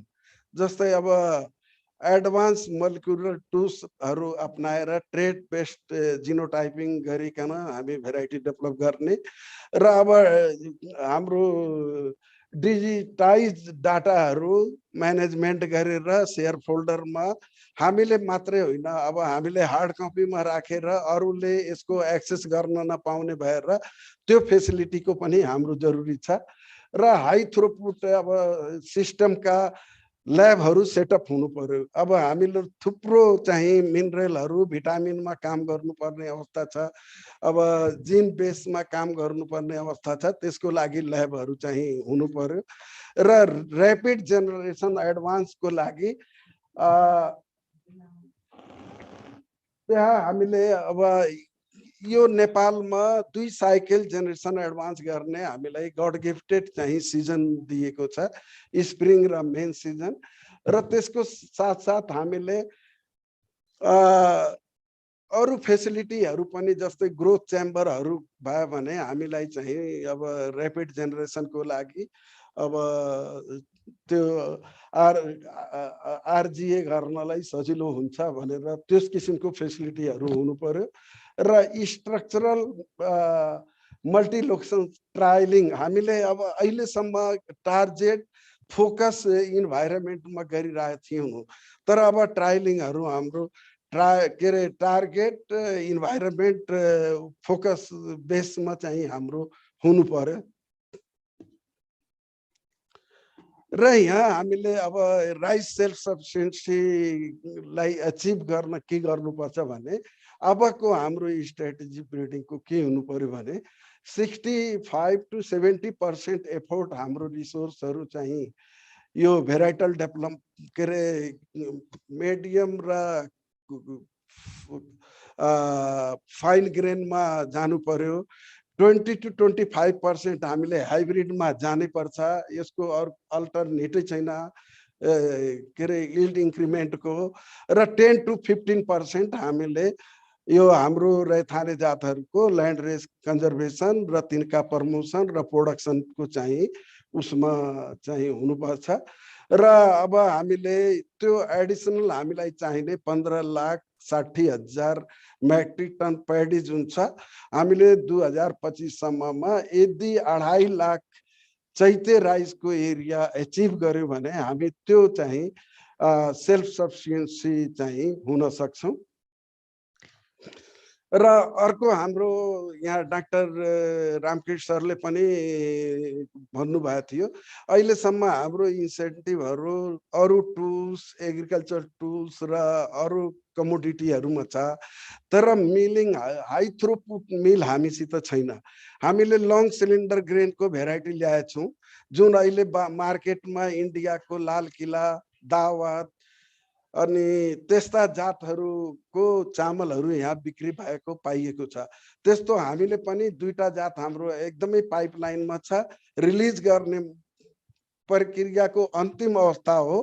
तर अनफर्चुनेटली मिलरहरूको त्यो फेसिलिटीले नगर्दा हाम्रो त्यो भेराइटीहरू यस्तै डिजेनरेट भएको अवस्था छ। त्यसले गर्दा अबको सरकारको चाहिँ रणनीति यो मिल इम्प्रुभमेन्टमा पनि हुनुपर्छ। यदि मिललाई मात्रै हामी इम्प्रुभ गर्यो भने हामीले 8 देखि 12% यील्ड यही मिलबाटै same management same practice same as such कन्डिसनमै मिलले मात्रै इम्प्रुभ गरेर हामीले 12% यील्ड चाहिँ इन्क्रिमेन्ट गर्न सक्छौँ। जबकि हाम्रो यत्रो एफोर्ट 15% यील्ड इन्क्रिमेन्टको लागि हामीले सोचेछौँ। र हाम्रो चाहिँ अब यो अहिलेको जुन राइसको ग्रोथ छ त्यसलाई 10% लानलाई हरेक 1 हेक्टरमा 300 केजी हामीले पर हेक्टर यील्ड चाहिँ बढाउनु पर्ने एकदम जरुरी छ। र अब यो त्यसैको रिलेसनमै हो। अब इलाबोरेट गर्दिन। अब हाम्रो अहिले म्यान पावरहरू 50%मा हामी काम गरिराखेको अवस्था छ र ती म्यान पावरहरू वेल इक्विप्ड छैनन्, तिनलाई क्यापेसिटेट गराउनु पर्यो। अब यो जेनेटिक गेन फास्ट गराउनलाई हामीले नयाँ टुल्स जस्तै अब मोडर्न राइस ब्रिडिङ मोडर्नाइजेसनका कुराहरू छन्, त्यसमा चाहिँ इन्भेस्टमेन्ट हुनु पर्यो। र एनुअल ग्रोथ राइसको चाहिँ हामी 10%मा जानै पर्छ। र हामीले अलिकता डाइनामिक र अलि रोबस्ट टाइपको rice strategy rice policy scientific एभिडेन्सेसको बेसमा चाहिँ हामी तयार गर्नुपर्छ।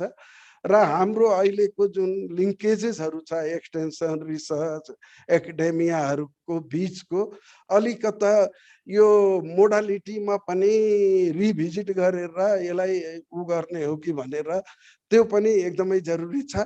र एकाउन्टेबिलिटी अब कृषि मन्त्रालयलाई मात्रै दोष दिएर भएन, इक्वली हाम्रो इरिगेसन मिनिस्ट्री पनि त्यतिकै छ। त्यसैले सबको चाहिँ एकाउन्टेबिलिटी चाहिँ हुन जरुरी छ। र अब हामीले यो अहिलेको जति इन्भेस्टमेन्ट छ यसलाई सब्सटेन्सियली नै इन्क्रिज गरेर राइस इन्भेस्टमेन्ट राइस रिसर्च र डेभलपमेन्टमा जान एकदमै जरुरी छ। र हस् यहाँहरूलाई मेरो यो सुनिदिनु भएकोमा धन्यवाद। यही मेरो last line. Thank you, Dr. Sorry for interrupting you because I have to also keep up with the time and we are already delayed by the schedule. So thank you for the presentation on what NARC has been doing, our National Nepal Agriculture Research Council has been doing in the area of rice research. because rice is one of the highest researched commodity in Nepal, and many varieties have been developed, and we are able to increase the production continuously. But still, the challenges are there. The recent climate change impact in the overall production system, and how the research system should address it, as rightly highlighted, and also highlighted one of the total factor productivity, which is low for the region and also for Nepal. So probably this is one area where we may need to intervene in the future, to study and then also intervene. And also he highlighted about the branding and the focusing on the milling recovery as well, along with the many things. So I would again request the audience to keep your questions, any specific questions for him, and we'll take it after all the presentations are made. So now for the third presentation, may I request Dr. Sudhanshu Singh. He has been director for ED South Asia Center since January 2021, and he's also a part of the ED Senior Global Rice Leadership Team. So may I request Dr. Singh for your presentation. You have been given 15 minutes, and we appreciate if you can finish before that. Can you hear me loud and clear, or my presentation is visible? Yeah, it's visible and we can hear you. Please go ahead. Yeah, I shall be. So Honorable Sarma sir, the chair of today's meeting, the secretary, Honorable Purna Kumari ji, Honorable Gagan Thapa ji, Minister Gurung sir, and all the guests, and FAO Mr. Kane, the representative of Nepal and Bhutan. First, let me congratulate the FAO and the Nepal government for organizing this very important discussion, and I'm really very happy to be part of this important event and share our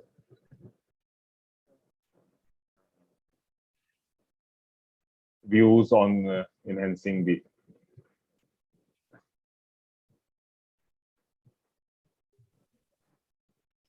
Is there any issue on presentation? I'm not sure. Screen sharing has been paused for me. Maybe you can make the full screen. Maybe it will. In the slideshow board. I'm doing something. Let me stop and share it again. It's showing screen share is paused. Okay.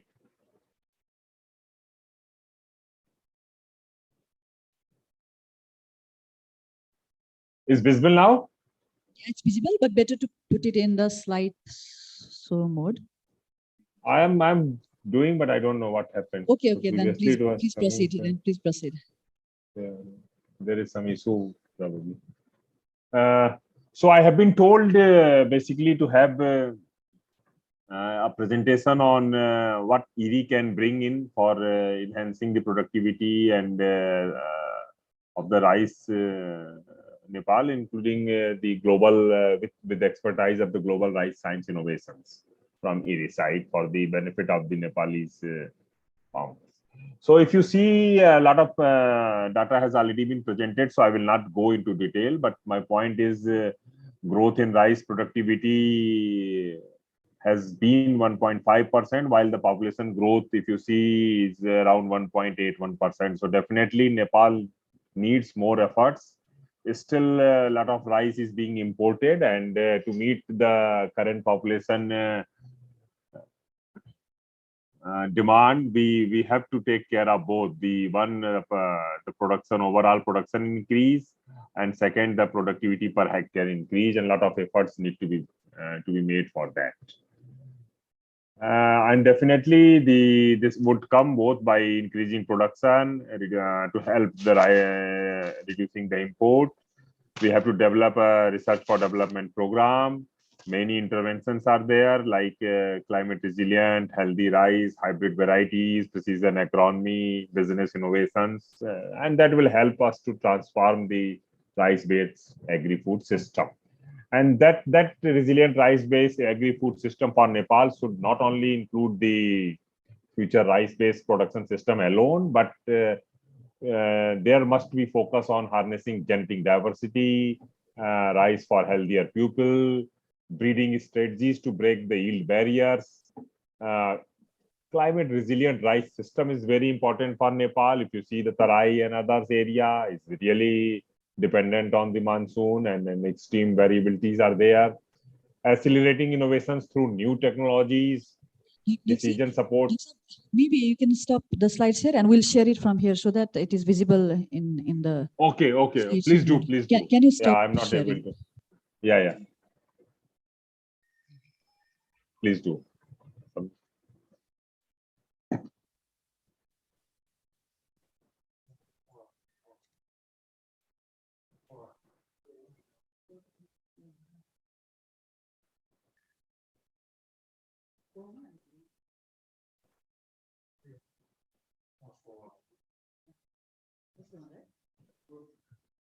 Yeah, please. Okay, thank you. And then besides empowering women farmers by entrepreneurship development and capacity development and technology transfer, those are the important things that will help Nepal to have a resilient rice agri-food system for the country. The next. What ERI can bring in. So the few I discussed with Krishna, and then we thought to have a few list few opportunities that ERI can help in bringing in, like breeding modernization for Nepal. That includes the high throughput genotyping and phenotyping, ICT decision support tools, precision agronomy, very robust advisory system for Nepal. Value chain development is very important. Mechanization, as already many of the speakers have told, like in Tarai as well as in hilly terrain. Locally manufacturing the machines and spare parts and their availability is very important. Catalyzing institutionalization of innovations for transformative development through action and participatory research. Appropriate business model need to be put in by jointly. Both public and private sector involvement is very much necessary for business models success. Then we have to analyze the policy gaps. Policy supports are very much needed for these things, and rapid policy interventions are needed for harmonizing rice research for development. Climate resilient varieties and new grain quality varieties for the improved grain quality, the premium quality rices like low GI that has already Ram Madanji has already spoken. Those are necessary. Seed system is strengthening. Develop a robust seed system chain to increase the seed replacement rate. Very important. And then hybrid rice technology transfer with the support of ERI. The next. We have some framework ready already for ERI side, and what I have been informed already, memorandum 5-year work plan has been signed in 2018, and that would be valid up to 2013, and that was co-produced and co-developed by the government of Nepal and the ERI. That has the 7 thematic areas and 19 high impact interrelated projects were built in, and was designed with a very strong scientific basis for transforming the rice-based agri-food system. And a lot of brainstorming was done while preparation of these collaborative projects. Similarly, recently an agreement has been signed by ERI and AFU University. That's again for the 5 years, and that to help develop it as a high-level technology university. And a lot of capacity development of both the scientists as well as the extension officers have been proposed in this. And then further partnership can be developed by FU and ERI to help support those strengthening, like at headquarter UPLB can be involved, while in through ISAR the BHU Varanasi can be involved. And then transforming modern technologies through developing the joint proposals, putting the joint PhD and postdoctoral MS programs, and joint research for development. Those can be done, and these frameworks are ready. We need to put in the proper mechanism of implementation of these programs and partnership MOUs. The next. And what are the drivers for the transformation, if you see, and then what are the global R&D learnings? What we understand from the other countries that has already been shown a success story for the rice, see the Bangladesh, Vietnam, or even the India, very strong agriculture education and research extension was the fundamental for improving this sustaining productivity growth in agriculture. If you see, like in Bangladesh, the rice self-sufficiency has been achieved using the knowledge-intensive rice farming. Though their population has been doubled in the same time, but and then the arable land was increased, but still sufficiency was got because of the heavy investment in the research and extension. Same is true in Vietnam. Very strong R&D. It has become the net importer to second largest exporter in the world, and they have made the rice farming as an engine of rural growth and poverty reduction. If you see the India, again, one of the highest or largest number of agriculture universities, agriculture scientists, one of the most robust and biggest extension workforce in the world. So India is investing heavily from own kitty to these things, and also India funds very generously to the CGIAR or the international centers. Even the ERI alone, we are now receiving almost $5 million per year from Government of India through and various state governments for our various projects. So these are the things that would drive the rice self-sufficiency drive in Nepal also. The next, I shall be quick because of the time limitation. The next slide. So few learnings from Bangladesh, if you see, agriculture always a high priority for Bangladesh, and achieving self-sufficiency of food security was their the foremost goal. They shifted from ouse to boro for the assured rice, and almost 40% production that increases. Boro rice intensification was given a very important policy guidance. Private sectors led water irrigation development, shallow tube wells, deep tube wells were made for supporting the boro cultivations. That's a very demand driven with respect to irrigation. Policy were liberalized to import the tube wells, the spare parts. So we mean to say that Bangladesh has come with a very supportive policy interventions for these things. Investment of agriculture research and development has increased tremendously. Biri, Bina, high-yielding varieties were released, and well-resourced research centers were developed. Almost 500 scientists are there. Rice breeding has been modernized. One of the most advanced research methodologies and tools are being used in Bangladesh. And then they are leveraging the capacity building all over the world, strong collaboration with CGIAR Center. If you see, Bangladesh government is now supporting their scientists to upgrade their skills, knowledge through training and visiting PhD at postdocs. So for these attaining the self-sufficiency, value addition, crop diversification, and agro processing, also they are putting a lot of emphasis on that. The next. And some of the key points and the success examples that from India, especially, as well as South Asia, that can be emulated for Nepal. The first, I would put the first for enhancing resilience and improving yield in the rain-fed environment.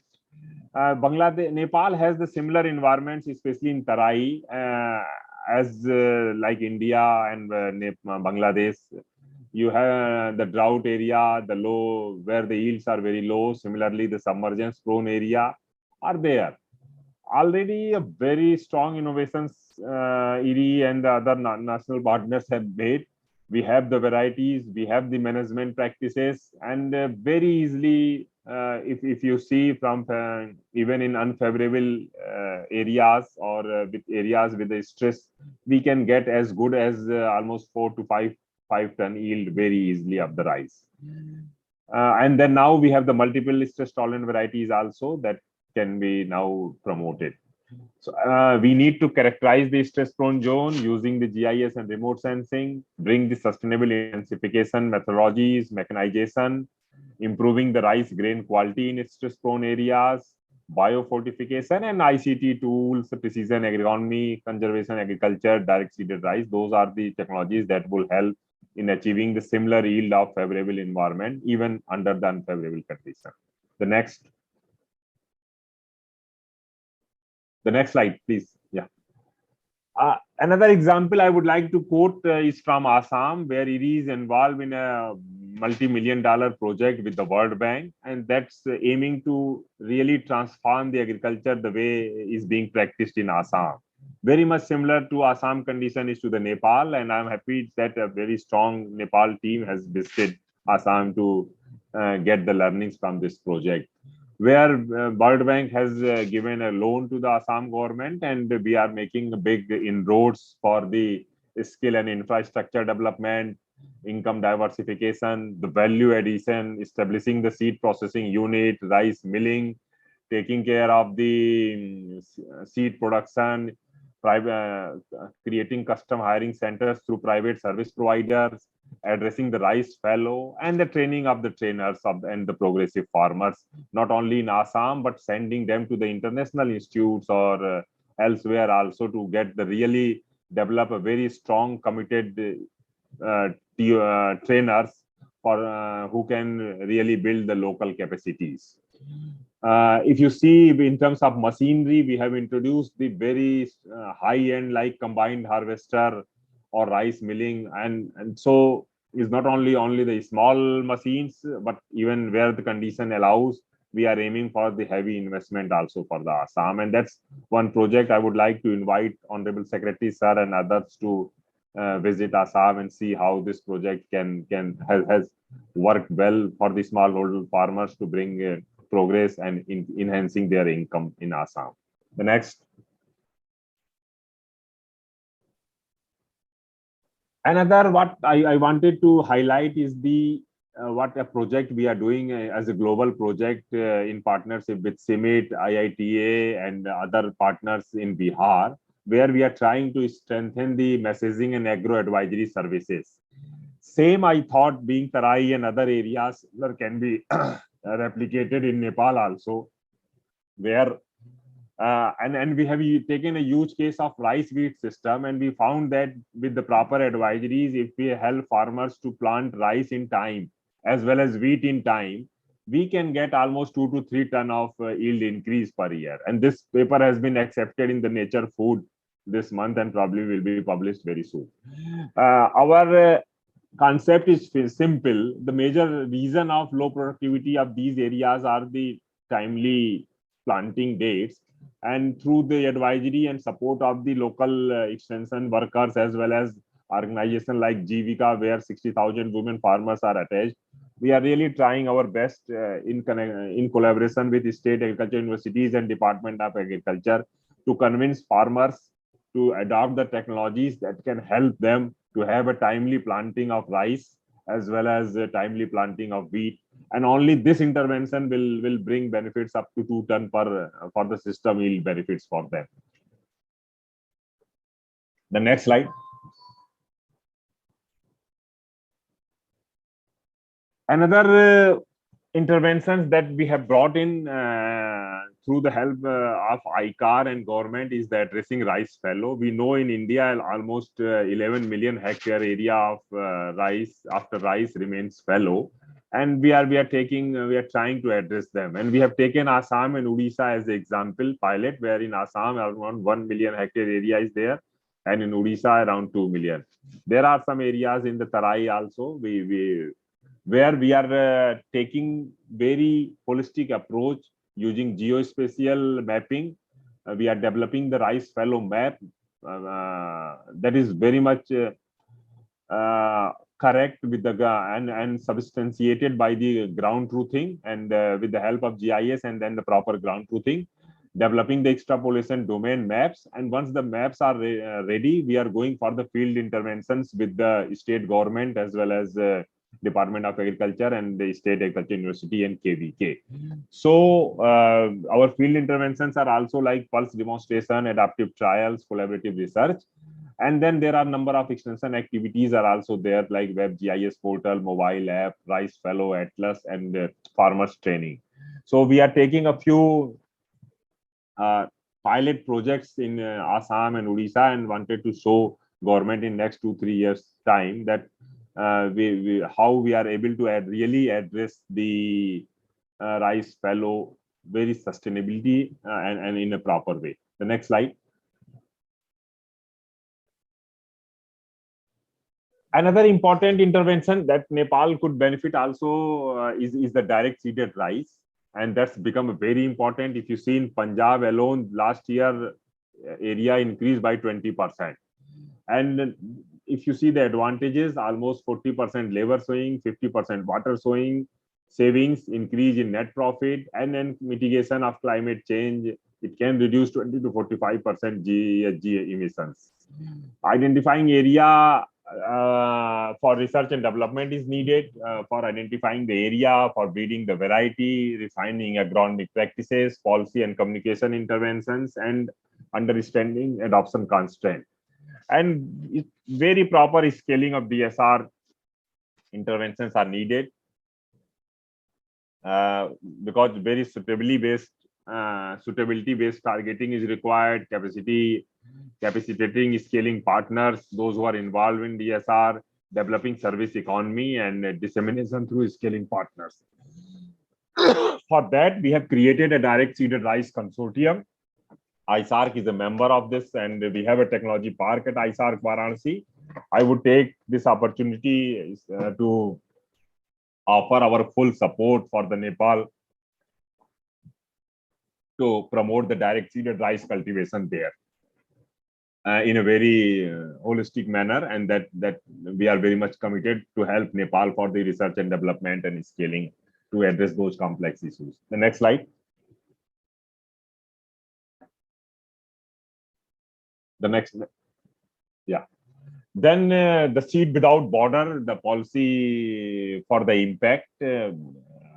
Honorable Secretary Sir must be knowing about that. We have really, again, we have started investing into this, and probably in next 1 or 2 months, there would be a next meeting in Bhutan, where we will invite the participants from the Nepal also. We have already, Nepal has already benefited with this. The 2 varieties were imported and notified. Some of the varieties of Nepal has been notified in India and the vice versa. So we are aiming this to take beyond rice and also include private players also. So if the efforts succeed, and then the new countries are also coming like Vietnam and Nepal. So that with the broadening the canvas and broadening the areas, we shall be able to take the more benefit of this project for the benefit of the Nepal farmers, to bring some of the varieties from Bangladesh and others. India has got many varieties from Bangladesh this year, and that's really going, like Bina 11 is really doing very good in India. So same efforts can be emulated for the Nepal also. Next slide. And then the most important is the capacity building. IRI is already engaged with Nepal. If you see our projects as well as the MOU we have signed with Assam Agriculture and Forestry University, capacity building is the first topmost priority. We have trained more than 300 scholars, 50 PhD and 50 MS students, and we will be taking the same path in future also. With the ISARC center situated in Varanasi, probably is a high time to upscale these efforts. Really, we are lucky that Secretary Sir is a member of the coordination committee of the ISARC, and he really guide us for these matters. So it is very high and very timely for us also to get involved in a big way for the capacity building efforts for Nepal. The next slide. My time is over, so I will be just quickly 1 or 2 slides. Please go with the next slide. So this center, probably those who are not knowing, I will be very briefly tell about this center that has been inaugurated by Prime Minister Modi in 2018. Is taking a major role not only for South Asia but as well as African countries also, to promote South-South collaboration. It has 3 centers called SARVA, Center for Excellence for Rice Value Addition, IRI Research and Education Program, and then one broader program for research and partnership. The next slide. Dr. Singh, I would like to request you to this is sum up. sorry. So please. this is I'm summing up after this. And recently we have Modi has inaugurated one of the speed breeding center that Nepalese breeders can take advantage of that. The next slide. This is the Sarva I've already spoken. This is for the Center of Excellence for Rice Value Addition and works for the traditional as well as premium quality rices. The next. Center of Excellence work on the whole gamut of agriculture, and this is just to show where you have interest, we can partner in that. The next slide. And now the entire ERI education that was previously been governed from the headquarter has been shifted to the Varanasi. So we are really lucky from the South Asian that entire ERI education and scholar program, PhD program is being taken care by the Varanasi center, and definitely is a big opportunity for Nepali scholar and others to get benefited of that. The next slide, probably the last one. And if you see, the facilities also one of the best in Asia. So I would invite the delegates and participants to come and visit this to see this facility. Like our Center for Excellence in Rice Value Addition is even better than our headquarter facility. Same is true with the breeding. The last slide. Thank you. So this is what ERI has to offer. As well as a director ISARC, I really invite you people to visit whenever you come Varanasi. Please feel free to call us, and we shall be very happy to get involved with the Nepal government as well as Nepal agriculture universities and the extension functionaries there to help develop the capacities and to get hand in hand with their efforts. Thank you. Thank you for inviting me again. Thank you, Dr. Singh. Visiting Varanasi would be like ek panth do kaaj. I mean, we can have both the research center visited and also some pilgrimage, that whole definitely Baba's temple lot has of value really to our Hindu. And thank you very much for your presentation, especially on sharing what the ERI South Asia Center is doing, and also sharing some examples from different countries. उहाँले गरेको प्रस्तुतिमा चाहिँ खास गरी विभिन्न देशहरूले अथवा भारतको पनि विभिन्न राज्यहरूले कस्तो खालका नीतिगत शिफ्टहरू गर्नुभएको छ, नीतिगत निर्णयहरू लिनु भएको छ भन्ने विषयमा अलिकति इलाबोरेसनहरू गर्नुभएको थियो।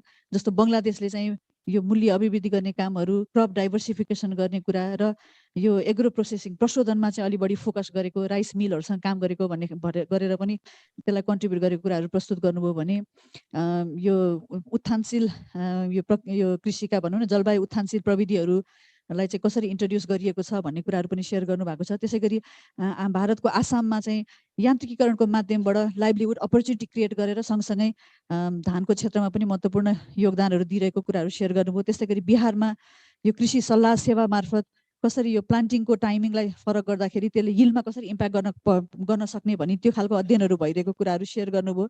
त्यस्तै गरी राइस पछि खास गरी हामीहरूका पनि धेरैतिर समस्या छ, पानी सिँचाइ नभएको कारणले गर्दा धान पछि खेत बाँझो रहने अवस्था छ भने त्यसलाई कसरी एड्रेस गर्ने भनेर यो इस्ट इन्डियाले अपनाएको इन्टेन्सिफिकेसन डाइभर्सिफिकेसनका कुराहरू कसरी त्यो फालो रहने जग्गाहरू म्यापिङ गरेर गर्ने भन्ने कुराहरू शेयर गर्नुभएको छ र सँगसँगै अरू विभिन्न प्रविधिहरूको प्रयोग गर्ने कुरा गर्नुभएको छ।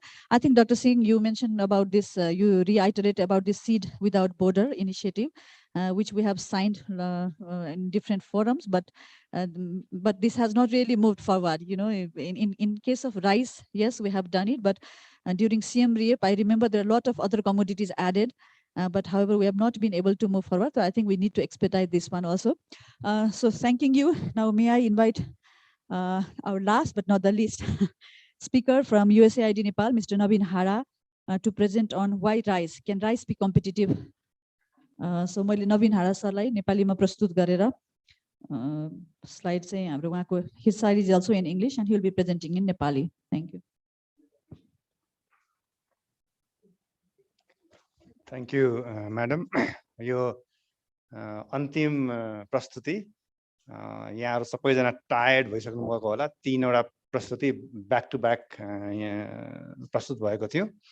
म चाहिँ धेरै समय लिदिनँ किनभने धेरै जसो कुरा चाहिँ नि अगाडिको स्पिकर्सहरु विशेष गरेर हाम्रो डाक्टर रामकृष्ण जी को प्रेजेन्टेसनबाट आएको छ। मैले चाहिँ नि यहाँ विशेष गरेर सबैभन्दा पहिला त यो आसीनमा के रे डायसमा आसीन हुनुभएका अति विशिष्ट व्यक्तित्वहरु र सम्पूर्ण सहभागी ज्यूहरु, यो युएसएआईडी को तर्फबाट चाहिँ नि म आयोजक कृषि मन्त्रालय इरी र एफएओ लाई प्रति आभार व्यक्त गर्न चाहन्छु कि हामीले यो मौका दिनुभएको यो इम्पोर्टेन्ट टपिक्समा र आजको इम्पोर्टेन्ट यो प्लेटफर्ममा चाहिँ हाम्रो सेयरिङ एक्सपिरियन्स चाहिँ सेयर गर्न दिनुभएकोमा यो स्लाइड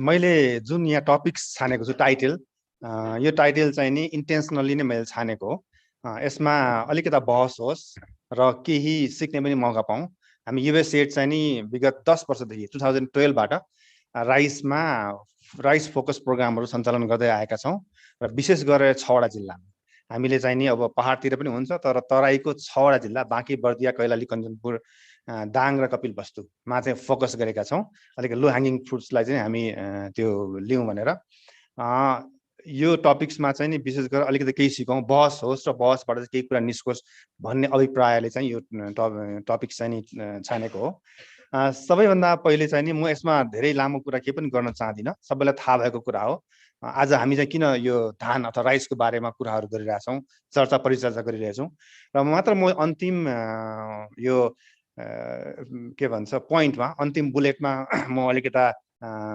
कुरा राख्न चाहन्छु एकदमै छोटोमा कि एउटा हामीले युएसएडले किसान दिएको यो करिब 2019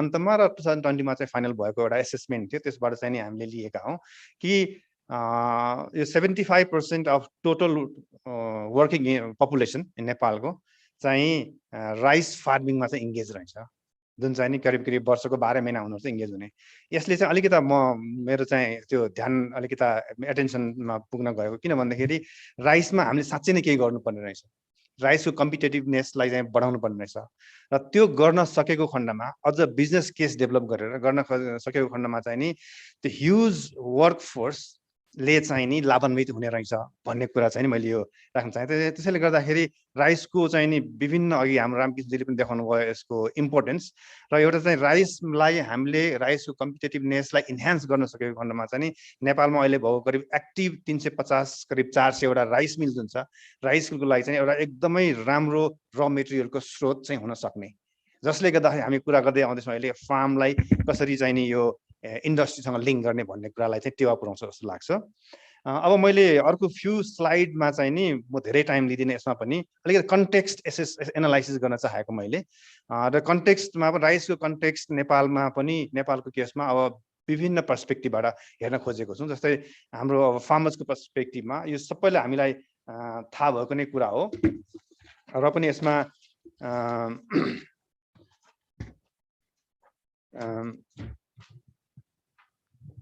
यसमा चाहिँ हामीले अघि नै मैले निवेदन गरेँ करिब 10 वर्षदेखि हामी राइसमा 6वटा जिल्लामा डेडिकेटेड प्रोग्राम सञ्चालन गरिआएको र यसमा हामीले यो दौरानमा विभिन्न फार्मर्स हाम्रो 6वटा जिल्लाका राइस प्रोडक्सन गर्ने फार्मर्सहरूसँग इन्ट्रोडक्सन गर्ने कन्सल्टेसन गर्ने दौरानमा चाहिँ नि हामीले के हुन त यो अब कुनै हामीले रिपोर्ट छैन एउटा एनेक्डोट हो हाम्रो अब्जर्भेसन हो कि यो डिमान्ड अफ सिड र फर्टिलाइजर चाहिँ नि प्राइस इलास्टिक छैन कि फेरि यो हामीले यसलाई जेनरलाइज गर्नु हुँदैन पहाडको कुरा गरेको छैन मैले तराईको मात्र कुरा गरेँ यो पनि 6वटा जिल्लाको गर्दाखेरि फार्मर्सहरूमा हामीले के पायौँ भन्दाखेरि they are really willing to pay more money हैन अथवा पे मोर यदि उनीहरूलाई चाहिँ क्वालिटी सिड र फर्टिलाइजर चाहिँ पाउँछ भन्दाखेरि त्यो किसिमको उनीहरूको इगरनेस चाहिँ हामीले पाएका छौँ कि अनि अर्को कुरा चाहिँ नि अघि पनि यहाँ कुरा आएको छ तर म अलिकता क्लियरली यहाँ राख्न खोजिरहेको छु यो फार्मर्ससँग कुरा गर्दाखेरि चाहिँ नि उनीहरूले मार्केट खोजिरहेछ हामीलाई चाहिँ यो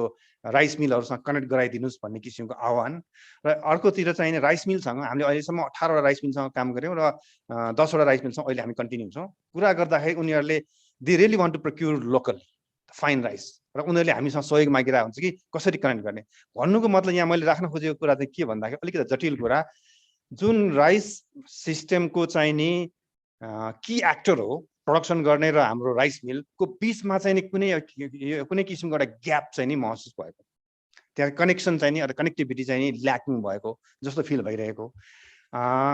र त्यस्तै किसिमले अर्को कुरा चाहिँ इन्डिया फ्याक्टर होइन। अब त्यो हाम्रो अघि पनि हामीले सुन्यौँ, यो continuously every year राइसको import increase भइरहेको छ। त्यो इन्क्रिज भइरहेको कारणले गर्दाखेरि यो हाम्रो जुन फार्मर नेपाली फार्मर्सले राइस प्रोडक्सन गरेको अलिकता डिस्टेबिलाइज गरेको हो कि भन्ने किसिमको पनि कुराहरू हामीले अनुभव गरेका छौँ होइन।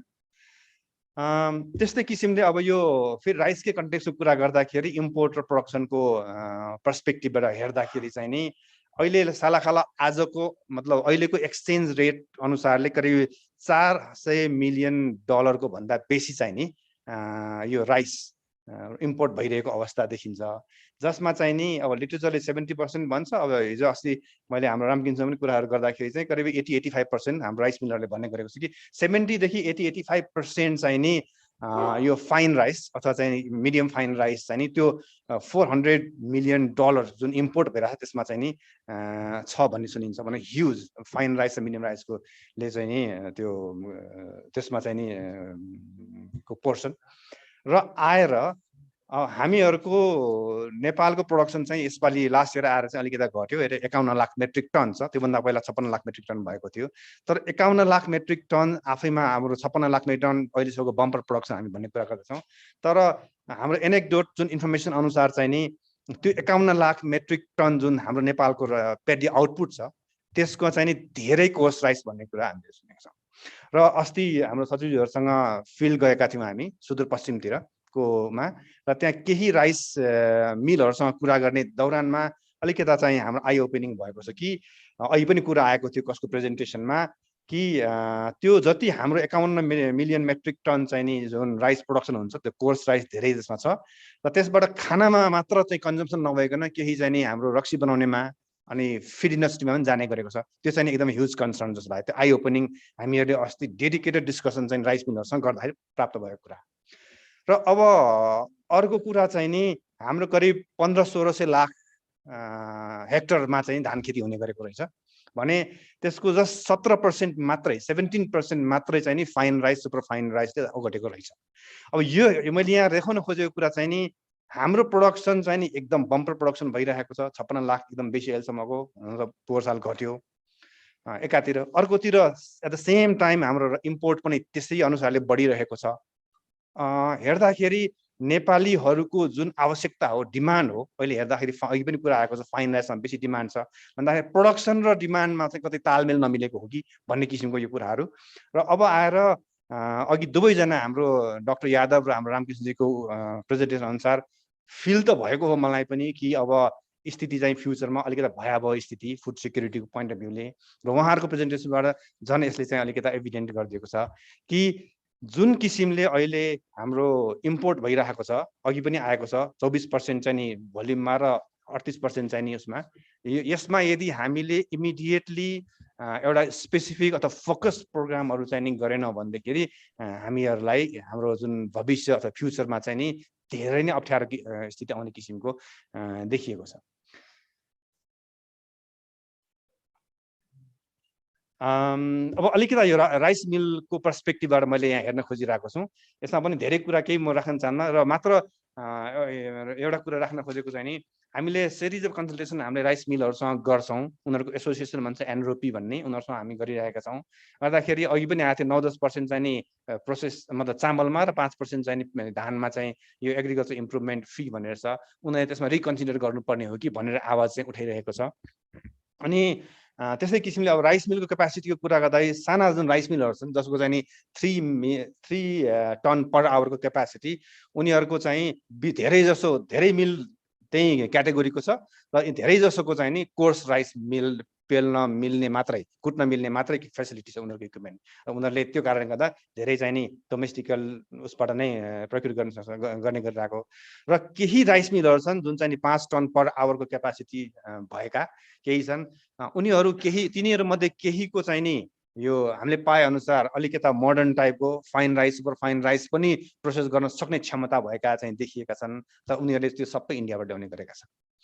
हामीलाई थाहा छ उनीहरूको चाहिँ नि अहिले दे आर अपरेटिङ अन्डर 45% क्यापासिटीमा र अर्को एउटा कुरा हामीले अलिकता घोत्लिनु नै पर्ने कुरा चाहिँ के हो भन्दाखेरि अहिले नै मैले भने केही नेपाली राइस मिलहरूले मोडर्न राइस मिलहरू पनि इस्टाब्लिस गरेको छ अलिकता नयाँ टेक्नोलोजीको तर त्यसमा केही रिपेयर एन्ड मेन्टेनेन्स गर्नु पर्यो भनेदेखि टेक्निसियन चाहिँ इन्डियाबाट नै ल्याउनु पर्ने अवस्था छ नेपाली छैन विशेष गरेर एकजना rice mill Sunil rice mill भन्नेसँग कुरा गर्दाखेरि यो कोरोनाको लकडाउनको बेलामा धेरै नै गाह्रो भएको थियो बनाउनु पर्यो तर अब लकडाउन छ मुभमेन्ट रेस्ट्रिक्सन छ ल्याउन नसकेको स्थिति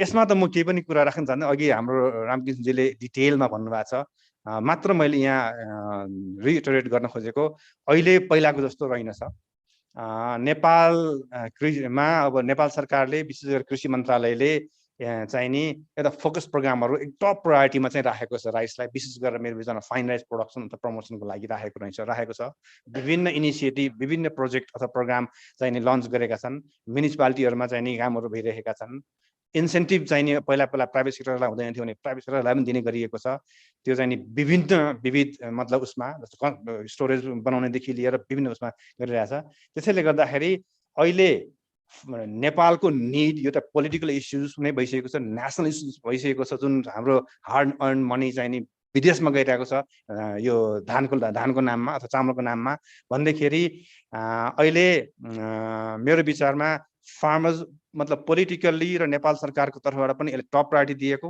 फार्मर्स र अनि हाम्रो राइस मिलहरू पनि एकदम लालायित र they are really motivated they really want to move ahead in terms of scaling यो फाइन राइस त्यो कारणले गर्दाखेरि मलाई के भन्छु भने यो iron is hot we have to hammer it सबैतिरबाट चाहिँ एउटा कन्जेनियल इन्भाइरोमेन्ट चाहिँ क्रिएट भएको छ त्यसैले फोकस प्रोग्राम सञ्चालन गरेर यसमा हामीले यो क्विक इम्प्याक्टको लागि इमिडिएट रिटर्नको लागि चाहिँ हामीले केही गर्नुपर्ने हुन्छ होला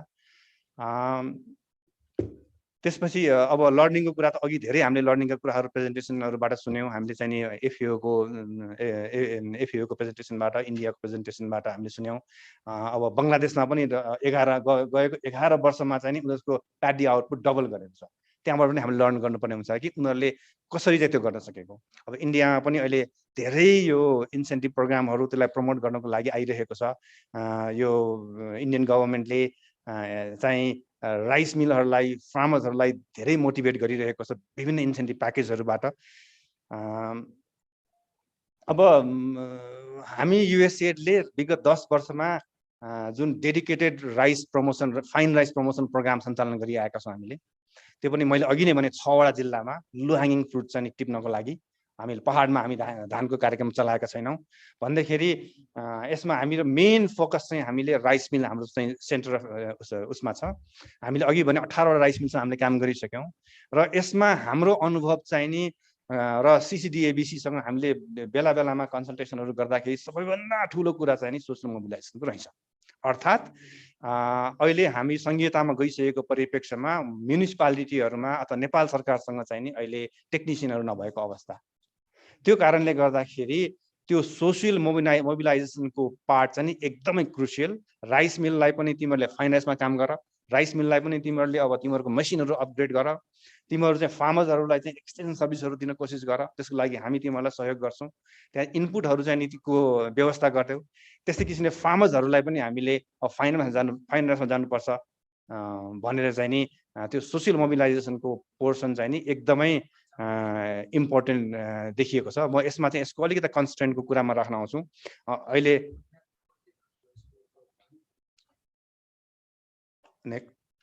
नेक्स्ट चाहन्छु अनि अब हेर्दाखेरि यो एकदमै राम्रो देखिन्छ एकदम उत्कृष्ट भएको देखिन्छ तर यसमा पनि धेरै च्यालेन्जहरू छन् यसमा धेरै चुनौतीहरू छन् म यसमा एकछिनमा आउनेछु अब यो हामीहरूको जुन राइस मिल मोडल यो हाम्रो के भन्छ राइस मिलसँग काम गर्ने बाट हामीले करिब 2018बाट सुरु गरेका थियौँ र 2019मा आएर त हामीले जोइन्ट राइस इम्प्लिमेन्ट प्रोग्राम भनेर नेपाल गभर्मेन्टको 2 करोड युएसएड किसानको 2 करोड र राइस मिल 10 वटा राइस मिलको 2 करोड गरेर हामीले काम गरेका थियौँ एउटा टिपिकल पब्लिक प्राइभेट पार्टनरसिपमा र गर्दाखेरि सुरुमा हामीले 2वटा राइस मिलबाट गरेकोमा चाहिँ अहिले 2021 लास्ट इयरसम्म चाहिँ नि 10वटा राइस मिलमा हामीले काम गरेका 14,000 भन्दा बेसी फार्मर्सहरुसँग हामीले काम गरेर 10,000 एरिया कभर गरेर त्यसबाट 53,000 भन्दा बेसी टन 53,000 टन भन्दा बेसी चाहिँ हामीले प्रोडक्सन गरेका छौं र हाम्रो एकदम अब्जर्भेसन अनुसार चाहिँ त्यो उत्पादन भएको मध्ये 40 देखि 45% चाहिँ नि फार्मर्सहरुले राइस मिललाई बिक्री गर्ने छ बाँकी चाहिँ आफूले होम कन्जम्सनलाई राख्ने त्यो बिक्री गरेको 53,000 यो मेट्रिक टनबाट बिक्री गरेको चाहिँ नि अमाउन्ट $5.5 million वर्थको छ जुन चाहिँ नि करिब 30 रुपैयाँ 31 रुपैयाँ प्रति केजीको रेटमा चाहिँ बिक्री भएको छ यसमा फार्मर्सले पनि प्रिमियम के भन्छ प्राइस पाएको छ करिब 10 देखि 12% चाहिँ बेसी प्राइस पाएको छ र अनि राइस मिलले पनि आफुलाई चाहिने जुन उसको र मेटेरियल हो त्यो टाइममा पाएको छ यिनीहरू दुवै जना चाहिँ विन विन अनि यसमा चाहिँ नि म्युनिसिपालिटिज मलम्याक पिएमएमपी र फेडरल गभर्नमेन्टको हाम्रो सीसीडीएबीसी को सबैको संलग्नतामा हामीले काम गरेका छौं र त्यस्तै किसिमले हाम्रो यो जुन मोडल छ त्यो मोडललाई अघि मैले धेरै भनिरहन नराख्नु रामकृष्णजीले पनि यसलाई प्रोग्राममा राख्नु भएको भन्ने कुरा आएको छ सुदूरपश्चिमको कृषि मन्त्रालय मलम्याकले पनि यसलाई चाहिँ आफ्नै बजेटमा आफ्नै प्रोग्राममा यसलाई सञ्चालन गर्दै आएको छ अनि त्यस्तै किसिमले अरु किसानकै एरिया हाम्रो युएसएडकै एरिया तर एकेसीले एएलडीओ र सीसीडीबीसी अनि प्लस पीएमएमपी ले पनि यसरी चाहिँ प्रोग्राम यो रन गरिरहेको छ र फेरि मैले यहाँ चाहिँ नि एउटा यो अलिकति डिबेट चाहिँ गर्न चाहेको यति भन्दै गर्दाखेरि के हाम्रो नेपाली राइस चाहिँ कम्पिटेटिभ हुन सक्छ त यहाँ छ त भन्दाखेरि अब म एग्रोनोमिस्ट त होइन हैन यहाँ अब विज्ञहरू हुनुहुन्छ तर टेक्निकली हेर्दाखेरि हामीले फाइन राइस प्रमोट गर्नको लागि जुन टेक्नोलोजी हो त्यो कोर्स राइस र फाइनमा फरक त्यति नहोला मात्र अब भेराइटिजको कुराहरू होला र हामीले वर्षौंदेखि गरिआएको त्यसै कारण टेक्निकली चाहिँ नि जहाँसम्म लाग्छ फिजिबल नै हुनुपर्छ र इकोनोमिकल भायबिलिटी अथवा चाहिँ नि फिजिबिलिटीमा पनि हामीले 2012 मा हाम्रो यो प्रोग्राम सञ्चालन गर्नुभन्दा पहिला एउटा कस्ट बेनिफिट एनालाइसिस हामीले गरेको थियौं युएसएडमा कुनै रिपोर्ट निकालेर होइन कि यसको चाहिँ कस्ट बेनिफिट एनालाइसिस कस्तो छ भनेर तर benefit against the cost of production यो फाइन राइसमा चाहिँ एकदम हाई छ त्यसले गर्दाखेरि इकोनोमिकली चाहिँ यो फाइन राइस चाहिँ नि भायबल छ भन्ने कुरा र अब अघि नै मैले भनिहालेँ यो फार्मर्स र अहिले राइस मिलहरू एकदम लालायित छ उनीहरू चाहिँ पोजिटिभ छ गर्नुपर्छ यसमा भनेर र आएर फेरि अब नेपाल सरकारको चाहिँ मुख्य कुरा चाहिँ सबभन्दा ठुलो कुरा चाहिँ नेपाल सरकारले टप प्रायोरिटीमा राखेको छ यसलाई एकदम इन्सेन्टिभाइज गर्ने फेरि के भयो नेक्स्ट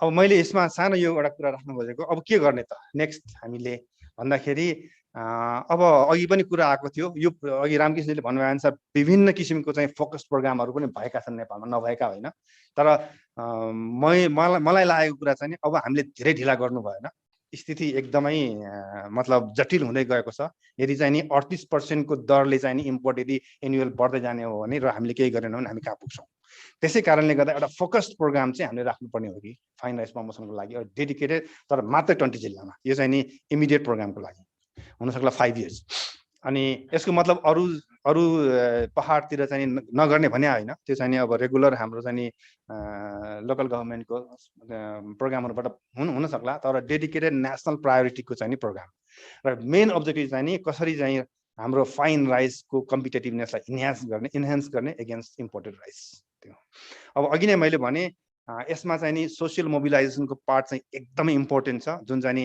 हामीहरूले के बुझ्नमा आयो भन्दाखेरि नेपाल सरकारसँग सोशल मोबिलाइजेसनको लागि चाहिँ नि एडिसनल स्टाफ राख्ने क्षमता छैन अहिले धेरै गाह्रो छ एकजनाले चाहिँ नि 100 धेरैजना फार्मर्सहरुसँग गइरहेको अवस्थामा अनि त्यस्तै किसिमले इनेबलिङ इन्भाइरोमेन्टको कुरा र अनि एकदम इम्पोर्टेन्ट कुरा चाहिँ नि अरु के हुन् त यसलाई प्रमोट गर्नका एसेन्शियल इनेबलर्सहरु हैन ती कुराहरु भए र आएर यसमा चाहिँ नि प्रोग्राम मात्र राखेर भएन एउटा चाहिँ नि डेडिकेटेड एउटा टार्गेट्स इन्डिकेटर्स हामीले राख्नुपर्ने र एउटा लास्ट स्लाइड हो यो एउटा जस्ट टेबल मैले के रे एउटा चार्ट राखेको त्यसै कारणले गर्दा एउटा पब्लिक प्राइभेट पार्टनरशिपमा डेभलपमेन्ट पार्टनर्सले चाहिँ नि अब हामीहरूले अहिले 6 वटा जिल्लामा गरिरहेका छौं भने 14 वटा जिल्ला छन् तराईको 14 वटा जिल्लामा हाम्रो पनि हात मानेको छ हामी जान सक्दैनौं किनभने हाम्रो पनि आफ्नै किसिमको एउटा परिस्थिति र नेपाल सरकारले आफैले पनि अब यो सोशल मोबिलाइजेसन एग्रिकल्चर टेक्नोलोजीको चाहिँ एक्सटेन्सन सर्भिसहरुको लागि स्टाफहरु राख्न नसक्ने अवस्था त्यसैकारण के गर्ने त भन्दाखेरि मेरो विचारमा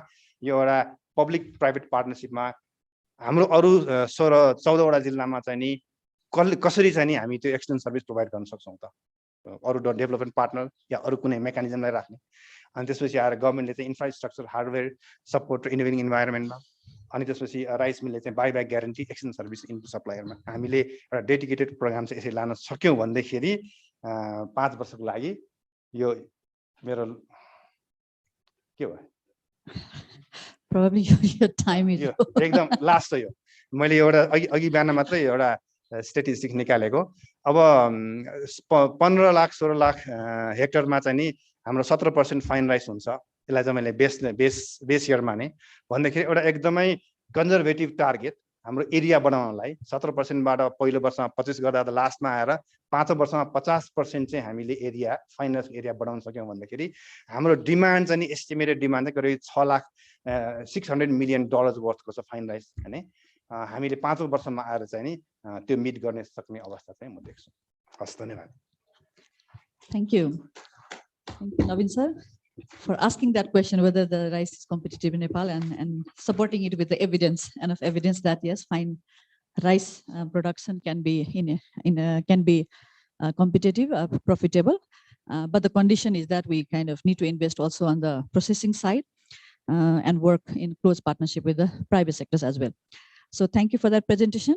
Since we have ended up with the 4 presentations, I would like to thank all of them first. And in view of the time and with the permission from Chair, sir, I would like to take 4 questions, 2 from audience here and 2 from virtual platform. So from the audience here, please be specific. Chotoma, ekdam direct question matra rakhdinu hola, because I think earlier presentation le pani hamro situation ke cha, what are the situation, what are the issues, what are the challenges that have been adequately amplified, adequately reflected, and also during the sharing by our speakers from India and Bangkok, they've also shared with us the learning from different countries, experience from their policy instruments. So based on those presentations, I would like to request the floor for 2 questions for 2 participants. Kindly raise your hand.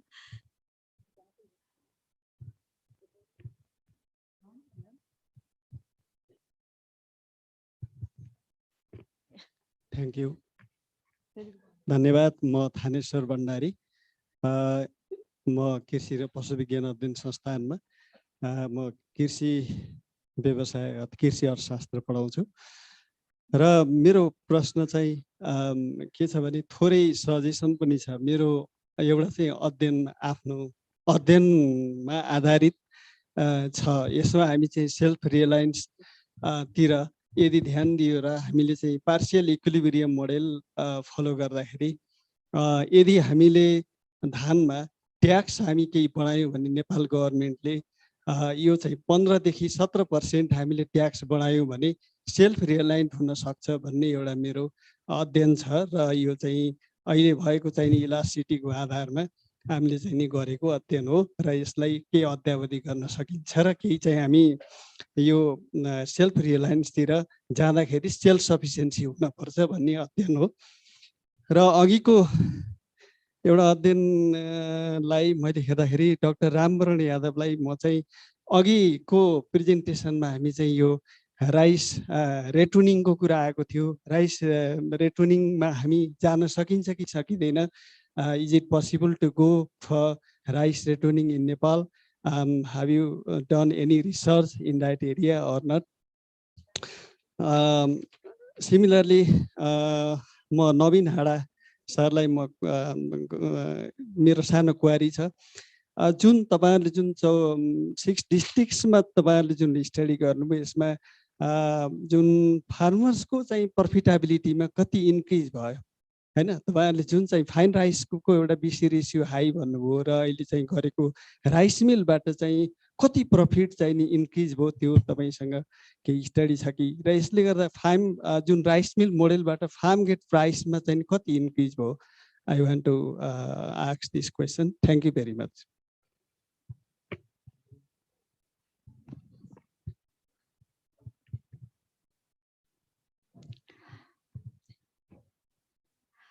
Is there anyone else from the hall here who want to put the questions or feedback? No. एकदम राम्रो question गर्नुभयो तर यो रेटुनिङ भनेको क्वेसनको लागि question मात्रै हाम्रो देशको लागि उपयुक्त हो हामीले यसमा धेरै रिसर्च गर्यौं र अहिले आएर हामीले अब त्यो बोरो सिजन जुन विन्टर सिजन भन्छौं र स्प्रिङ सिजन अब यो त्यस्तो जग्गाको लागि हो जहाँ हामी सेकेन्ड क्रपको अपर्च्युनिटी हुँदैन र त्यो अब त्यो पिरियड चाहिँ लिजर पिरियड हुन्छ र त्यसलाई हामीले एज ए रेटुन क्याच क्रपको रूपमा लिने हो तर अहिले आएर हामीले विभिन्न अब सिडलिङ रेजिङका गुमोज प्रविधि डिकम्पोजरहरू त्यसमा कार्बन डाइअक्साइड माने ग्यास चाहिँ अलि तातो बनाउने जस्तो केमिकलहरूको युजबाट त्यो सिडलिङ रेजिङहरू आइसकेको छ त्यसैले अब रेटुनिङबाट 1.5 टन आउँछ अलि हामीले यसलाई सिफ्ट गरेर अहिलेको जुन हाम्रो चाहिँ रिसर्च र अहिलेको प्र्याक्टिस छ त्यसले गर्दा यो रेटुनिङ चाहिँ हाम्रो परिप्रेक्ष्यमा अब यसको आवश्यकता छैन Thank you for that response, Dr. Yadav. Maybe Navin Hara can respond quickly and then we'll. यो एकदमै राम्रो प्रश्न डेफिनेटली छ डिफरेन्स त्यहाँ अनि अब उनीहरूले 12 देखि 15% चाहिँ प्रिमियम प्राइसमा पाएको छ र अहिले त्यो एक्ज्याक्ट फिगर चाहिँ मसँग छैन जसले चाहिँ इम्प्लिमेन्ट गरिराख्नु भएको छ उहाँहरूसँग छ र मैले सुन्नमा आन्सर 15 देखि 20% चाहिँ डिफरेन्स छ यहाँले त यहाँको चाहिँ इमेल मलाई दिनुभयो भने म त्यो पठाइदिन सक्छु म information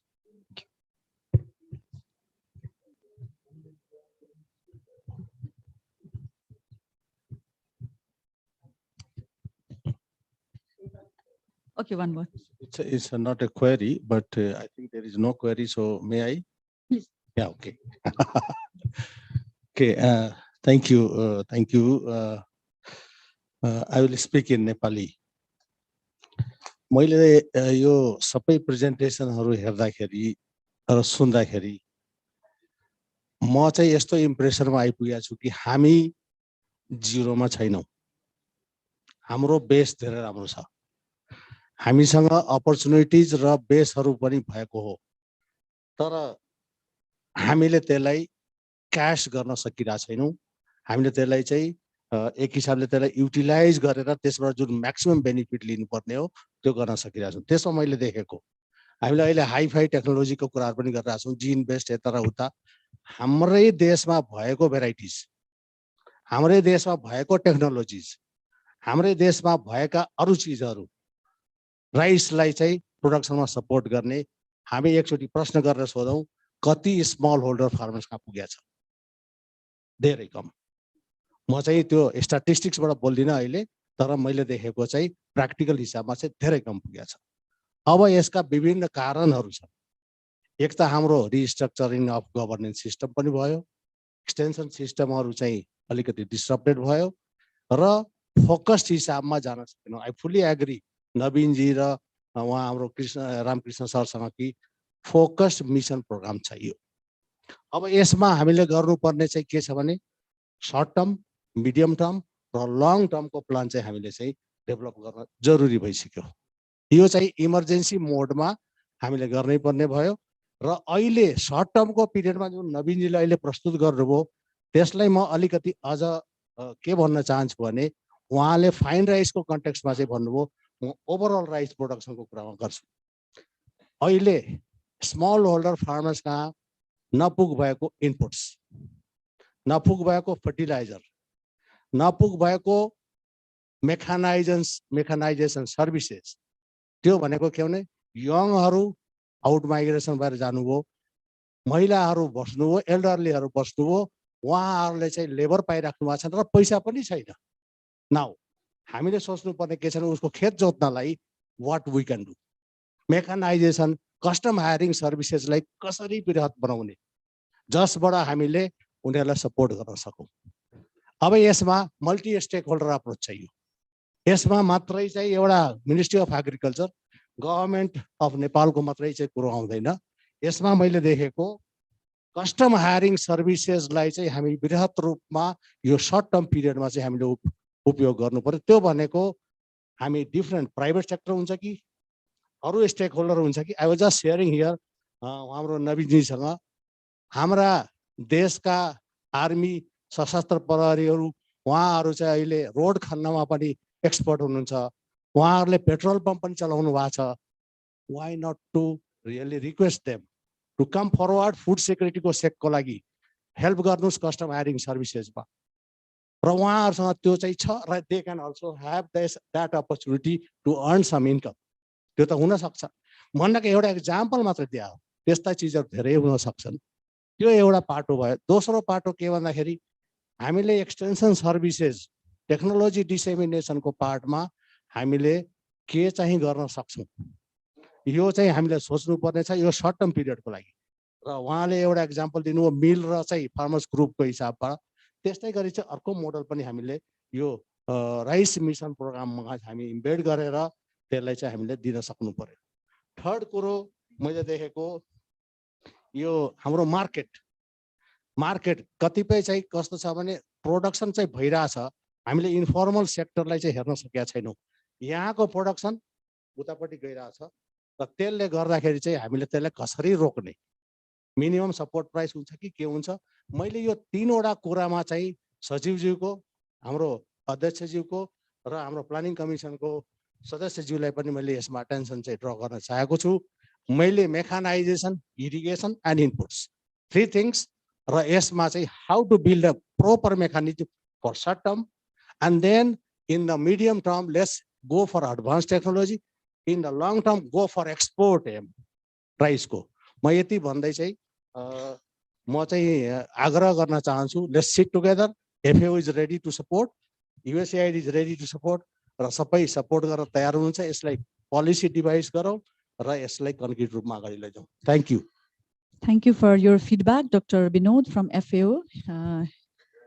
Yeah, I can see two hands in the virtual platform. So may I request M. Khanal for your question, please. Thank you, Madam.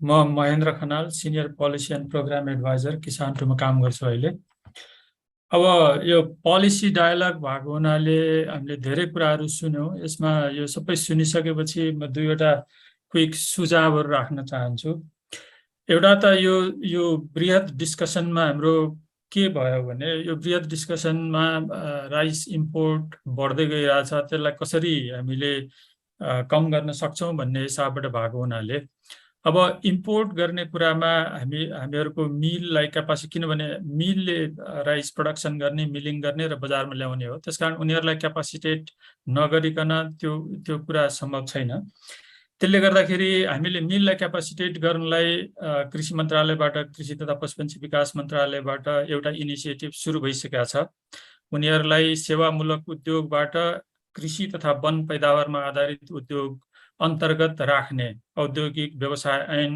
2000 industrial enterprise act 2020 मा राख्ने कुरा त्यो प्रोसेस सुरु भइसकेको छ त्यसलाई लजिकल एन्डमा पुर्याउँ त्यो भइसकेपछि उनीहरु प्राथमिकता प्राप्त उद्योगमा पर्छन् अहिले छैनन् त्यो भइसकेपछि उनीहरुले प्राथमिकता प्राप्त उद्योगले पाउने सेवा सुविधाहरू पाउँछन् त्यसले उनीहरुलाई क्यापासिटेट हुनलाई धेरै मद्दत गर्छ त्यतापट्टि लागौं एउटा सुझाव मेरो यो कति सकिन्छ छिटो गरौँ अर्को मेरो सुझाव चाहिँ के छ भने अब हामीले प्रब्लम थाहा पाइहाल्यौं अब सरकारले जुन नेशनल राइस मिसन अथवा अस्ति एउटा गभर्नमेन्टको धेरै अफिसियल्सहरुसँग भएको डिस्कसनमा एक्सन प्लान बनाउने नेक्स्ट इयर भनेर कार्यक्रम पनि छ भन्ने हामीले सुनेका छौं अघि रामकृष्ण सरको प्रेजेन्टेसनमा नेशनल राइस मिसनमा जाने भन्ने कुरा भयो सायद एउटै कुरा होला त्यसकारणले यो सुरु गरिहाल्यौं एक्सन प्लान बनाउन कसले के काम गर्नुपर्ने हो हामी किसान टुमा काम गर्छौं युएसएड सपोर्टेड प्रोजेक्ट हो हाम्रो जिम्मेवारीमा के आउँछ अहिलेसम्म हामीले कोल्याबोरेसनमा काम गरिरहेछौं सरकारसँग त्यो गर्छौं पनि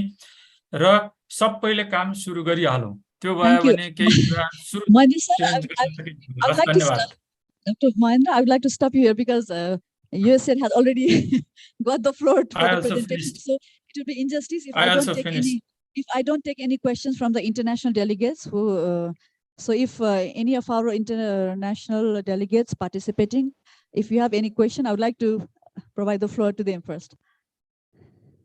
Is there any?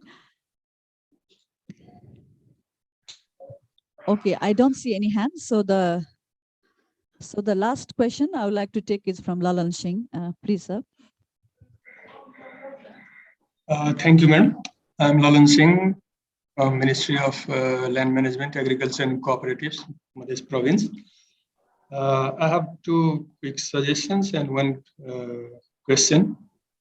The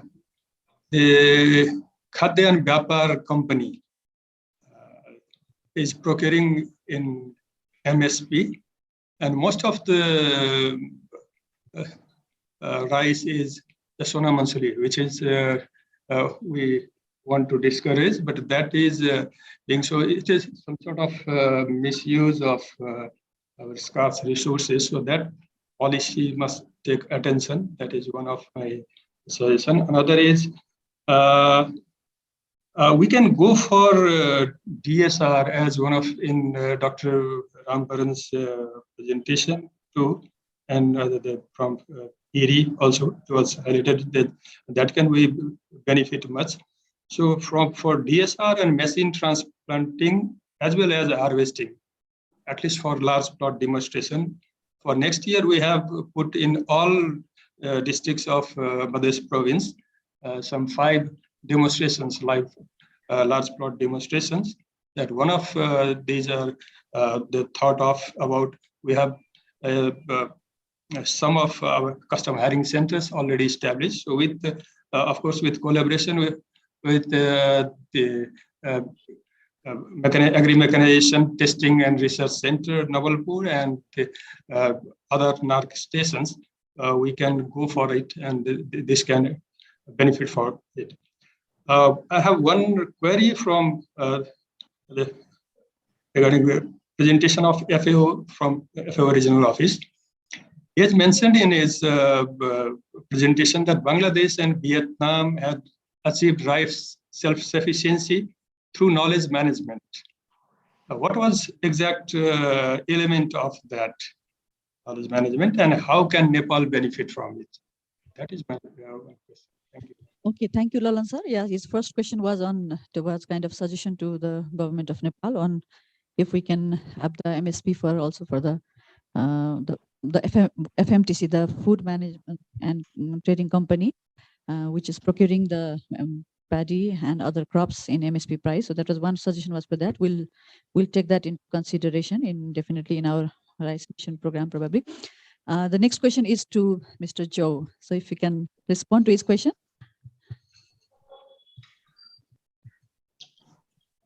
Thank you, Dr. Singh, for your query. And yeah, I just try to answer your question from the best of my knowledge. And I think overall, Bangladesh compared to Vietnam definitely, because Vietnam every year export over 6 million, about 6 million tons of milled rice. But Bangladesh, I think, has some challenge for the rice self-sufficiency overall, although it's almost reached to the goal. But regarding the knowledge sharing, I think it's most important is to really cover different aspects, as I mentioned, for Vietnam case. And they actually have, they enable the policy for the production, for the consumption, and as well for the value chain. And recently, actually, the government would like to actually make their rice-based agri-food system more sustainable to diverse, the crop, diverse the how to say the various crops, and to not to really only focus on rice. But that is really depend on I think the overall situation. I think in Nepal, from my perspective, what Nepal can learn is to really identify the gaps, not only in policy, but also in the government investment, as well as the research and development. And I think quite a number of speakers actually mentioned about to promote spring rice and as well as the hybrid rice. There's many, I think, countries that we can actually learn and to support Nepal to use a different mechanism. like for example, South-South Triangle cooperation mechanism. I think definitely, we can actually bring different expertise from different countries, from India, from China, from Vietnam, and how we can actually work together to support, Nepal to fill those gaps, but not only the technology gap, but also other gaps like policy, like finance, like, a partnership, knowledge sharing. Definitely, I think, as well as I would like to say that DSR, we recently actually implemented DSR project in 3 countries in South Asia by through collaborating with IRI. So I think the similar intervention that we can probably integrate through the rice-based interventions in the country, So that is what I would like to provide and would like to suggest. Thank you very much. Thank you, Joe. So with that, we have almost come to the closing of technical sessions, although the overall session is continue. So we have just to sum up, because we have discussed adequately and we're getting late also. So I'll be just brief. And we had 4 presentations focusing on what the experience and learning from other countries, how other countries in the regions are doing, and also share the scenario of Nepal in terms of research, and also what we have been doing through the various case studies from the USAID projects also. So we all know that this from the discussion we have learned a lot that because rice is important not just from the cultural or other aspects in country like Nepal, but it's the commodity of importance in all the regions in East Asia and also South Asia. So because of that also why we have focused on the policy dialogue on this rice itself is because we have seen that with the growing threat of like climate change and the ongoing conflict, probable inflation in the price of various inputs, including fertilizer, this commodity, the major food system, this holds the major part of the food system in the country like Nepal.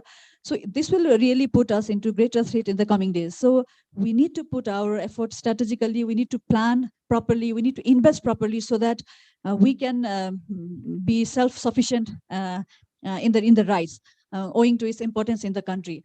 Because we have seen that we know that since this commodity is dear to all these countries in the region, so if there is any policy shift, due to some international conflict or any other measures, if there is any conflict or because of this conflict, there is policy shift, say some country bans the export, or they have their own policy measures taken, that will affect all the regions.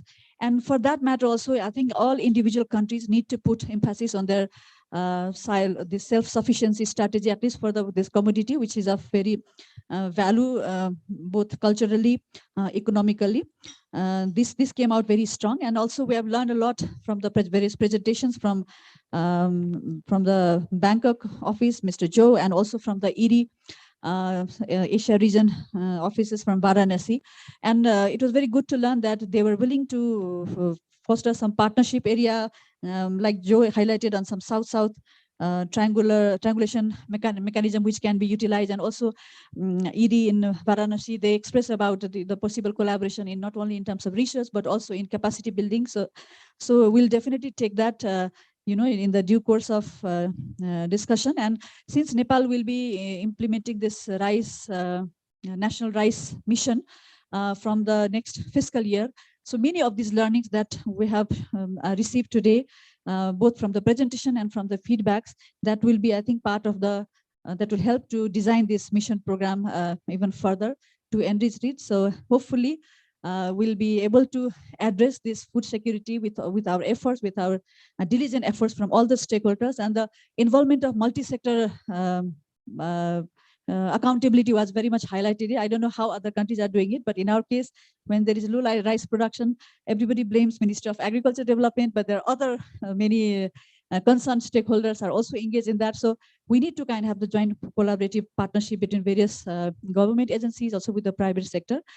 So I would like to thank all the presenters and all the audience, both on virtual platform and also in the hall here, for keeping up with the time and for meeting that a code of conduct, I would say.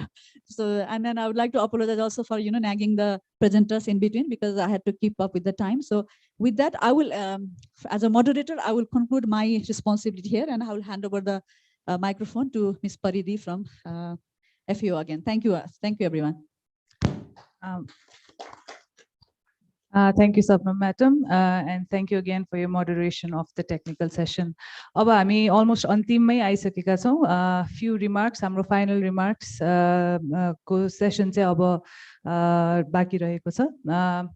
In that context, I would like to request and invite Honorable Member Dr. Dil Bahadur Gurung, Member of National Planning Commission. Dr. Gurung, I'd like to invite you to the podium to deliver your remarks, sir.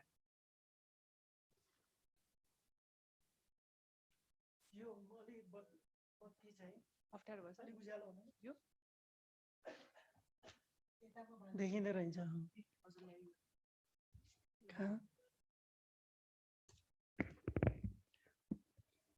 धन्यवाद परिधिजी. यस कार्यक्रमका सभापति छु, सचिव कृषि तथा पशुपक्षी विकास मन्त्रालय. आजका प्रमुख अतिथि माननीय पूर्ण कुमारी सुवेदीज्यू, सभापति कृषि सहकारी र प्राकृतिक स्रोत समिति, एफएओ का कन्ट्री रिप्रेजेन्टेटिभ केन सिमीज्यू र एक्सपर्ट डिस्टिंग्विश्ड एक्सपर्ट प्रेजेंटर्स र यहाँ उपस्थित विभिन्न संघ संस्था, डेभलपमेंट पार्टनर, गभर्नमेंट ऑफिशियल का प्रमुख र प्रतिनिधि र पत्रकार र सहभागी मित्रहरू,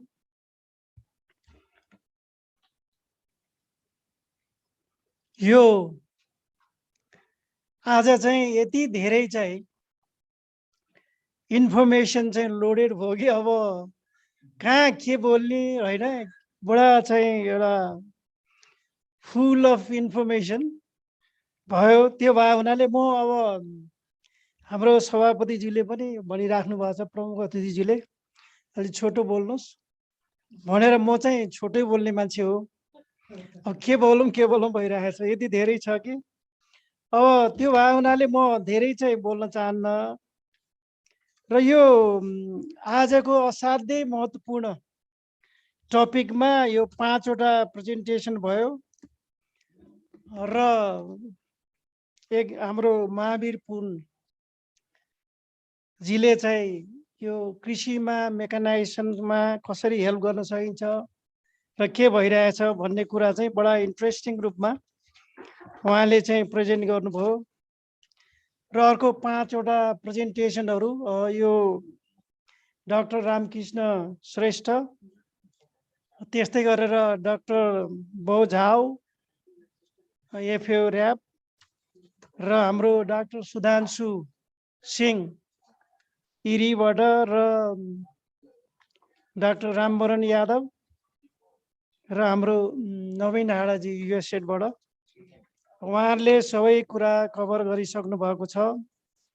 र यो हाम्रो चाहिँ वर्तमान देशको अवस्था कस्तो छ, साउथ एसियामा चाहिँ यो के ट्रेन्ड छ, यो हाम्रो खाद्य सुरक्षाको र राइसको चाहिँ समग्र ओभरअल डेभलपमेन्ट, त्यस्तै गरेर इरीले चाहिँ नेपाललाई राइस सेल्फ सफिसियन्सीमा कसरी सहयोग गर्न सकिन्छ र हाम्रो देशको राइस रिसर्च प्रोग्राम कतातिर छ र यो प्राइभेट सेक्टर यो युएसएडले चाहिँ यो मिलहरूसँग र किसानहरूसँग चाहिँ सहकार्यमा गरेको कामहरू सबै चाहिँ विस्तृत रूपमा हामीलाई जानकारी भयो.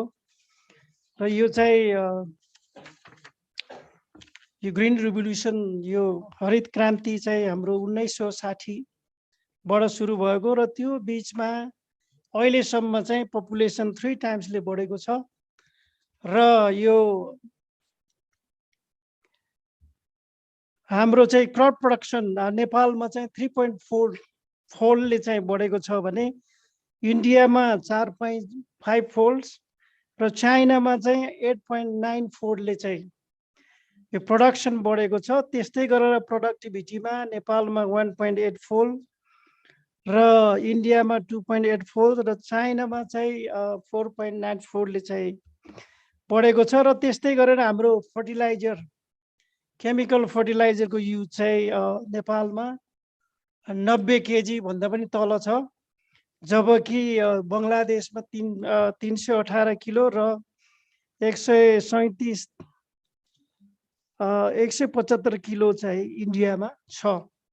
यो हिसाबले के देखियो भने हामी चाहिँ देश पनि सानो हो, तर अब हाम्रो प्रोडक्सन प्रोडक्टिभिटी र हाम्रो चाहिँ इम्पुट्सको चाहिँ प्रयोग पनि हामीसँग कम नै छ कम्पेरेटिभली भन्ने कुरो चाहिँ यसले दर्शाउँछ। र अब यो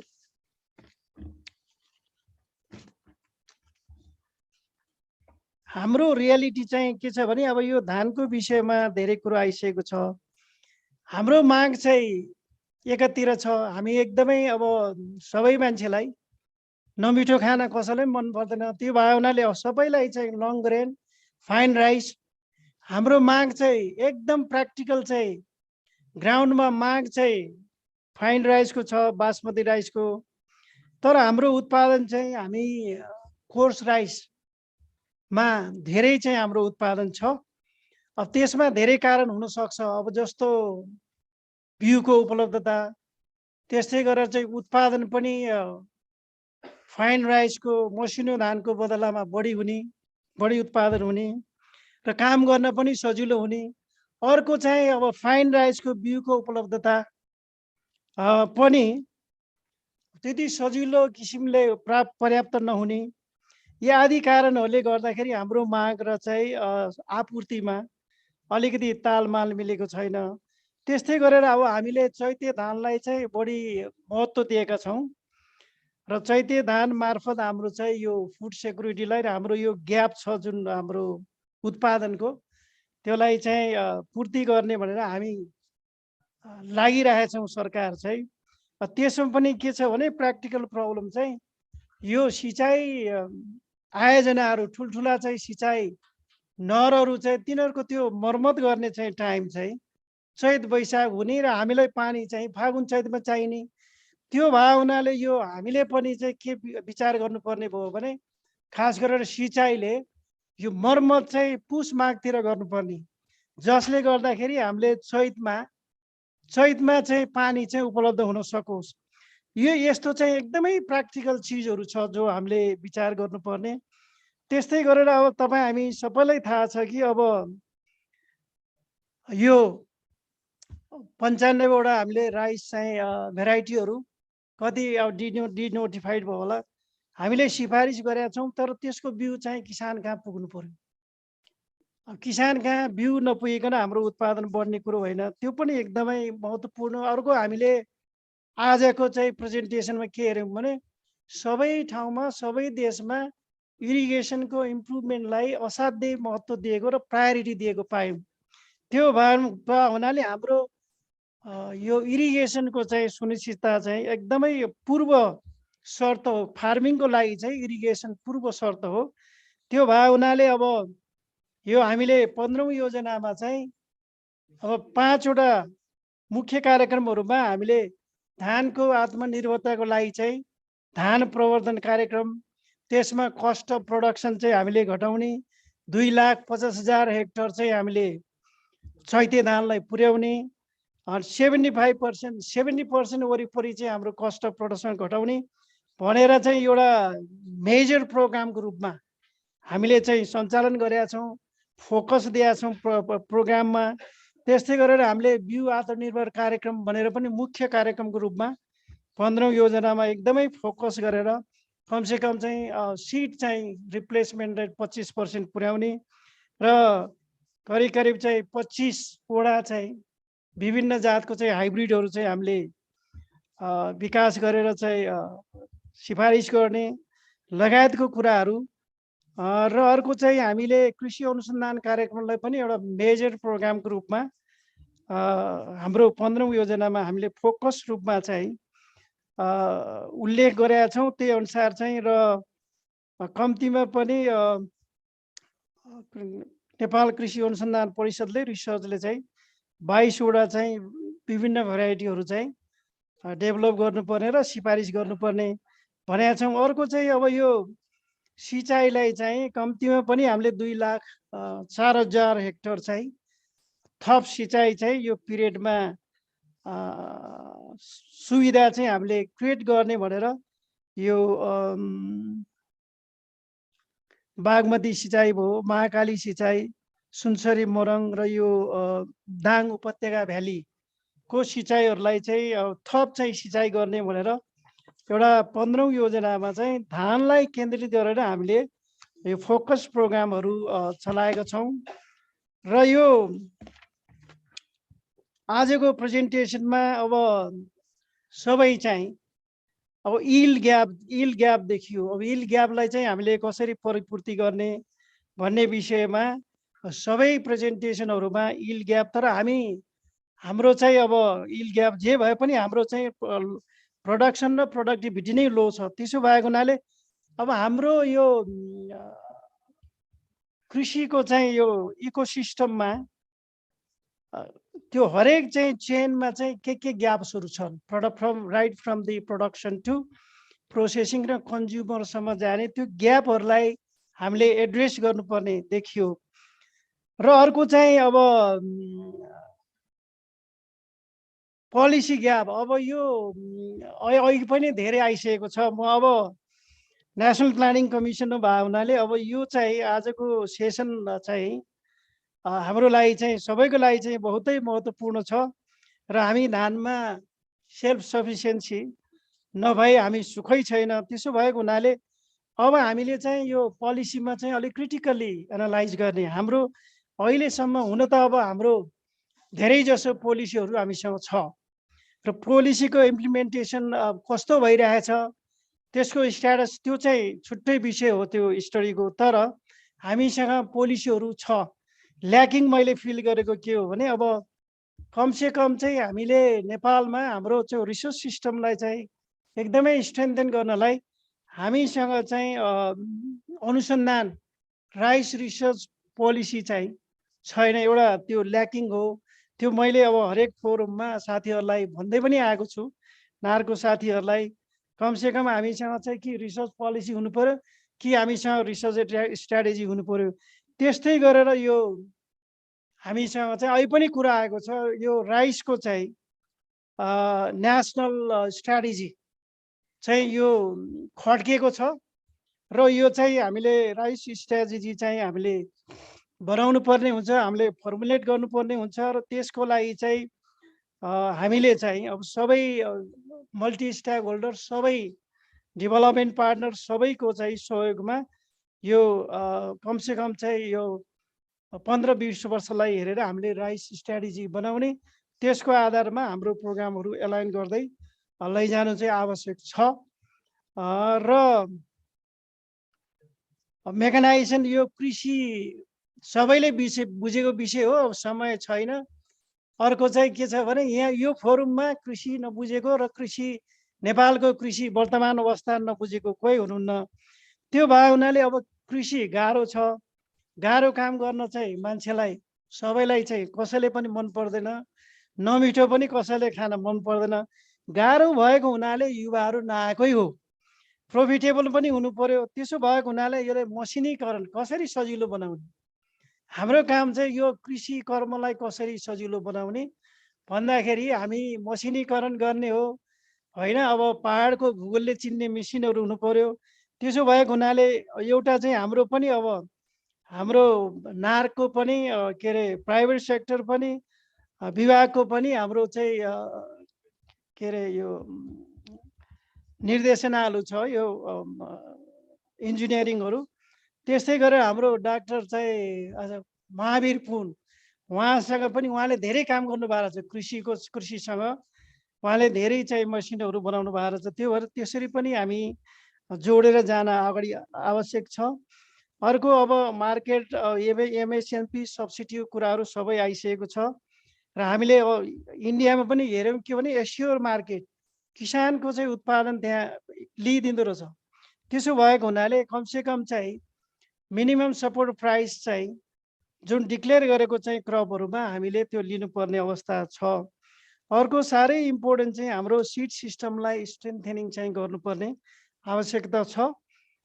किनभने यो सिड साइकल पनि मेन्टेन र यो सिड सिस्टमलाई स्ट्रेन्थेन नगरिकन जतिसुकै हामीले कुरा गऱ्यो भने किसानले चाहिँ गुणस्तरीय बिउ चाहिँ पाउनु पर्यो, सेवा पाउनु पर्यो। त्यो चाहिँ सबैको प्रेजेन्टेसनमा आइसकेको छ। अर्को चाहिँ अब हामीले हेऱ्यौँ कि अब यो जहाँ जहाँ चाहिँ यो कृषिको चाहिँ विकास भएको छ त्यहाँ सबै उनीहरूको एक्टिभिटीहरूलाई एकदम स्ट्रङली रिसर्चले ब्याकअप गरेको देखियो। रिसर्चले ब्याकअप नगरेको कुनै पनि प्रोग्रामहरू एक्टिभिटीहरू सस्टेनेबल हुँदैन। त्यसो भएको हुनाले हाम्रो रिसर्च सिस्टम यो नार्कलाई चाहिँ हामीले पुनः संरचना अथवा के सुदृढीकरण के गर्नुपर्ने हो, यसलाई भाइब्रेन्ट डाइनामिक नबनाइकन चाहिँ हाम्रो कृषि चाहिँ अगाडि बढ्न अलिक गाह्रो हुने भएको हुनाले त्यो रिसर्च सिस्टमलाई स्ट्रेन्थेन गर्ने। अर्को नेपाल सरकारले असाध्यै चाहिँ अहिले असाध्यै राम्रो प्रोग्रामहरू ल्याएको छ। यहाँहरू सबैलाई पनि यो कुरा जानकारी छ। बाँझो जग्गालाई कसरी उपयोग गर्ने भन्ने विषयमा यो मसिनीकरणदेखि लिएर यो सबै सुविधाहरू सब्सिडी इन्सेन्टिभ प्याकेज र सारा चिजहरू चाहिँ यो बाँझो जग्गा उपयोग गर्नलाई हामीले चाहिँ लगाउनु पर्ने हुन्छ। र अब यो अर्को चाहिँ यो हामीले धानमा यो इरीसँगको पार्टनरसिपमा कोलाबोरेसनमा नार्क र इरीको यो काम अगाडि बढिरहेछ। मलाई लाग्छ यो धेरै समय लाग्दैन होला। सचिवजी यसलाई चाहिँ एकदमै टुङ्ग्याउनु पर्ने अवस्था छ। त्यो भएको हुनाले अब यो राइसमा चाहिँ हामीले इरी लगायतका अरू डेभलपमेन्ट पार्टनरहरू एफएओ युएसएड लगाएको सबै चाहिँ पार्टनरहरूको हामीलाई सहयोग चाहिन्छ र यहाँहरूको चाहिँ रिसोर्सेस एडिसनल रिसोर्सेस पनि हाम्रो नेपालको चाहिँ राइस सेल्फ सफिसियन्सीलाई को हेल्प हुने गरी चाहिँ यहाँहरूले पनि हामीलाई सपोर्ट गर्ने र वी निड योर सपोर्ट। र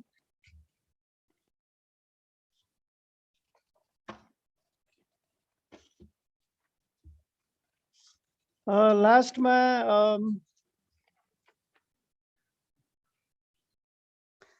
अब यो आजको प्रेजेन्टेसनबाट हामीले चाहिँ सिक्नुपर्ने लर्निङ चाहिँ के हो भने अब खास गरेर बङ्गलादेश, भियतनाम, इन्डोनेसिया र थाइल्यान्ड यो देशहरूले कसरी चाहिँ अब यो राइस सिस्टममा ट्रान्सफर्म गर्यो भन्ने कुराहरू चाहिँ त्यहाँको बेस्ट प्र्याक्टिसेस, त्यहाँको लर्निङहरू, त्यहाँको चाहिँ पोलिसीहरू यो सबै चिज चाहिँ हाम्रो लागि चाहिँ असाध्यै महत्त्वपूर्ण हुन्छ। हाम्रो rice system research system rice सिस्टमलाई ट्रान्सफर्म गर्नलाई त्यो असाध्यै इम्पोर्टेन्ट छ। र अन्तमा आजको यो सेसन र पुरा एकदमै चाहिँ एजुकेसनल एकदमै लर्निङ चाहिँ सेसन भयो। त्यो भएको हुनाले म उहाँ प्रेजेन्टरहरूलाई सबैलाई धेरै धेरै धन्यवाद दिन चाहन्छु। र यो जति पनि यहाँहरूको चाहिँ यो आजको डायलगबाट आएको सजेसनहरू छ, निचोडहरू छ, यो चाहिँ हामीलाई चाहिँ हामीले पोलिसी इन्टरभेन्सन हाम्रो राइस सिस्टमलाई ट्रान्सफर्म गर्नको लागि कहाँ चाहिँ इन्टरभेन्सन गर्नुपर्ने पोलिसी ग्याप्सहरू र हामीले नयाँ पोलिसी कहीँ चाहिँ यो राइस रिसर्च स्ट्राटेजीदेखि लिएर चाहिँ राइस नेसनल स्ट्राटेजी यो सबै बनाउन पनि असाध्यै चाहिँ एउटा गतिलो इनपुट हुने भएको हुनाले आजको सेसन र यो बैठक असाध्यै महत्त्वपूर्ण रह्यो यहाँहरू सबैलाई। र यो पोलिसी डायलगमा आफ्ना कुराहरू राख्ने जुन मलाई अवसर दिनुभयो त्यसको लागि म चाहिँ अर्गनाइजर कृषि तथा पशुपक्षी विकास मन्त्रालय त्यस्तै गरेर यो बाली विकास तथा जैविक विविधता संरक्षण केन्द्र एफएओ युएसएड नेपाल कृषि अनुसन्धान परिषद इरी यहाँहरू सबैलाई हार्दिक धन्यवाद दिँदै मैले आफ्नो कुरो यही विषय धन्यवाद।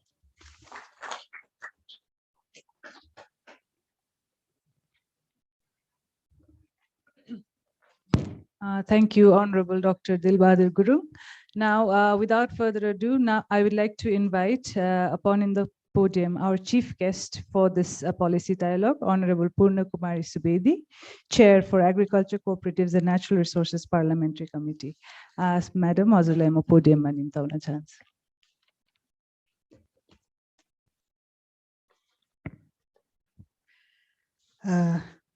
धन्यवाद सञ्चालिकाज्यू।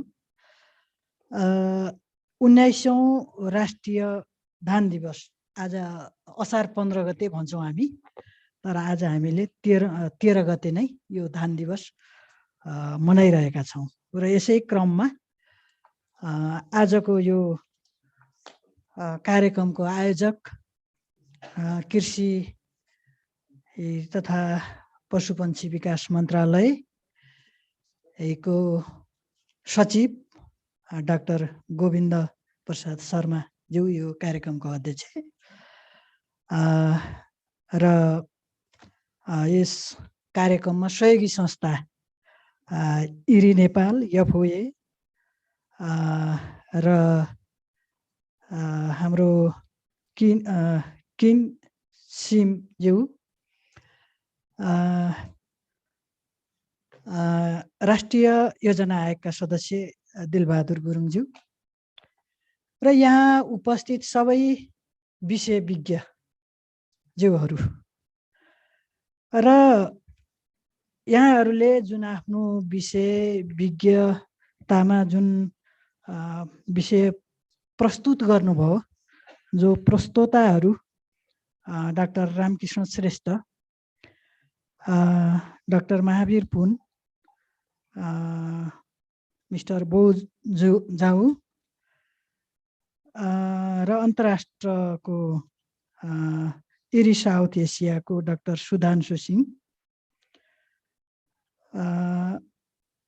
र सबै उहाँहरूको जुन विचार हो, जुन विज्ञता हो, जसले नेपाललाई पनि सहयोग पुग्ने खालले जुन आफ्नो विचारहरू प्रस्तुत गर्नुभयो, उहाँहरू राष्ट्रिय र अन्तर्राष्ट्रिय सबै विषय विज्ञताहरूलाई म धेरै धेरै धन्यवाद दिन चाहन्छु।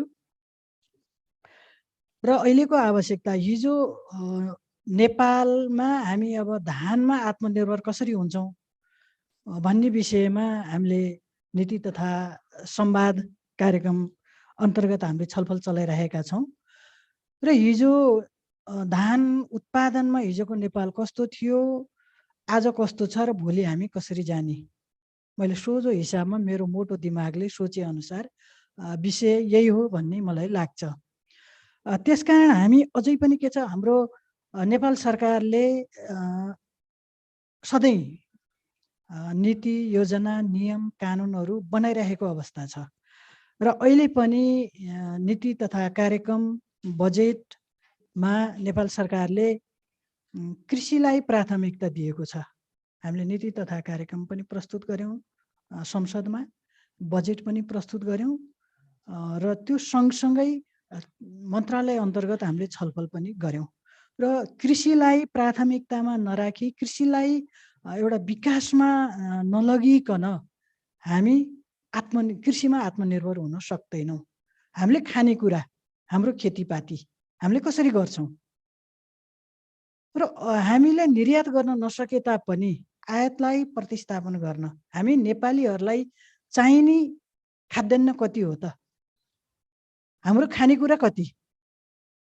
यद्यपि खानेकुरा हामी मकै, गहुँ, फापर, कोदो सारा चिज उत्पादन गर्छौं, तर पनि हामीलाई चाहिने कति हो?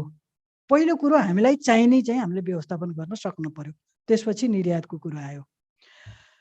र र यहाँ राख्नुभयो अघि रामकृष्ण श्रेष्ठज्यूले 52% घरधुरी खाद्य असुरक्षित अवस्थामा जान सक्छ भनेर राख्नुभयो। यो एकदम सिरियस विषय हो र अहिलेसम्म हामी संविधान त हामीले खाद्य सुरक्षा मौलिक हक हो, त्यसकारण यसलाई हामीले जनताको मौलिक हकलाई हामीले चाहिँ सुरक्षित गर्नुपर्छ, खाद्य सम्प्रभुता सुरक्षित गर्नुपर्छ भन्छौँ। हामीले नियमहरू पनि बनाएका छौँ र हाम्रो समिति अन्तर्गत अहिले यो हामीले यो संरचनागत सङ्घीय लोकतान्त्रिक गणतन्त्रात्मक यो व्यवस्था अन्तर्गत हामीले हाम्रो समिति अन्तर्गत पनि यो कृषि मन्त्रालय पर्छ र ऊर्जा जलस्रोत पनि पर्छ र हामीले यो अहिलेसम्मको हाम्रो टुक्रे उत्पादन प्रणाली छ। हामीले त्योभन्दा परम्परावादी टुक्रे उत्पादन प्रणाली जो छ यसलाई हामीले जुन एउटा आधुनिकीकरण, हामी सबै चिज आधुनिकीकरण व्यावसायिक गर्नको निम्ति हामीलाई नयाँ नीति नियमहरू चाहिन्छ। यसमा हामीले छलफल पनि गरिरहेका छौँ र यसमा अझै पनि हामी त्यो एउटा ठोस निर्णयमा पुग्न सकेका छैनौँ र यहाँहरूको विचार, यहाँहरूको भिजन, यहाँहरूको सुझावहरूको सहयोगले पनि हामीलाई यसमा नीति निर्माण गर्न मद्दत पुर्याउँछ र यसलाई आधुनिकीकरण र चक्लाबन्दी गरिसकेपछिको स्थितिमा हामीले यसलाई व्यावसायिकरण औजारहरू हाम्रो नेपालको भूगोल कस्तो छ भने यहाँहरूलाई पनि थाहा छ। यहाँहरूको अगाडि म एउटा विज्ञ नभइकन मेरो एउटा किसानको छोरी भएको हुनाले मेरा व्यक्तिगत केही अनुभवहरू मैले यहाँहरूको बिचमा राख्ने हो र यो हाम्रो भूगोल यति छोटो, यति चाहिँ भनौँ न यो भूगोलको हिमाल, मधेस र तराई यो भूगोल छ। यसमा संसारको सबैभन्दा हाइटमा फल्ने धान पनि हाम्रो मनाङमा छ, जुम्लामा पनि छ र तराईका फाँटहरू पनि छन्, जसलाई हामी आधुनिकीकरण र यसलाई व्यावसायिकरण र यसलाई चक्लाबन्दी गरेर यसमा आवश्यक सिँचाइ, उन्नत जातको बिउ र आवश्यक मल हामीले दिन सक्यौँ भनेदेखि नेपालीलाई खाने धान उत्पादन गर्न हामीलाई त्यति गाह्रो हुँदैन भन्ने मलाई लाग्छ। यहाँ हाम्रो रामवरण यादव हर्दीनाथको विज्ञले राख्नुभयो। हुन त हामी हर्दीनाथमा पनि हाम्रो समिति गएर अनुगमन गरेको थियो, 95 जातको बिउ हामीले उत्पादन गरेका छौँ भनेर। त्यहाँ हामी गएर अनुगमन गर्दाखेरि उहाँहरूका पीडाहरू, उहाँहरूको अवस्थाहरू पनि हामीले देख्यौँ। उहाँले भन्नुहुन्थ्यो हामी प्राविधिकहरूले बिउ उत्पादन गर्दाखेरि हाम्रा रैथाने बिउहरू र त्यसलाई विकसित नयाँ खालको बिउहरू उत्पादन गर्दाखेरि त्यसलाई क्रसिङ गर्दाखेरि त्यो खालको वातावरण चाहिन्छ, त्यसकारण हामी राति पनि सुत्न पाउँदैनौँ भनेर भन्नुहुन्थ्यो हाम्रो रामवरणज्यूले। मैले त्यो अहिले सम्झिरहेको छु र यो सम्बन्धित अब रिसर्च विज्ञहरूको जस्तो नार्क पनि जोडिन सक्छ र यसलाई पनि हामीले व्यवस्थापन गरेर लैजाने विषय रहन्छ। त्यसकारण यो हाम्रा सबै विज्ञहरूको सुझावहरू, विज्ञताहरू, विचारहरू एक ठाउँमा हामीले राख्यौँ र एउटा निष्कर्षमा जान सक्यौँ र सरकारलाई हामीले एक खालको सुझावहरू दिन सक्यौँ भनेदेखि वास्तवमै हाम्रो नेपाल प्राकृतिकले दिएको वरदान साबित छ। हामी त्यहाँका जनता हौँ, विज्ञ हौँ, किसान हौँ, हामी सबै हौँ। हामी सिद्धान्त मात्रै प्रतिपादन गर्ने होइनौँ, हामी यसलाई प्र्याक्टिकल्ली व्यवहारमा पनि उतार्न सक्ने हामी मान्छे हौँ। तर आज यहाँ हामीले अब छलफल चलाइरहेका छौँ, हाम्रो जनशक्ति, युवा जनशक्ति, जसलाई कृषिमा आकर्षण गर्नुपर्ने शक्ति हो, त्यो युवा जनशक्ति आज बाहिर छ। यसलाई हामीले कसरी नेपालमा ल्याउन सक्छौँ, आकर्षण गर्न सक्छौँ?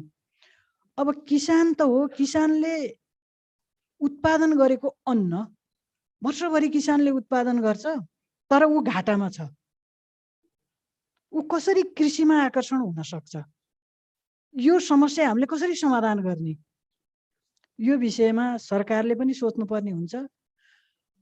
मलाई भन्नुहुन्थ्यो, मेरो बुवा आमाले भन्नुहुन्थ्यो, हामीले धान उत्पादन गर्छौँ वर्षभरिमा, अथवा धानको चाहिँ 6 महिनामा कति हुन्छ, अब जात अनुसारको समय लाग्छ, तर यसलाई बेच्दाखेरि र हामीले पालेको भैँसीलाई जुन ढुटो खुवाउने हुन्छ, त्यो धानको मूल्य, त्यसलाई बेचेको मूल्य भन्दा त्यो ढुटो बढी महँगो पर्छ र हामीले बढी पैसा तिर्नुपर्छ। अनि कसरी हामी यो कृषि कार्यमा हामी सफल हुन सक्छौँ, यसको विषयमा के हो त, खै त सरकारले के गरेको छ त? किसानहरूलाई सधैँ घाटामा राख्ने हो भनेदेखि कसरी देशको विकास हुन सक्छ भन्नुहुन्थ्यो है। त्यसकारण हामीले आत्मनिर्भर हुने विषय र उत्पादन गरिसकेपछि यसको भण्डारण कसरी गर्ने र यसलाई जनताको घर दैलोमा अथवा चुलोमा हामी कसरी पुर्याउन सक्छौँ त, यी विषयहरू पनि हाम्रा यी विषयहरूसँग जोडिन्छन्। जस्तै अघि मिलको कुरो उठाउनु भयो, त्यसकारण हामी यो अहिले यो एउटा सङ्क्रमण काल जस्तो मलाई लाग्छ। हामी यो परम्परावादी टुक्रे उत्पादन प्रणालीबाट माथि उठ्नुपर्छ। यसबाट माथि उठ्यौँ भनेदेखि हामीले फेरि अब यो हाम्रो बानी नेपालीहरूको जिब्रो पनि कस्तो भयो, हामी पहिला त्यो मोटा धान, त्यो यहाँहरूले पनि सुन्नुभएको छ होला, दुधराज धान, गोला धान, यी मोटो मोटो धानहरूको स्वाद पनि कति मिठो हुन्थ्यो।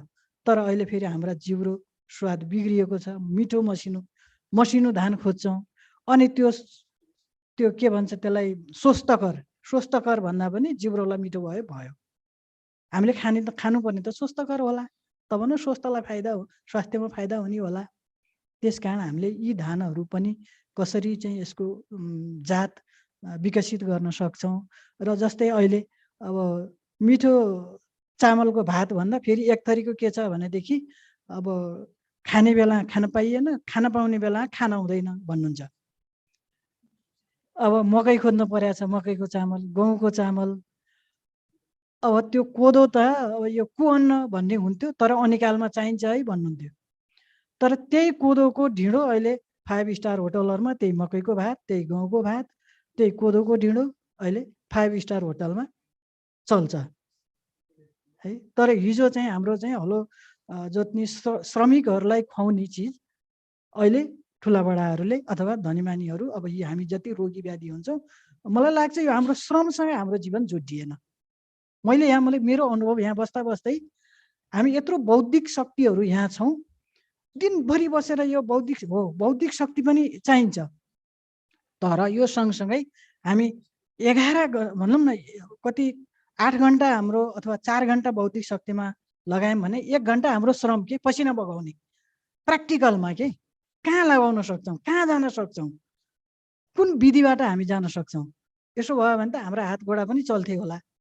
मलाई यो व्यक्तिगत अनुभव हो, प्लिज अनुभव हो। त्यसो हुँदाखेरि हाम्रो यो देशलाई धानमा आत्मनिर्भर बनाउने विषयमा जो विज्ञहरूले, अन्तर्राष्ट्रिय संस्थाका विज्ञहरूले नेपालको विषयमा जसरी चासो लिनुभयो, आफ्ना विचार राख्नुभयो, यसमा अन्तर्राष्ट्रिय अनुभवहरू, त्यहाँको नियमहरू, नीतिहरू सेयर गरेर हामीलाई जो एउटा सहयोग पुर्याउनु भयो, यो उहाँहरूलाई धेरै धेरै धन्यवाद दिन चाहन्छु। र म आफूले पनि, हामी पहिलोचोटि यो 66 सालतिर हो क्यारे हामी भियतनाम गएका थियौँ। भियतनाम जाँदाखेरि भियतनाम जस्तो देश जुन युद्धबाट ठुलो भएर आएको देश र 1905 देखि नै उसले धान निर्यात गरेको रहेछ। 2 जातको धान उत्पादन गर्ने रहेछ। हुन त हाम्रो देशमा पनि चैते धानको विकास गर्नुपर्छ भन्ने भएको छ, त्यहाँ चैते धान पनि रोप्दो रहेछ। र उसले जसरी चाहिँ अब 1905 देखि नै निर्यात गर्यो, अब अहिलेको अवस्था पनि निर्यात होला, उसले आत्मनिर्भर भएर निर्यात गर्यो। बङ्गलादेशको विषय पनि यहाँ ल्याउनु भयो, थाइल्यान्ड, बङ्गलादेश, चाइना, यी सबैको सहयोग र अनुभव, नीति नियम हामीले लिने हो। र यसलाई कार्यान्वयन गर्ने सवालमा फेरि हाम्रो भूगोल, हाम्रो वातावरण, हाम्रो जलवायु, हाम्रो हावापानी, हाम्रो मौलिकतामै हामीले हाम्रो नीति नियमहरू कानुनहरू बनाउने हो र त्यो अनुसारको योजनामा हामीले हाम्रो देशको खेतीपाती हाम्रो खाद्यान्न धान हामीले उत्पादन गर्ने हो। जस्तै हिमालमा के खेती उत्पादन हुन्छ, भित्री मधेसमा कस्तो खेती उत्पादन हुन्छ र तराईमा के हुन्छ, हाम्रो मौलिकतामा हाम्रो हावापानीमा आवश्यकता अनुसार मल बिउ सिँचाइ अनुसार नै हामीले जान सक्यौँ भनेदेखि हामीलाई फाइदा हुन्छ, हामीलाई लाभ हुन्छ। त्यसकारण मैले अन्तिममा हाम्रा विज्ञहरू हाम्रा सबैको विचारलाई एकदम बहस पनि गरौँ, यसमा कन्जुस्याइ नगरौँ। हामी जहिले पनि नीति निर्माण गर्दाखेरि हतार भयो भन्छौँ, यसमा पनि हामी समय लिउँ र हामी प्रयोगमा जाँदाखेरि पनि हामी यो बनाऊँ।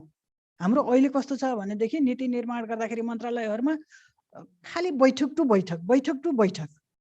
यसको निष्कर्ष के हो त नि? हामी प्र्याक्टिकलमा कहिले हो त जाने, कहाँ जाने हो त? प्र्याक्टिकलमा जाँदाखेरि त किसानसँग जानुपर्ने होला। किसानहरूलाई हामीले हलो जोतेको त त्यो हलो जोत्ने किसान छ नि त, उसले आफ्नो तरिकाले आफ्नो मौलिकतामा हलो जोतेको छ, खेती धान उत्पादन गरेको छ, त्यसको भण्डारण कस्तो छ हैन, मुसाले खाएको छ कि अथवा सुकाउने कसरी हो, पकाउने कसरी हो, अब त्यसलाई चाहिँ कसरी चाहिँ अब जनताको चुलोमा लैजाने हो भन्ने विषयहरूमा पनि हामीले ध्यान दिनुपर्छ। यद्यपि यहाँहरूसँग मैले भने होइन है, त्यो चाहिँ राज्यले सरकारले पहिला नीति नियम बनाउने यहाँहरूको सुझावमा है। जसरी आज हामीले यहाँहरूको सुझाव लियौँ, यो नीति संवाद यो धानमा आत्मनिर्भरता विषयक नीति संवाद कार्यक्रम हो, जसमा यहाँहरूको सुझावहरू यहाँ मन्थन भयो अथवा राख्नुभयो। यसलाई पनि यो मतलब आयोजकले पनि यसलाई एउटा निष्कर्षमा पुर्याउने र सरकारलाई फिडब्याक दिने, सहयोग पुग्ने खालले एउटा बुदागत रूपमा निष्कर्षमा पुर्याएर दिनुभयो भने फेरि पनि आगामी दिनमा हामीले नीति नियम निर्माण गर्दाखेरि यसले सहयोग पुगोस्। र यस्ता कार्यक्रमहरू हामीले यसको निरन्तरतामा पनि लानुपर्छ। तर मलाई के लाग्छ भनेदेखि हामी काठमाडौँका अन्यथा नसोचियोस्, काठमाडौँका यस्ता होटलहरूमा भन्दा हामी प्रदेशमा र अझ हामी तल कहाँसम्म जान सक्छौँ, जो वास्तविक किसानहरू हो, जसले हलो जोत्छ, जसका नङमा गोबर लागेको छ, माटो लागेको छ। हामी प्रकृतिबाट टाढा भयौँ। यद्यपि यो सबै चाहिँ फेरि गाउँमै खेतमै हलो जोत्नुपर्छ, उहीँ जानुपर्छ भन्न खोजिनँ मैले है। त्यसकारण वास्तविक किसानहरूसँग वास्तविक एउटा जेनेरेसन युवा शक्ति, युवा जेनेरेसनसँग हामी जाउँ। यस्ता कार्यक्रमहरू हामीले त्यो युवा जेनेरेसन, हामी पुरानो किसानहरूसँग पनि अनुभव लियौँ, नयाँ युवा जेनेरेसनलाई पनि हामी केही सिकाउँ र भोलिका लागि पनि हामीले त्यो जेनेरेसनलाई कृषिप्रति आकर्षण गर्ने विषयमा हामी जाउँ। कसरी आकर्षण गर्न सक्छौँ त? विकर्षण भयो, यो विकर्षण हुनु भएन। यसमा राज्यले सरकारले सोच्नुपर्ने विषय यहाँहरूले पनि चिन्ता गरिदिनु भएको छ। यसको लागि म धेरै धेरै धन्यवाद दिन चाहन्छु र मलाई आज प्रमुख अतिथिको रूपमा आमन्त्रण गरेर यो 19औं राष्ट्रिय धान दिवस तथा रोपाई महोत्सवको अवसरमा कृषि तथा पशुपन्छी विकास मन्त्रालय, बाली विकास तथा कृषि जैविक विविधता संरक्षण केन्द्र, कृषि अनुसन्धान परिषद, इरी नेपाल, एफओए नेपालको संयुक्त आयोजनामा मलाई पनि आफ्ना केही भनाइहरू, अनुभवहरू, विचारहरू राख्ने अवसर दिनुभयो। यहाँहरूको सुझावलाई हामी एकदम स्वागत र मनन गर्दै हामी पनि अगाडि बढ्नेछौँ र मलाई आफ्नो विचार राख्ने अवसर दिनुभएकोमा आयोजकलाई धेरै धेरै धन्यवाद दिन चाहन्छु। र हामी के हो त निस्वार्थ भावबाट हाम्रा विचारहरू, हाम्रा योजनाहरू सरकारलाई पनि खबरदारी गर्ने र सरकारले पनि त्यो खालको योजनाहरू ल्याएर कृषिप्रति जुन प्राथमिकताका साथ योजना ल्याएको छ त्यसलाई व्यवहारमा लैजाने। कानुनहरू पनि हामीले समय परिस्थिति अनुसार हामीले पुनर्संशोधन गर्छौँ। त्यो अनुसार हामी अगाडि बढ्यौँ भने वास्तवमा हामी नेपालीहरू धान उत्पादन गरेर आत्मनिर्भर बनेर निर्यात पनि गर्न सक्छौँ। यो टाढाको विषय छैन, यो गाह्रो विषय पनि होइन। हामी प्रकृतिले असाध्यै वरदान दिएको छ, हाम्रो जनशक्ति पनि त्यो खालको छ, हामी केही गर्नुपर्छ भन्ने मानसिकतामा छौँ। त्यसको परिणाम दिने विषयहरूमा हामी विधिमा जाउँ, कार्यान्वयनमा जाउँ, प्र्याक्टिकलमा जाउँ। वास्तवमा हामीले नेपालले फेरि एउटा सन्देश दिन सक्छ। यो अवसर सँगसँगैको चुनौती छ, यसमा हामी प्रत्यक्ष रूपमा सहभागी हौँ। हस्त धन्यवाद, नमस्कार।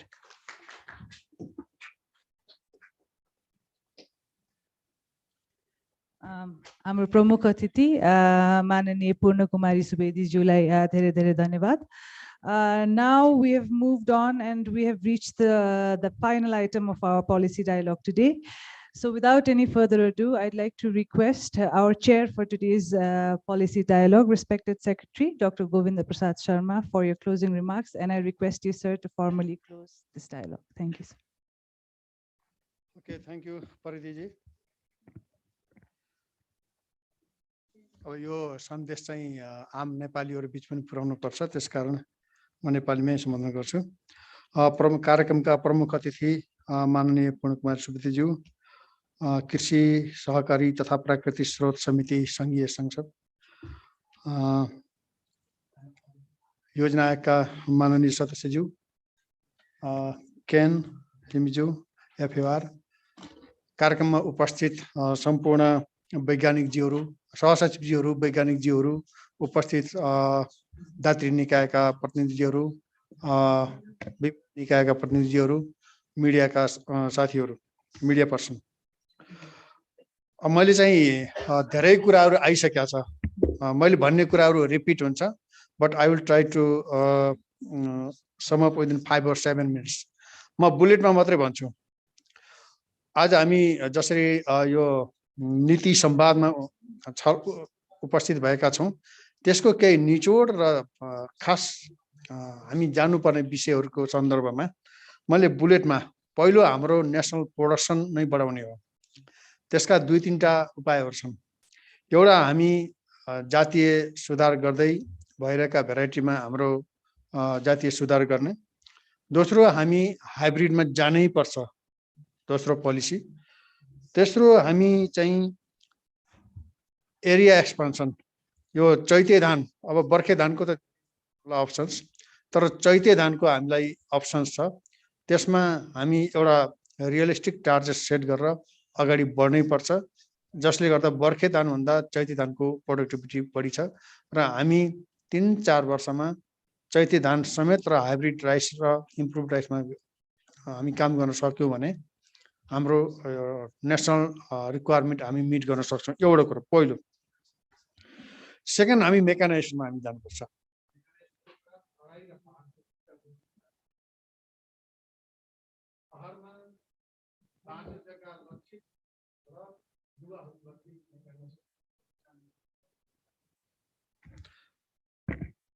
तराईमा हाम्रो अलिकति लार्ज साइज प्लटिङमा आधारित मेकानिजममा जानुपर्छ, ठुला ठुला मेसिनमा आधारित। र अहिले भएको जुन ल्यान्ड फ्रेगमेन्टेसनलाई यो अब कानुन बनाएरै हुन्छ कि यहाँ हाम्रो माननीय समितिका सभापति पनि हुनुहुन्छ, यसलाई अलिकति कानुन बनाएरै डिस्करेज गर्नुपर्छ कि, किनभने हाम्रो कृषि मन्त्रालयको मात्रै यसमा एसेस छैन। यसलाई नीतिगत हिसाबले नै अगाडि बढ्नुपर्छ र खेतीयोग्य जमिनलाई गैर कृषि प्रयोजनमा प्रयोग गर्ने सन्दर्भमा यसमा अलिकति ठोस निर्णयका साथ अगाडि बढ्नुपर्छ। तेस्रो, इरिगेसन, सिंचाई सुविधा हामीले बढाउनै पर्छ। धेरै लामो समयदेखि हामी 20-21% भनिरहेका छौं, त्यही पनि हाम्रो इयर राउन्ड इरिगेसन एस्योर छैन। यस सन्दर्भमा 3टा कुरामा, एउटा भइरहेका सिंचाई सुविधाहरूमा सुधार गर्नु पर्यो, अनगोइङ यो रिपेयर एन्ड मेन्टेनेन्समा जानु पर्यो। दोस्रो, अनगोइङ इरिगेसन प्रोजेक्टहरू कम्प्लिसनमा चाँडै कम्प्लिसन गर्नु सन्दर्भमा सरकारले पनि हेर्नुपर्छ। मैले पनि हामीले पटक पटक भनिरहेका छौं कि गभर्नमेन्टले यसमा थ्रस्ट गर्नै पर्छ। सिंचाई मन्त्रालयसँग बसेर उहाँहरूको र कृषि मन्त्रालय सँगै राखेर हामी कहाँ जान सक्छौं। तेस्रो, अर्को नयाँ सम्भावना भएको सिंचाई प्रोजेक्टहरू मा छिटै जानुपर्ने हुन्छ। यो तीनटा एप्रोचबाट हामी सिँचाइको एक्सपान्सन गर्न सक्यौँ भने मात्र हामी चैती धानमा जान सक्छौँ र जसले गर्दा हामी उत्पादनमा वृद्धि गर्न सक्छौँ। अब चौथो इनपुटको कुरा छ, तर त्यसमा महत्त्वपूर्ण सिड एन्ड फर्टिलाइजर, सिड सफिसियन्सी र फर्टिलाइजरको सुनिश्चितता, एस्युरेन्स अफ केमिकल फर्टिलाइजर र साथसाथै अब अरूको जैविक मल पनि कुरा हुन सक्छ, फर्टिलाइजरको कुरा हो। अब चौथोमा हाम्रो यो ह्युमन रिसोर्स र इन्स्टिट्युसन डेभलपमेन्ट। हाम्रो जस्तै मुलुक भएको बङ्गलादेशमा 25,000 भन्दा बढी प्रसार कार्यकर्ताहरू छन्। हामी कहाँ सङ्घीय एउटै हामी सबै एकै ठाउँमा हुँदाखेरि पनि 9,500 भन्दा बढी थिएन कृषि मन्त्रालयको टोटल जनशक्ति। अहिले 7 प्रदेशमा हामी बाँडेका छौँ, स्थानीय तहमा बाँडेका छौँ र अहिले हेर्ने हो भने 30 देखि 40%, कतै 30%, कतै 40%सम्म रिक्त भएको छ। त्यही जनशक्ति रिक्त भएको हो। हामीले त्यो पनि पूर्ति गर्न सकेका छैनौँ। हामी जस्तै मुलुक बङ्गलादेशमा मलाई लाग्छ, मलाई भन्नेअनुसार 14,000 प्लस क्याडेट अफिसर नै हुन्थ्यो। 25,000 त अघि यहाँ रिपोर्टिङमै टोटल एक्सटेन्सन वर्करको आयो भनेपछि हामी ह्युमन रिसोर्समा पनि धेरै पछाडि छौँ। यसमा धेरै पटक हामीले भनेका छौँ, तर यसको अलिकति सुनाइ भएन। यसमा अगाडि पर्याप्त जनशक्ति नै नभएपछि हामी काम गर्न सक्ने हुँदैनौँ। अर्को चाहिँ त्यसपछिको फोकस गर्नुपर्ने ठाउँमा चाहिँ यो टेक्नोलोजी मैले अघि नै भने लोनको कुरा छ, इनपुट कुरा छ, मैले सिड र फर्टिलाइजरलाई छुट्टै विशेष महत्त्व दिएर भनेको छु। मार्केटको कुरा छ, इन्सुरेन्सको कुरा छ, टेक्नोलोजी कुरा छ। यसमा खास गरिकन डोमेस्टिक टेक्नोलोजी हाम्रा नार्कबाट डेभलप हुने कुराहरू र हामीले बाहिरबाट ल्याउन सक्ने, जस्तो इरिसँग हुन्छ अथवा युएसएड हुन्छ अथवा अरू विभिन्न राष्ट्रिय निकायहरूबाट अरू इन्टरनेसनल रूपमा डेभलप भएका टेक्नोलोजीहरू ल्याउने क्रममा त्यसमा हामी अगाडि जानुपर्छ, त्यसमा छलफल गर्नुपर्छ। र अर्को चाहिँ मार्केट प्रमोसन। मार्केट प्रमोसनको कुरा गर्दाखेरि मार्केटलाई एस्योर गर्ने सन्दर्भमा एउटा चाहिँ मिनिमम सपोर्ट, न्यूनतम समर्थन मूल्यको कुरा हामीले सुरुवात गरेका छौँ। त्यसलाई प्रत्यावर्ती गर्ने, इम्प्लिमेन्टेसनलाई व्यवहारिक बनाउने। अर्को राइस मिल मोडललाई प्रभावकारी बनाउने, जहाँ गर्दा उत्पादक र यो क्रेता बीचको एउटा बाइब्याक ग्यारेन्टी पनि सुनिश्चित गर्न सकियोस्। र त्यसो चाहिँ हामीसँगै भएको इन्स्टिट्युसनलाई प्रभावकारी बनाउने, उद्योग वाणिज्य मन्त्रालयको खाद्य व्यापार कम्पनी लिमिटेडलाई म्यान्डेटरी बनाउनुपर्छ। यो सिस्टममा कति % चाहिँ उहाँहरू मार्फत यसको मार्केट एस्युरेन्स गर्न सकिन्छ, त्यो सिस्टममा ल्याउने हामी गर्नै पर्छ। अब यति भनिसकेपछि मैले चाहिँ केही कुराहरू चाहिँ छ र अर्को चाहिँ यो अघि स्ट्र्याटेजीमा जुन मैले कुरा गरेँ कि दुईटा कुराहरू ट्रेड अफ हुन्छ। अब हामी हाइब्रिड के अरे फाइन राइसको दिनभरि हामी छलफल गऱ्यौँ कि अब कन्ज्युमरको चोइस चाहिँ फाइन राइसमा हो भने, र हामी कोर्सबाट फाइनमा जाँदा हामी केही प्रोडक्सन त लुज गर्छौँ। यद्यपि हामीले भ्यालु मोनिटरी टर्ममा चाहिँ कोर्सबाट फाइनमा स्विच हुँदाखेरि मोनिटरिङ हिसाबले रिम्युनेटिभ देखियो भन्ने कुरा यहाँ पनि पेपरमा पनि आयो, प्रेजेन्टेसनमा पनि। तर यसको ट्रेड अफ एनालाइसिस चाहिँ हुनुपर्छ। हामी कति धान क्वान्टिटी लुज गरेर हामी फाइनेन्सियली उसमा चाहिँ आएका छौँ, यसको ट्रेड अफ एनालाइसिस चाहिँ हुनुपर्छ। एउटा यो अलिक मलाई एउटा एन्सर चाहिँ पनि चाहिएको छ, यो उसबाट डायलगको निचोडमा पनि आओस्। र अर्को ट्रेड अफको पोइन्ट हो, हामी इम्प्रुभड हाइब्रिड र हाम्रो इन्डिजिनियस भेराइटीको पनि हाम्रो यसको ट्रेड अफ चाहिँ यसको हिसाब हुनुपर्छ। किनभने यो इन्डिजिनियस रैथाने जातहरूको पनि फुड सेक्युरिटीमा धेरै ठुलो महत्त्वपूर्ण भूमिका छ। यसको ट्रेड अफको यो अलिकति पोलिसीको हिसाबले पनि क्लियर मेसेज आओस्, हामी कहाँसम्म जाने, कुन लेभलमा जाने भन्ने कुरा एउटा भयो। र अब अघि हामी प्रेजेन्टेसनमा हेरिरहँदाखेरि मैले त यो चाइनाको पोलिसी, इन्डियाको पोलिसी, बङ्गलादेशको पोलिसी धेरै त्यति भेरिएसन त मैले भेटाइनँ। केही कुराहरू चाहिँ फरक छन्, तर वाइ दे बिकम सक्सेस, उहाँहरू किन सफल हुनुभयो, हामी किन सफल हुन सकेनौँ, यो प्रश्न एकदमै महत्त्वपूर्ण छ। यो सबै हामीहरूतिर फर्केर आउँछ, प्राविधिकतिर फर्केर आउँछ, साइन्टिस्टतिर फर्केर आउँछ, किसान तिर फर्केर आउँछ अनि अल्टिमेटली पोलिसी मेकरतिर पोलिटिसियनहरुतिर फर्केर आउँछ सचिवज्यूतिर फर्केर आउँछ मन्त्रीज्यूतिर फर्केर आउँछ यो कुरा एकदम गहन विषय हो त्यसलाई यसको एनालाइसिस गर्न पोलिसी त उस्तै उस्तै छ त हामी त काम गर्ने तर केही कुराहरु सिचुएसन फरक छ कन्टेक्स्ट फरक छ तर हामी अघि मैले जति पनि कुराहरु गरे ती कुराहरुमा केही फरक छ तर पोलिसी मोर अर लेस उस्तै उस्तै छन् तर हामी इम्प्लिमेन्टेसन गर्ने सन्दर्भमा हामी कतै हाम्रो कार्य प्रवृत्ति शैलीमा पनि सुधार गर्नुपर्छ कि क्वेशन उठाउनुपर्छ कि त्यसमा कुराहरु पनि छन् यो अब ओपनली भन्नुपर्ने हुन्छ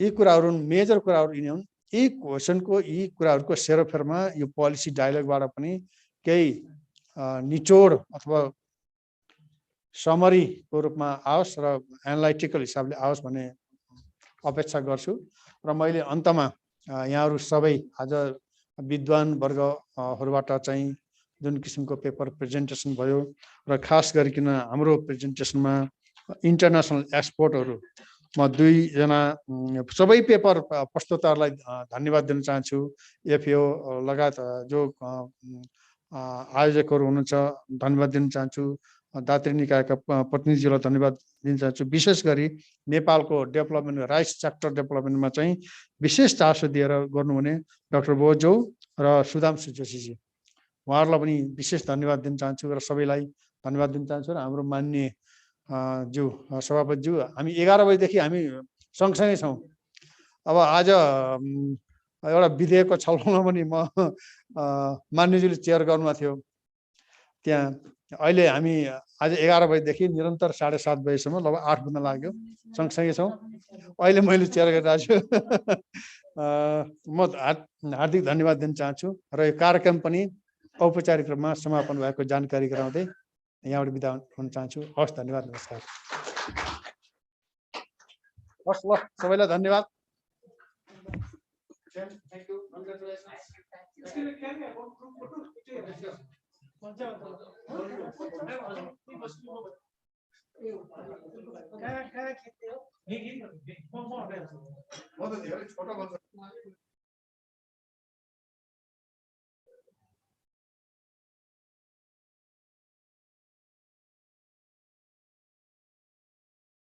सबैजना हामी एउटा ग्रुप फोटो खिच्दै छौं त्यसैले सबैजना अगाडि आइदिन हुन अनुरोध गर्दछु प्लिज धन्यवाद